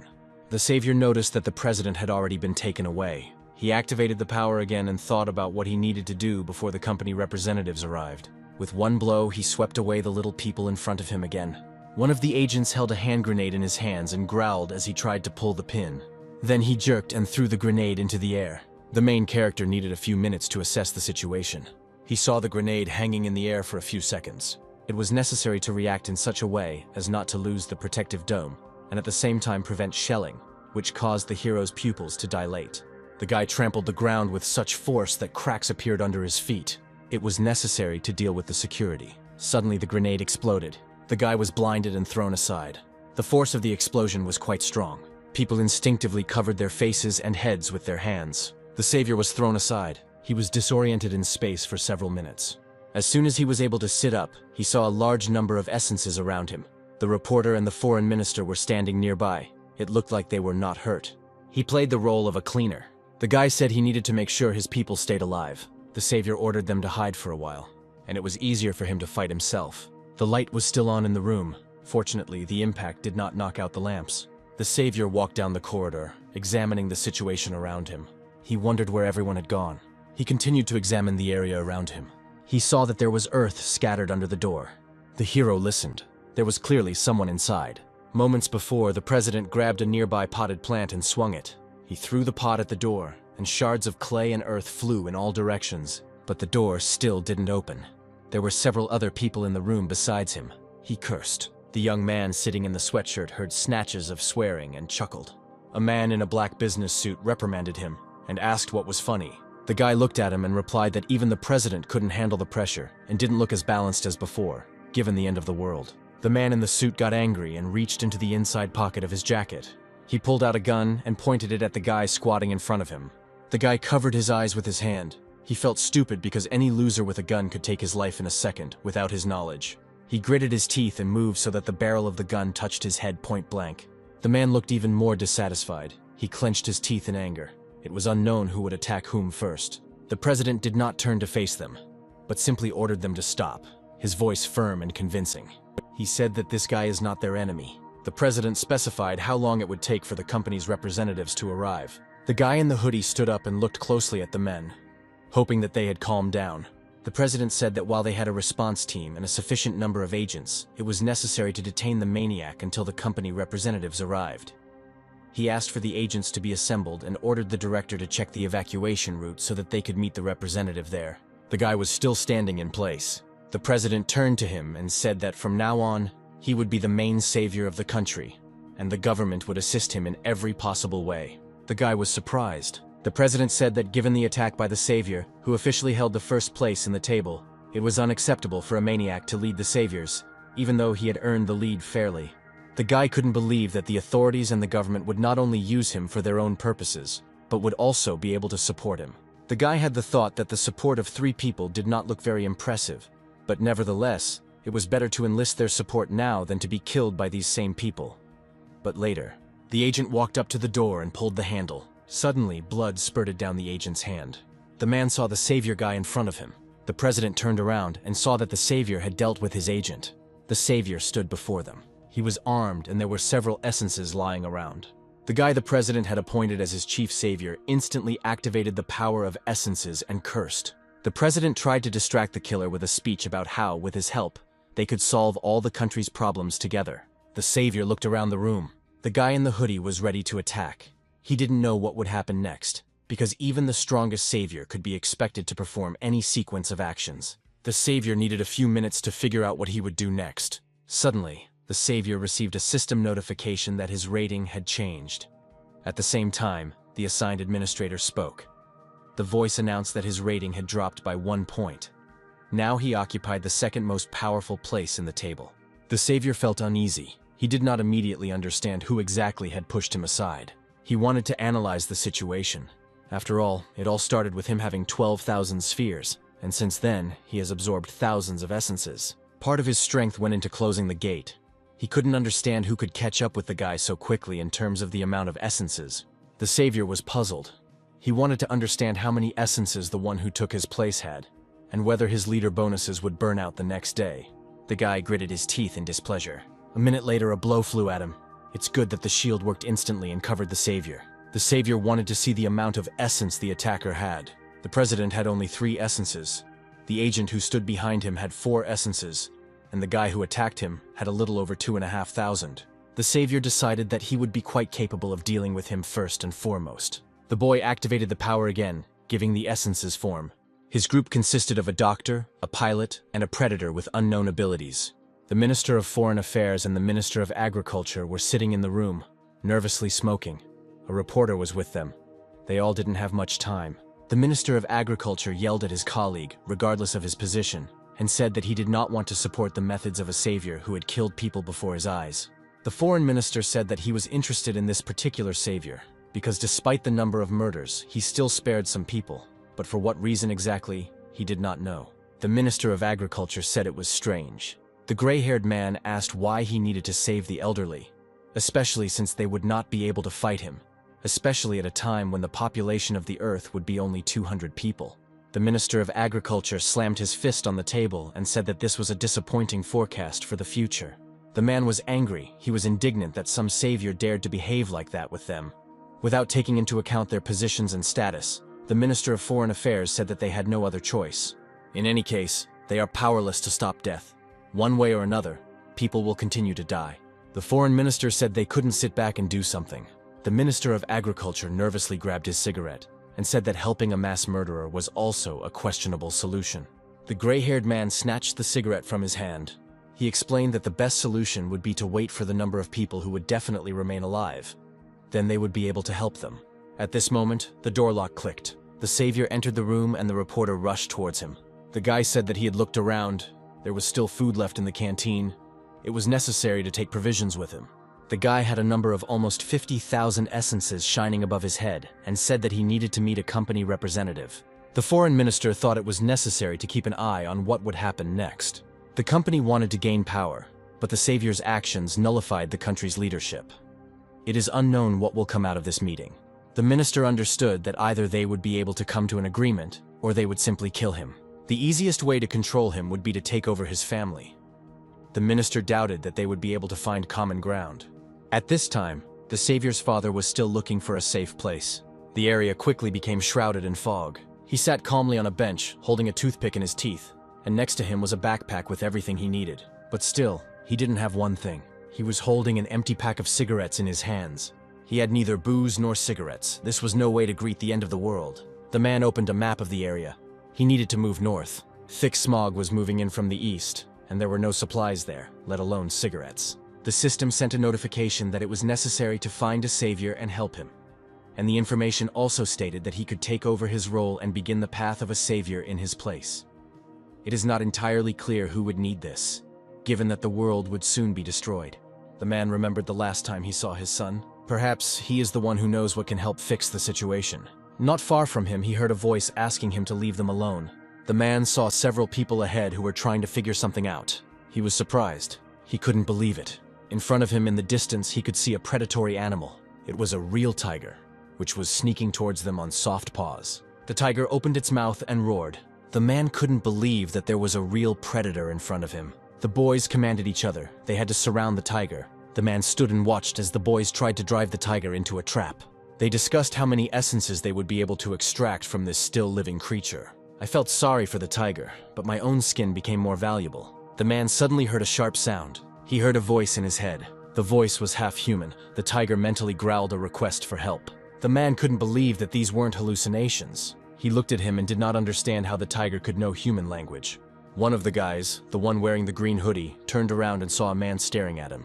The second guy was scared because he didn't expect to see anyone next to him. The guys started yelling at him and accusing him of following them and wanting to attack. The man scratched the back of his head in confusion. He couldn't just slip away unnoticed. At this time, the tiger's eyes lit up. The man pointed his index finger at them and said that the tigers were mountain spirits. With a single stroke of his finger, the man formed the essence into a thread, and the value of 5,320 essences glowed above his head. At this time, in another area, one of the guys in a business suit wanted to know if any new information had appeared. One of the agents suggested waiting a little longer. The guy said that as soon as the bunker was attacked, they immediately arrived on the scene and planned to negotiate with the government. The dark-haired agent was unhappy that instead of spending time with his family, he had to wait for a government that had already lost its former power. They stood still and waited. That was all they could do. One of them noticed a human figure moving towards them from the tunnel. The guy instantly formed a weapon from the essences. To strike accurately from such a distance, he needed the correct stance, and also such a force and speed of impact that will be enough to destroy agents. At the same time, using as few essences as possible, he formed the essence into something like an arrow, the energy cutting one of the agent's body in half. The second agent was in a stupor. Several more glowing arrows flew out of the tunnel. A second later, another arrow pierced the agent, leaving a hole inside him. The series of strikes did not spare the metal of the fuselage of one of the helicopters. Blood gushed in all directions. The other agents were stunned and needed a few minutes to figure out what to do, but the savior was already moving towards them. The guy stopped and counted the number of agents present. It turned out that they would all drop about 40,000 essences in total. The agents recognized him as the guy who had destroyed their office in another area. The savior sarcastically asked if their strength was really enough to subjugate the city. One of the agents thought they should find someone else. The ground was strewn with the remains of bodies and essences. The man with the backpack quickly dealt with the guys who were threatening the tiger, and he asked the cat why such a strong and noble animal could be afraid of some pathetic little people. The man said he didn't make the bravest mountain spirit. He began to collect essences, boldly stepping on them. This time, while collecting essences, he felt discomfort. The tiger's eyes sparkled again. The tiger saw that the man had grabbed his head, and the number of his essences was about 9,000. The tiger said that he had become stronger. Apparently, from absorbing the essences, he felt uncomfortable. He was surprised that the tiger could see the amount of essences in people. The tiger, as befits a real cat, did not pay any attention to his remark and began to wash his paw. The man saw that the tiger was licking blood from its paw. The tiger didn't know whether to trust the man. The man said that the wound needed to be examined, but the tiger growled at him. The man tried to calm the creature. But the thing was that the man understood why the tiger didn't want to fight with them. There was a girl sitting nearby. The tiger was covering her. She was wounded and was sitting behind him. At this time, the blood mixed with the essences. One of the agents fell to the ground and the essences fell out of him. The savior quickly dealt with them. It looks like these guys won't be getting any help. He began to collect the essences that appeared from them. Finally, the savior was able to collect 90,000 essences. The system notification stated that he had increased his essence count, but for some reason, he still couldn't take the lead. He wondered how many essences the one who took his place had. At any moment, he could find himself in first place and lose the ability to close the gate. The foreign minister addressed the savior by name. The guy turned to him and asked if everything was ready. He showed everything they were able to collect and take away by helicopter. The minister asked for instructions on what they would need in the near future, as the remaining provisions would need to be used for storage. It was necessary to take flashbang grenades and medical supplies with you. The rest should be light and bulky. The savior picked up the phone to make a few calls. The guys went down the fire escape, the emergency exit. The predator and the doctor watched as the boy passed several floors. The woman doctor, in her usual manner, made a sarcastic remark, but deep down she hoped that they would be able to cope in a way that would not require the use of weapons. The predator remembered one of the chefs in the restaurant, the same one the pilot had dealt with. The pilot noted that he didn't look much like a predator. The predator replied that he had one guess about what was going on. The system reflected back to the savior the question of what he would do if he had to die in 24 hours. The predator replied that he would kill the boss. He remembered that his boss had never been kind to him. Maybe that's why he got the role of a predator. The predator and the doctor held machine guns in their hands and were ready to continue their journey. The phone rang in the predator's pocket. It was a call from his subordinate, who was still one of the most dangerous saviors. The savior replied that it was necessary to get ready as quickly as possible. He ordered them to move east from the Blue House. Once they reached the helipad, they could fly away. The rescuer noticed that there was something inside the fuselage. He needed to find the green panel that looked like a speedometer. It had 3 numbers written on it that he was supposed to dictate to the savior. The pilot received information about the numbers shown on the speedometer and said that he would have them soon. After some time, the helicopter arrived at the scene. The foreign minister asked where they came from. At this time, the Minister of Agriculture sympathized with the pilot, since he was a representative of the company whose employees were caught in the crossfire. The rescuer met the pilot and asked how he was feeling. He said that there would be no need to fly immediately, but that some supplies would need to be loaded on board. The predator asked the savior what would happen to the government, but the guy replied that there was nothing to worry about, since he had killed all the representatives who were useless. The savior extended his hand in a welcoming gesture. It was necessary to introduce himself. The Minister of Foreign Affairs introduced himself. The savior also introduced the Minister of Agriculture. The predator and the doctor stood a little behind.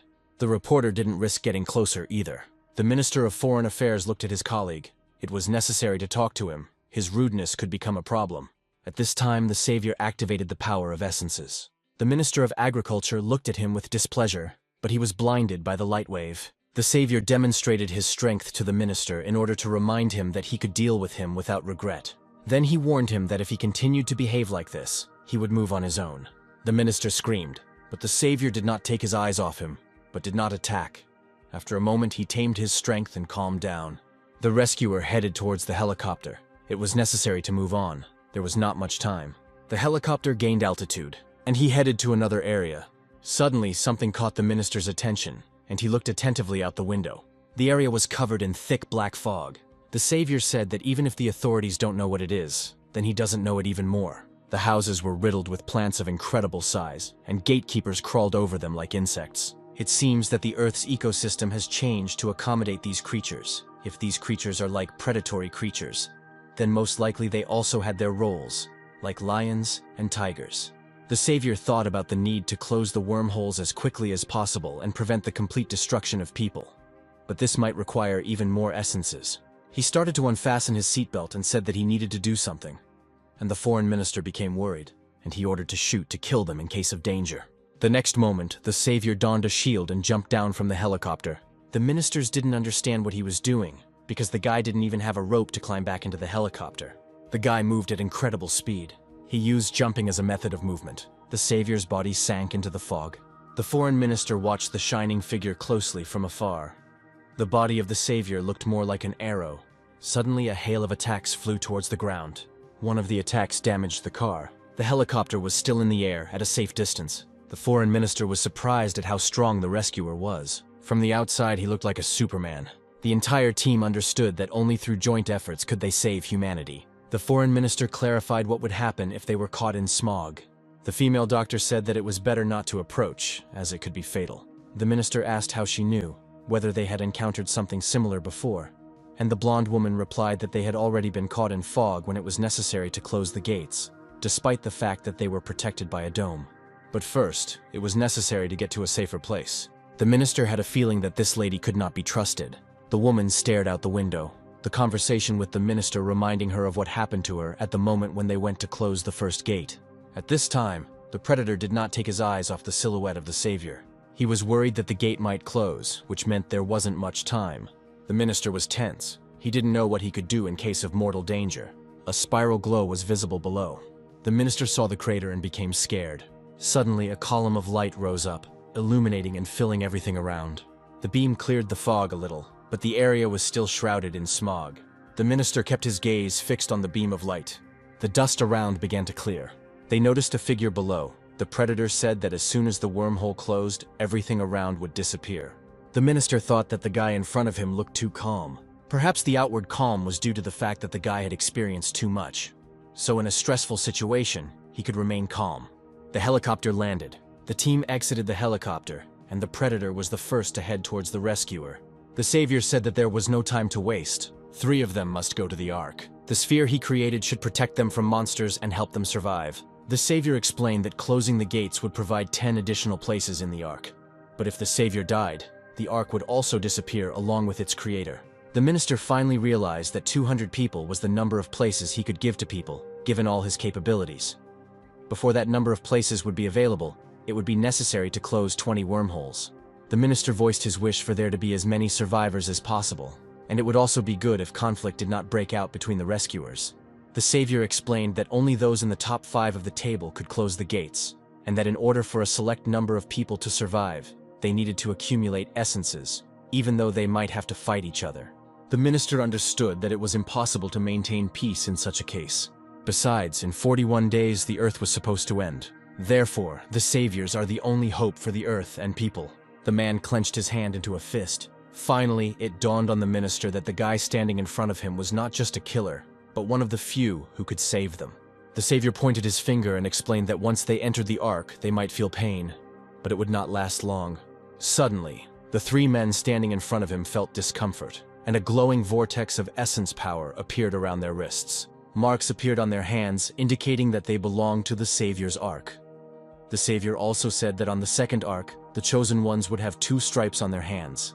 Suddenly, a message appeared in front of him saying that there was 1 more passenger, namely 7 out of 20. The Savior remembered the girl from his team, and all that remained was to hope that the nurse might still be alive. The system administrator's voice announced that the passenger's seat would be reset in the event of his death. The rescuer was puzzled. He did not understand how the girl could have survived.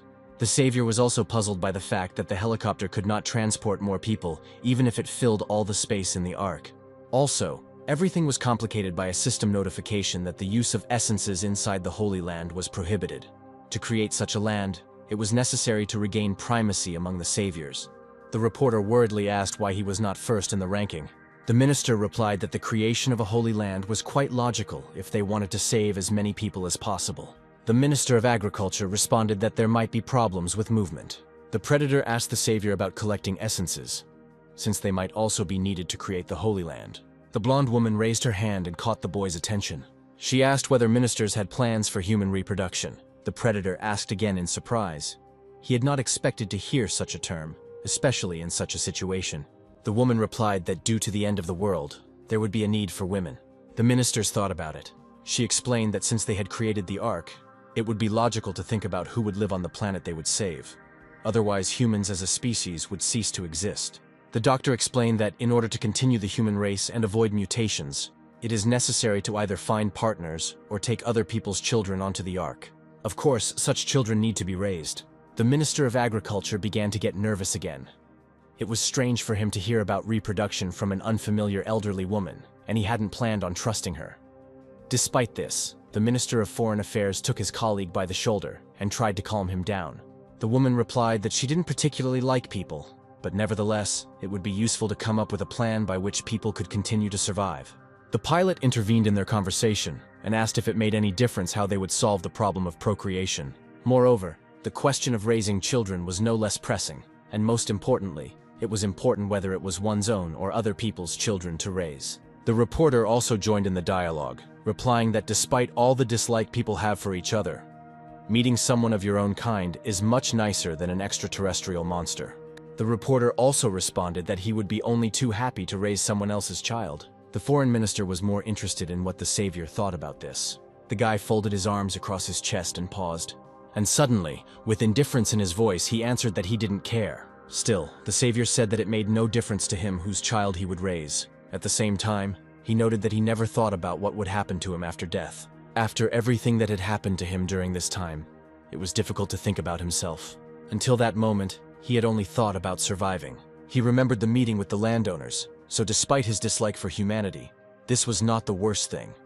But since he had been cast in the role of savior, it was worth sticking to the plan he had developed. The savior explained that after so many deaths, he did not care about other people. Actually, that's why he assembled such a team. There was much more humanism in them. For this reason, the savior asked not to take their opinion into account. The Minister of Agriculture said that this was all wrong. The government determined the direction in which the nation's development should move, and it was their opinion that thousands of people relied on. The foreign minister asked the savior how they would prepare the next generation. The blonde woman suggested adding couples or children to the ark. The minister said that everything must be decided through anonymous voting, which would help avoid disputes. 4 votes will be needed to win. The minister approached the savior expecting his approval, but the young man replied that he could not rely on his opinion in resolving such issues. But the rescuer noted that the minister was trying on the role of a judge. Perhaps this approach would help him become a wise advisor to the survivors. The man held 6 pieces of paper in his hands, which he proudly called ballots. The minister announced the time and said that they could begin voting on who exactly would go on the ark. At this very time, the savior's father was moving in his direction. The path was not easy, and it no longer seemed such a good idea to him as before. He was carrying a girl on his back who was being protected by a tiger. The animal was peacefully walking next to him at the time. The man cursed his own carelessness, since it was much easier to move alone. Besides, the tamer had been dead for several hours already. The smell that came from the body was consistent with that of a corpse. The body was limp on him. Moreover, in such heat, the body could decompose in a matter of days. It was necessary to get rid of him somehow. The man looked at the tiger. Most likely, the wild animal would not obey him unquestioningly. He thought that he still had a little time to move away somewhere. On the way, the man noticed an outdoor air conditioner that was working. Most likely, there was someone inside the building. He called the tiger to him. They slowly entered the room. It was dark and cool inside. The man looked around and decided that this was a good place to make a stop. Besides, the coolness could save them from the heat. Out of the corner of his eye, the man noticed movement next to him. He was attacked by a girl holding scissors in her hands. He miraculously managed to dodge. He never expected that she would attack him from the side. The tiger saw the threat and roared with incredible force. The woman became frightened and stepped back. The animal rushed towards her. The man gritted his teeth and realized that the tiger would simply tear her to pieces. He jumped up from his seat. He instantly activated his protective shield and rushed towards the girl, the blow of his huge, enraged paw landing on the dome. But the force of the impact was so powerful that the dome cracked like glass. The girl who had attacked the man just a second ago huddled in the corner behind him. The man ordered the tiger to calm down, knowing that the animal would understand his speech perfectly. He activated the power of the essences and said that if he did not calm down, something might happen to his tamer. At this point, the voting came to an end, and the minister said there was one more vote against. The reporter held the ballots in his hands so that the other voters could see the results. It turned out that there were 3 votes for and 2 against. The minister stated that if the score is not evened out, the idea of planning for future generations will have to be abandoned. The predator, the Minister of Agriculture, and the pilot closely followed the voting process. The last ballot appeared in the man's hands. The minister opened a piece of paper and there was a vote in favor. So they decided that they could include married couples and children in the ark. The reporter said that it is necessary to introduce a criterion by which the ark will have 20% more seats. If this cannot be done in the current ark, then it is worth considering this in the next one. The foreign minister responded that this issue could also be resolved through a vote.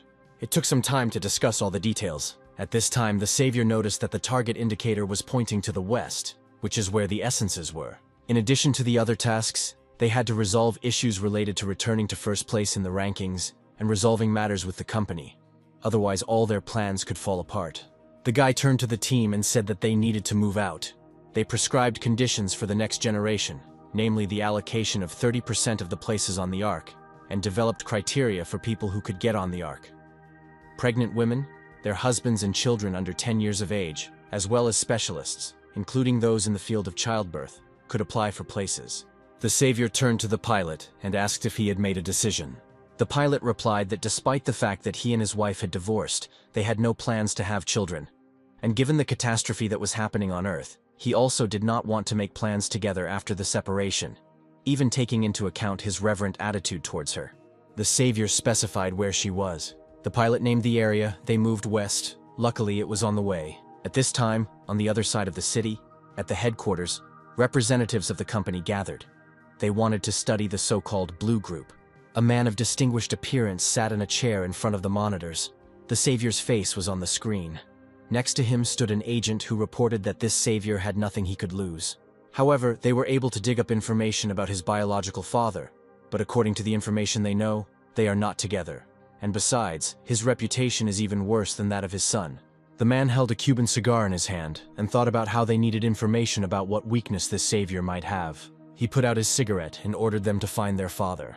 The agent said that they can already track him, thanks to the fact that the man is moving using a navigator, so it won't take much time. The company representative responded that at least one of them needed to be found. At this time, the team approached the area. The rescuer and the reporter got out of the helicopter. They wanted to look around. Below, they saw hundreds, if not thousands, of animals. The savior climbed to the edge of the roof. There was little time. It was necessary to move on. He said that he would take care of the dogs, and that he would have exactly an hour and a half for everything. The guy jumped down. During the flight, he managed to activate the shield, so the landing was painless. The savior activated the pen. He pointed it towards a pack of animals that was ready to pounce on him.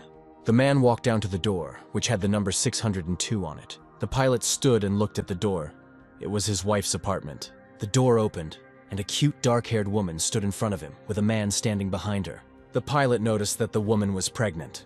The minister thought that if the pilot had divorced a year ago, then the woman was already pregnant by another man. The pilot tried to find the words to start a dialogue. He asked how far along she was and congratulated her, and the woman thanked him. The man who had been standing behind her came forward, extended his hand to introduce himself, and said that his wife had told him about him. The woman worriedly asked the pilot why he had come, especially since it was dangerous on the street because of the dogs. The pilot raised his voice and ordered them to obey him. He entered the apartment and said that no one would come to their aid, but he came to her with a man who could save them. The man who introduced himself as the new husband expressed dissatisfaction with the fact that he broke in uninvited, and he asked him to at least take off his shoes, but the pilot had already gone to the window and grabbed the curtain to open the view for them. He explained that he had arrived with a rescuer who could help them, and that the man he was talking about was now on the street. At this time, the savior activated the power of essences. The attack was powerful. The savior swept away the flock that surrounded him. One blow was not enough. There were too many animals. The dogs growled. It was clear from their behavior that they were ready to attack. The savior felt that the dogs were very offended by people. Their behavior reminded him of the cats he had met before. The savior has activated the essences again. It will be impossible to negotiate with such unfriendly creatures. The woman was frightened by what she saw, and began to scream that she could not trust someone who had just destroyed so many living beings. The pilot explained that this was their chance for survival. The minister reminded the pilot that they had little time. The pilot became angry, because he could not explain why they should now drop everything and follow him.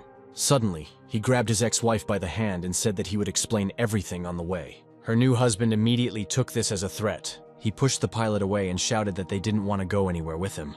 The minister shouted. He rushed towards the pilot. The man hit the back of his head and fell down the wall. The minister saw that the pilot was bleeding. The pilot muttered that they should take the woman with them. The minister started shouting that this man had risked himself to give them a chance to survive. The man apologized for behaving that way. He was afraid that his wife would be hurt. The minister said they needed to lift him up or he would die. The gray-haired man screamed that if the pilot died, then everyone else would die too. The savior continued to attack the flock. Meanwhile, in another area, the tiger finally calmed down. The man thought that if it was quiet outside, then no one would be able to find them just like that. He said out loud that if he hadn't brought the tamer here, this tiger would have dealt with them long ago. The man turned to the girl holding the tamer in her arms and asked if she had any information about the cult that was gathering all the doctors in the area.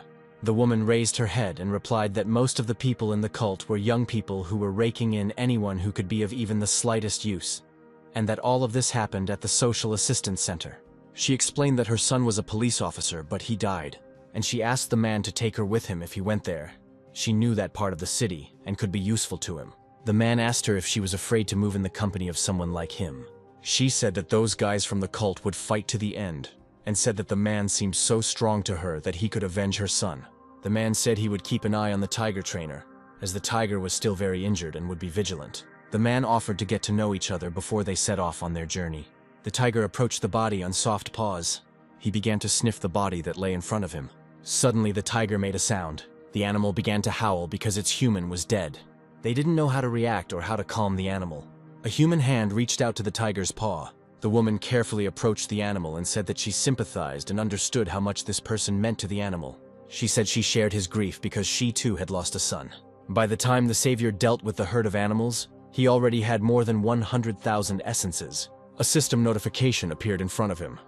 The savior wanted to find out how many essences the leader who took his place had. Together with the essences that lay on the ground, he should have had about 110,000 essences.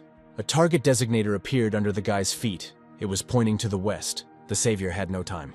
He began to quickly collect essences, the number of which began to increase rapidly, but collecting the essences could still take time. The rescuer moved towards the helicopter. It was the only way to save time. He opened the door to the roof. The guy stopped in place. He saw blood in front of him. The minister, the predator, and the reporter turned in his direction. He asked where the pilot and the others were. The predator explained that he was unconscious and was being looked after. The rescuer clarified what the pilot had said before passing out. A man and a pregnant woman stood in front of the rescuer. The man replied that the pilot had come to take them away from this place. The man accompanying him heard everything. The savior looked closely at the new man.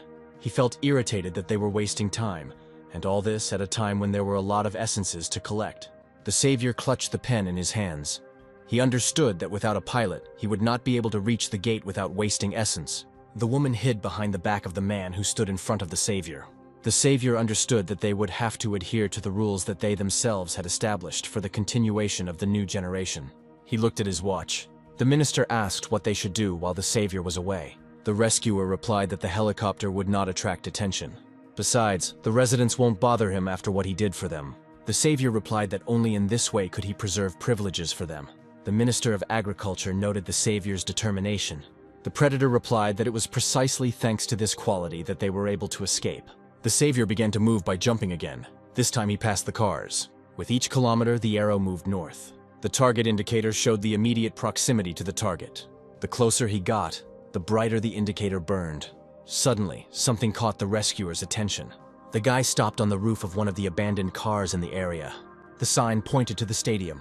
The savior needed a few minutes to figure out which direction to move in next. Suddenly, the arrow under his feet jerked in the other direction. Perhaps the target itself was moving, not the pointer. It was unclear what exactly the arrow was pointing to, but the assigned administrator reminded that the arrow points to a target, which could be either a place or a person. This meant that the savior was chasing the man. There was a possibility that this was a savior who could escape. The assigned administrator responded that all potential rescuers could use the system and call for help from the target designator. It was unclear whether ordinary people would be able to take advantage of these opportunities. The savior continued to move by jumping, not letting go of the thought that the target could guess that someone was pursuing it. After walking several blocks, the guy stopped. He stopped in front of a one-story building. Judging by the speed of his movement, the rescuer thought that this was a man who sensed that he was being pursued. Did he just run into this building? The smell of fried meat reached him, and the guy frowned with displeasure. The savior wanted to see who decided to do this during the disaster. Sounds were heard somewhere nearby. The savior saw a guy in front of him. He was sitting at a table and eating. Something was wrong. The guy was shaking. And then suddenly he asked for help. The savior saw that before him was an innocent man who was in a state of stupor and horror. There was a hooded man standing behind him. The savior instantly activated the shield. The shock wave knocked out all the windows and doors. The savior covered his face with his hands to hide from a direct blow. The power was so strong that the savior could barely stand on his feet. The savior did not understand who was in front of him and why he was hiding behind people. The streetlights outside shorted out. The savior could barely hold the shield. Only a small piece of asphalt remained underneath it. The guy couldn't figure out where exactly the target was, inside or outside. Suddenly he saw a bright light. It was another blow that was heading his way. This time, the blow was in the form of a spear. The savior did not understand why this blow was not as strong as the previous one. Because of this, the savior was distracted and the guy attacked him. The guy had small glowing spheres between his fingers, but the savior couldn't see his face. The hero remained on his feet and held the shield. The guy fought well and knew several moves that he had never seen before. Most likely he was trying to knock him down. The guy in the hood attacked the savior. He started attacking him, shouting that he was caught. The guy pounced on the savior. The attack was powerful and swept away everything around. But the hero stood his ground. Thanks to his shield, he withstood the attack. The guy who attacked the savior had an inscription above his head indicating the amount of essences and the role of the predator. The savior thought that 50,000 was not such a large number, so he was not a rival to him. The guy got scared and started running in the other direction. The savior rushed after him, as he did not want to miss out on so many essences. Moreover, the first place in the ranking was at stake. The savior had to shake the whole amount out of him, but the guy pounced on him again and beat him like a loser. Suddenly, the savior repelled the attack and blood splattered all around. The savior said he had a few questions. If he agrees to answer, he will die quickly and painlessly. At this time, the team was still on the roof of the building, and thanks to the medical equipment on board the helicopter, they were able to provide first aid to the pilot. The female doctor took off her gloves, which were covered in blood. The foreign minister stepped out of the helicopter and praised her. The doctor said that he miraculously survived. Thus, she managed to prove her importance to the team, as well as to the Ark. The woman looked at the minister. The pilot quietly asked where the savior was now, and was told that he would return soon. At this time, the savior was walking towards them. The pilot rose from the couch. The predator also heard the steps and turned around. The savior approached the pilot. The pilot apologized to the rescuer for what happened. The savior asked to quickly resolve one issue. The savior said he could fit the couple on the Ark. Moreover, they met the criteria they had approved in the vote. The guy clenched his fist and said he had nothing against it. He explained to the couple that once they got on the Ark, they would have to follow their rules. He pointed his finger at them and said that they had been accepted onto the Ark. A small warm whirlwind appeared around their hands. The savior explained that these were marks that indicated their belonging to their team and the Ark. The savior asked them to warn him if they saw anyone with the same marks. Suddenly, the rescuer was distracted by a notification sent by the system, which stated that there were only seats left for 11 passengers. The woman wanted to know if a place for a child who has not yet been born is taken into account. The savior believed that the system should have prioritized newborns. He contacted the assigned administrator for information. The problem was that the system didn't count the amount of essences in someone who hadn't been born yet. So a newborn person didn't have the essences that would allow him to board. He had a question about how to transfer the essences to the child. He assumed that the child would be a tasty morsel for the gatekeepers. The savior decided that the gatekeepers were hunting essences, not creatures. As he thought, there was no point in placing the child on the Ark. The creatures that entered the world through the wormhole hunted specifically for the spheres, because the essence is distributed among all living beings on Earth. This became the reason for the struggle for survival. For this reason, people were forced to fight each other for essences. Finally, while the savior was thinking about all this, the system sent him a notification that he had once again topped the table, this time with over 161,000 spheres. The savior clenched his fists again. It was necessary to collect the essences as quickly as possible. The only thing that interested him was how soon the pilot would be able to sit behind the helicopter's tail rotor. The female doctor said that she would give the pilot a little more time to recover. With such an injury, he needs at least 3 days of rest. The pilot grabbed the bandage and said that he would be able to move towards the company in an hour. The savior said that they would go in the other direction. This time, they will have to spend the night in a southern prison. At this time, in the Catholic church, in the middle of the hall, a tiger sat peacefully and looked at the crucifix hanging in front of it. The man who saved him turned to the lady, who had become much friendlier since the attack on him, and asked her if she would like to go with him. The woman said that if he had ever been a parent, he should understand her too. Because of the marginalized people from the social center, she will never see her son again, so going with him is a matter of duty for her. The tiger also mentally conveyed a message to them about this. The huge tiger said that he would go with them. The man looked closely at the animal. Suddenly, he was distracted by the sounds that a helicopter usually makes during flight. The man looked up at the sky, not understanding who could afford to be so confident in their own safety as to move around in such a way. He noticed that it was a medical helicopter. It had no side guns. The helicopter found a small area and landed inside the correctional facility. The savior came out of the cabin first, followed by the predator. There was no one around. Most likely all the prisoners had escaped. The savior approached the team to find out who among them might have information about this place. The reporter replied that he had been to this place before. It was necessary to find a safer place and climb up, the rescuer agreed. It was necessary to find a point from which the surroundings would be clearly visible. The savior knew that there must be many essences in this area. He ordered the team to wait for his return, activated the shield, and went in search of the essence owners. At this time, the Minister of Agriculture and the Minister of Foreign Affairs were choosing a place for the shelter. It was necessary to choose a place near the wormhole, so that the system would allow the savior to create the Holy Land. While they were examining the map, the pilot's ex-wife felt very ill and was placed on the couch. The Minister of Agriculture suggested an area that not only had gates, but also excellent soil for farming. The Minister of Foreign Affairs knew his country's territory very well. The proposed area was not the most convenient for travel, and, in addition, the climate was characterized by harsh winters. The men began to argue among themselves, and given the temperament of the Minister of Agriculture, this could drag on for a long time. There could be other areas in the city with abandoned buildings, and it was necessary to be able to move freely. Despite all the peculiarities, it was necessary to stay in the city, even despite the danger. It was necessary to settle in a place where they could have access to resources. The man pointed his finger at the map. The Minister of Agriculture asked several clarifying questions before they made a decision. The Minister of Foreign Affairs explained that they would be able to move from the selected area at any time, thanks to the railway. The Minister of Agriculture thought about it. The chosen area met the criteria they needed, and besides, the land there was still suitable for growing crops. They entered the room and the ministers interrupted their conversation. The predator was holding a firearm in his hands. The rescuer said that he found nothing nearby, so he had to move further away. The savior wanted to know how the team was doing, and the minister replied that everything was fine, including because the colony building was completely empty. At this time, the reporter wanted to know how many essences the savior had. He saw a figure that was approaching 300,000. The minister wanted to know how much time the savior would need to rest, as it was necessary to discuss the options they had chosen for creating a settlement. The foreign minister asked the boy to look at the map. They offered him 3 areas that were suitable for creating a holy land, and it was in these areas that there were gates that needed to be closed. It was necessary to rule out options that were located near water. Wormholes could not be located in these places. The minister also stated that one of the districts had infrastructure that belonged to the country's main company, which was a significant advantage. The decision about where they were going had to be made as soon as possible.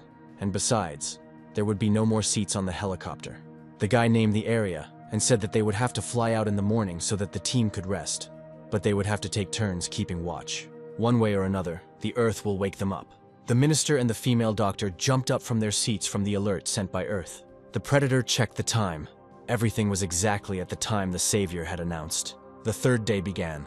In addition, it was necessary to read information about a number of changes. Gates in all regions have been upgraded. The amount of all essences has been reduced by 5%, and each region leader can choose an advantage. The list also included a reminder that the Earth would be destroyed in 40 days. The savior carefully studied the information. On the first day there were 6% fewer, so the number of spheres over the last 2 days has dropped by 11%. The savior began to choose from the options offered, and he chose the privilege that would allow him to close the gates faster. Since the savior was ranked first, he was allowed to choose an individual advantage. The first option allowed one to find out the exact location of the gate. The second option made it possible to instantly teleport to any location along with the target. The third option showed 2 targets that the savior could choose. The fourth is camouflage. Thanks to this advantage, enemies will stop attacking him. The 5th option is the creation of a holy land, in which the use of essences by outsiders was prohibited, and the system itself protected such a place. The savior thought that if he had not returned to first place, he would not have been able to gain such an advantage. At the same time, someone else could have gotten rid of him if they had such opportunities. Moreover, he himself was ready to remove the savior, who occupied 2nd place, so as not to feel threatened by others. He decided to choose the Holy Land and the next day collect as many spheres as possible in order to be able to remove the savior, who was in 2nd place and could threaten his leadership. The savior was curious about what would happen next. The minister suddenly became worried. The woman doctor was also surprised. In front of the ministers and the savior stood a predator. The savior could not believe his eyes. A sign appeared above his head that said he was an agent. The pilot asked the guy what it all meant. The savior replied that he, too, had never heard of the role of an agent. The guy who used to be a predator couldn't understand why the system had changed his role. He carefully studied the notification, hoping that it would clarify the reason. The information was that he was overrated. The essence of his new role was that he would carry out tasks on behalf of the savior. The guy was surprised. He had no idea what he was supposed to do next. The system notified him that he needed to wait for the decision made by the savior. The savior thought about it. He also received notifications from the system. An agent was assigned to help him carry out tasks. If he agrees to use it, the agent will be able to control the Ark, remove and assign people to the Ark. He will also be able to borrow essences from the savior to complete tasks. At any moment, the savior could give up his role to the agent and transfer all his essences. And the last function that was available to the agent was a will, which would be available in the event of the death of the savior. The savior realized that the system assumed that in the event of the death of the role holder, the agent could continue the activity. The savior smiled weakly. From Earth's point of view, he was just an instrument for saving humanity, nothing more. Thoughts swirled around in his head about why the system had chosen him, but it was more of a rhetorical question. There remained hope that in an emergency, the agent would be able to cope with the duties of a savior. The savior approved the management of the Ark and the borrowing of essences. The system showed information about how many essences he could borrow and how long he could use them. The agent tensed up because the number he saw was huge. He suspected that the savior had a lot of essences in stock, but such a number of deaths surprised him. The foreign minister concluded that based on the information the system had provided them, The agent was effectively a substitute for the savior.